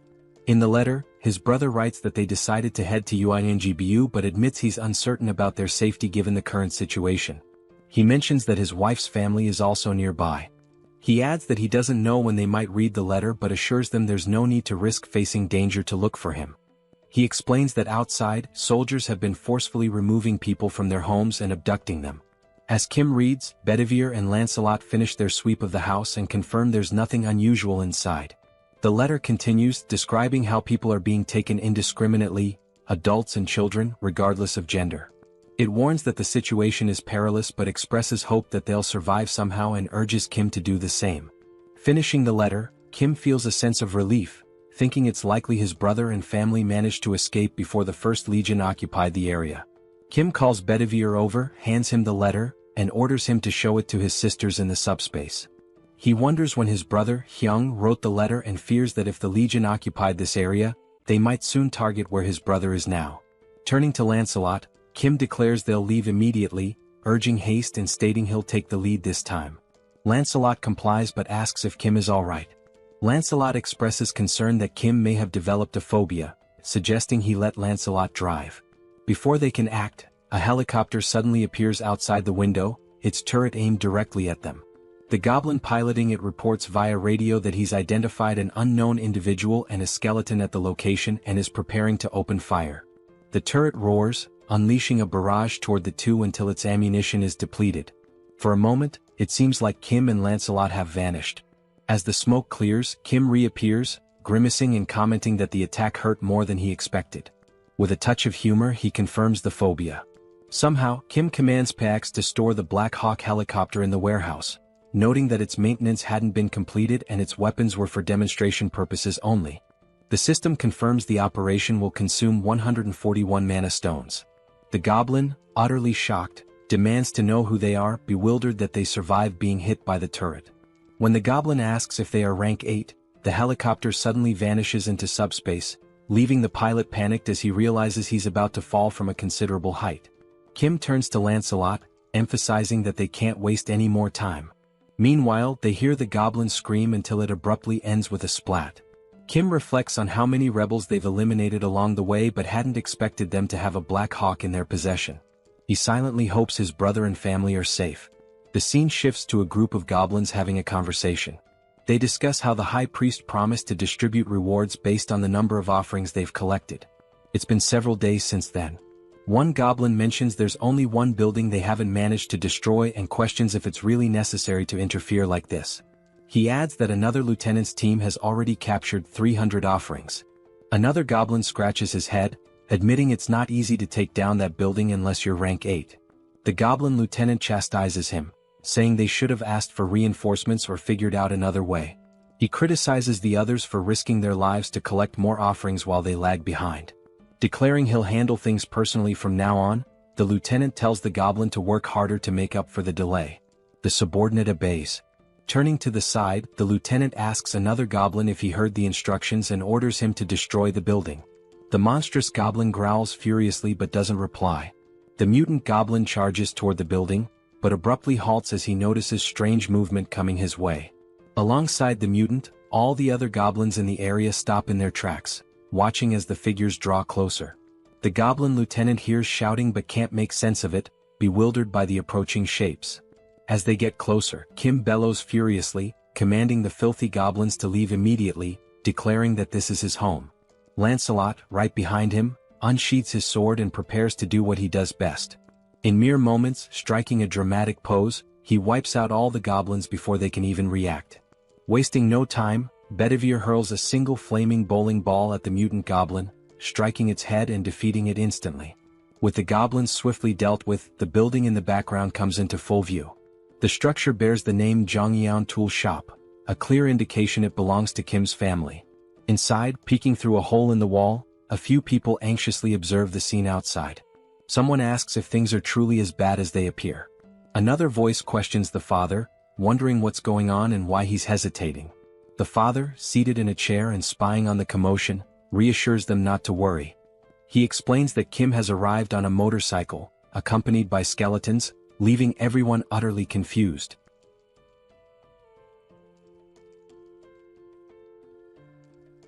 Then we are shown a flashback of his father, reminiscing about when he was young. His mother used to say that good and bad things only happen because of people, and this idea had fascinated him. Having survived many challenges, he realized that not a single word his mother had said was wrong. Even when his business failed, the reason he was able to get back on his feet was because of the people who stood by him, and love. He reflects that this is why he raised his children with the values of love and compassion. Watching them grow up from small children into capable adults, he felt like a dream had come true. A scene follows of Kim losing to his sister in a video game. The father continues, sharing his dream of building a large, spacious home where he could live with his family. To pursue this, he began studying civil construction, something he had never done before and found immensely difficult and complex. The financial burden made the dream seem unattainable. In the end, his children all grew up well. His eldest son recently married, his eldest daughter became a nurse, the youngest daughter became an athlete, and his youngest son had just completed his military service. Their futures seemed so bright, until the monsters appeared. He recounts how, luckily, as the manager of a tool shop, he survived the monster attack using hammers and other tools. However, even with that resourcefulness, the situation was dire. They had to constantly worry about food and water. He often pretended not to be hungry to give his wife the little food they had. On top of that, there were neighbors who raided for food and monsters roaming about, forcing them to hide as silently as mice. Amid this catastrophic situation, the first to arrive at their refuge were his eldest son's in-laws. Shortly after, his eldest son and his daughter-in-law made it there as well. Looking at his eldest son's face, stained with tears and blood, he could guess what they had been through to get there. He simply embraced him and silently wept. Another blessing came when his daughter-in-law awakened a new ability to generate water, eliminating one major concern in this apocalypse. He recalls how, over time, soldiers mutated into goblins and began wandering around. These goblin soldiers started abducting civilians regardless of age or gender, isolating their family even further. It was utter chaos. The very soldiers who were meant to protect them were now capturing people. He wished deeply for the safety of his children amidst such disorder. At one point, a system screen appeared before him, and he awakened an ability of his own. The ability was named Architect, and the system indicated that he now possessed exceptional skills in architecture and could build freely. He doesn't fully understand how his long-dormant dream suddenly became a reality, but he feels grateful that it did. With this newfound power, he immediately got to work reinforcing the tool shop. Thanks to his daughter-in-law's water ability and his own architectural skills, they managed to survive. Even for the goblins armed with weapons, breaking into their fortified location was no easy task. Peering through a hole in the wall, he noticed that a group of soldiers had been stationed outside their home since the day before, and they had brought a monster with them. It was clear now that they were determined to destroy their refuge this time. But he had prepared for this possibility and retreated to plan. Seated in his chair, he called for his eldest son and instructed him to gather the family and escape through the tunnel. His son hesitated, asking what would happen to him. The father explained that the tunnel was an emergency passage meant for situations like this, though he couldn't guarantee that the other end was safe. At the very least, it's better than staying here and dying, he said. His wife, looking concerned, asked if he intended to stay behind. With a confident smile, he assures them he will leave as soon as everyone is safely out, telling them not to worry. In the meantime, a strange noise from outside catches his attention, sparking his curiosity. Before inspecting, he urges everyone to hurry, warning that the goblins are already moving and time is running out. Peeking through the hole, he goes silent for a few seconds. Those around him grow concerned, whispering questions about whether the situation outside is dire or if something is wrong, causing him to hesitate. Still in shock, he turns to them and says it's not what they think. It's just Kim. He's out there. He explains that Kim has arrived on a motorcycle, accompanied by a skeleton. Outside, Kim, Lancelot, and Bedivere approach the tool shop. Kim points to the building, now fortified with metal spikes and barricades, and declares, "This is my house." Then, sighing, he adds, "But that doesn't matter now. What matters is my family. Are they okay?" Suddenly, the door handle turns in front of him, catching him off guard. Looking more closely at who's in front of him, he freezes in shock. The father steps forward and asks in disbelief, "Is it really you, Kim?" At that moment, Kim realizes the rest of his family, the ones he'd been desperately searching for, are standing right in front of him. Without hesitation, he bursts into tears, running toward them like a child, wrapping his father in a tight embrace he'd been longing for. But the father and brother interrupt the emotional moment, startled by what was standing behind Kim. He glances back to confirm. "Don't worry," Kim says reassuringly, "despite how they look, they're friends, they're on our side." Kim then reveals, "And that's not the only surprise I've got." Using his powers, he opens a subspace portal. Inside, his two sisters are safe and enjoying a hearty meal. Seeing them eating brings tears of relief and joy. His sisters, realizing what's happening, break down, sobbing uncontrollably. Inside Kim's subspace, the reunited family sits down for a meal they haven't had in ages. For the parents especially, it's a heartwarming moment. Tasting the food, the mother is taken aback. She thinks to herself, "No matter where I go, I always trust my cooking. But this grilled mackerel is on a whole other level." She turns to Youngso's wife and asks if she's a professional chef. The wife thanks her for the compliment, smiling. The mother declares, "Now that you've set the bar with such a delicious meal, I can't back down." She takes it upon herself to make a dessert worthy of matching it. The dessert consists of thinly sliced green grapes placed delicately atop whipped cream on a cheesecake, arranged with care. When it's ready, she presents it as a token of gratitude, naming it Mom's Green Grape Tiramisu with whipped cream. Youngso's wife tries it and is overwhelmed by the burst of flavor, reminiscent of something out of Shokyuji no Soma. She asks how the mother managed to make something so divine, and the others eagerly agree as they taste it. Elsewhere in Kim's subspace, someone is hammering iron. It's an elderly man, the father of the eldest son's wife, tinkering with Lancelot's armor. The old man asks Lancelot for his name. "I'm Lancelot," he answers. The man abruptly cuts him off, asking, "Do you know how to play Jengi?" Lancelot pauses, confused. "Are you sure you mean Jengi?" Clearly misunderstanding, Lancelot begins explaining how, in his hometown, they were famous for dismantling monster corpses, so he's dealt with organs before. The man interrupts again, asking what nonsense he's talking about. In the foreground, a reinforcement stone comes into view as the old man remarks, "Seems like you don't know how to play. Grab a chair, I'll teach you." The reinforcement stone, held by the eldest brother, is handed over to Kim. Kim asks his brother why he has such a stone. The system identifies it as a Tier D reinforcement stone, with attributes of penetration and explosion. The brother explains that he found it after witnessing a battle between a rhino-like monster and a griffin. The griffin one tore off a chunk of the rhino's flesh and flew away. He found the stone in the rhino's remains. Still offering the stone, he says, "You'll probably need this more than I do." Kim gratefully accepts, promising to put it to good use. Completing his thought, Kim mentioned he should express his gratitude and reminded them that, as he had said before, if anyone needed anything, whether it was furniture or something else, they should just let him know. He also added that his sister-in-law's family should feel at home here too. His brother was touched by how Kim was looking after his in-laws as well. Reflecting, he remarked how much Kim had grown since being discharged, recalling that when they were younger, Kim used to cry every time Sol hit him. Laughing, Kim admitted he would probably still cry if Sol hit him now. His brother joked that the best thing about being born before Sol was avoiding her wrath. He thanked Kim sincerely before excusing himself, saying he was going to check in with his in-laws. As Kim noticed the scar on his brother's face, he commented on how they had managed to survive so far with the help of their father's and sister-in-law's abilities. He couldn't imagine how hard it must have been. Suddenly, someone approached Kim from behind. Turning, he realized it was his father. The father spoke, saying how happy he was, not only because the family was safe but also because of Kim's abilities, which gave everyone the chance to eat in a secure place. Then his father asked if Kim knew that good and bad things, but Kim interrupted, completing the saying, "Can only happen when there are people." Kim nodded, saying he understood. He added that no matter how powerful his abilities were, he wouldn't have made it this far alone. He shared that this realization hit him when he started helping people cross a tunnel filled with wyverns. Yongsu had told him that even with awakened abilities, the challenges were the same for everyone. That was when Kim understood the real reason people help each other. It's because everyone wants their family to be safe. People help with the hope that someone else might assist them in return, especially in an apocalypse where empathy is essential.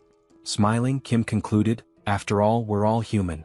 Everyone feels pain when they're hurt and everyone fears death. We help each other because we're in the same situation. Otherwise, it would be unbearably cruel." Looking at his father, Kim asked, "Am I right?"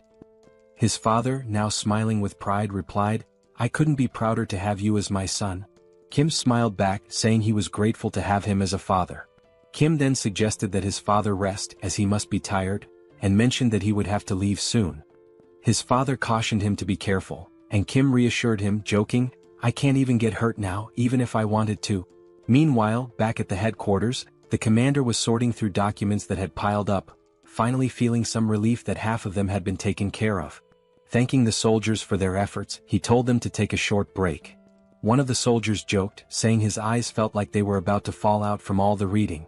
At that moment, another soldier entered, reporting that a short while ago, a skeletal knight riding a motorcycle, who introduced himself as Bedivere, delivered a message. Kim had already departed for Payu. The colonel, puzzled, asked why Kim would go to Payu. The commander thought for a moment before realizing with growing alarm that the First Corps was stationed there. After a brief pause, panic overtook him as he realized Kim intended to confront the First Corps alone. The scene shifted to a sunset, showing Kim and his team heading into battle.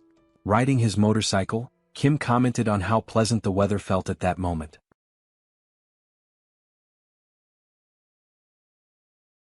If you enjoyed this video, don't forget to give it a thumbs up, it really helps. And for more content like this, make sure to subscribe and hit the notification bell so you don't miss any updates. Let me know in the comments if you'd like to see another part. I'd love to hear your thoughts. See you next time. Bye-bye.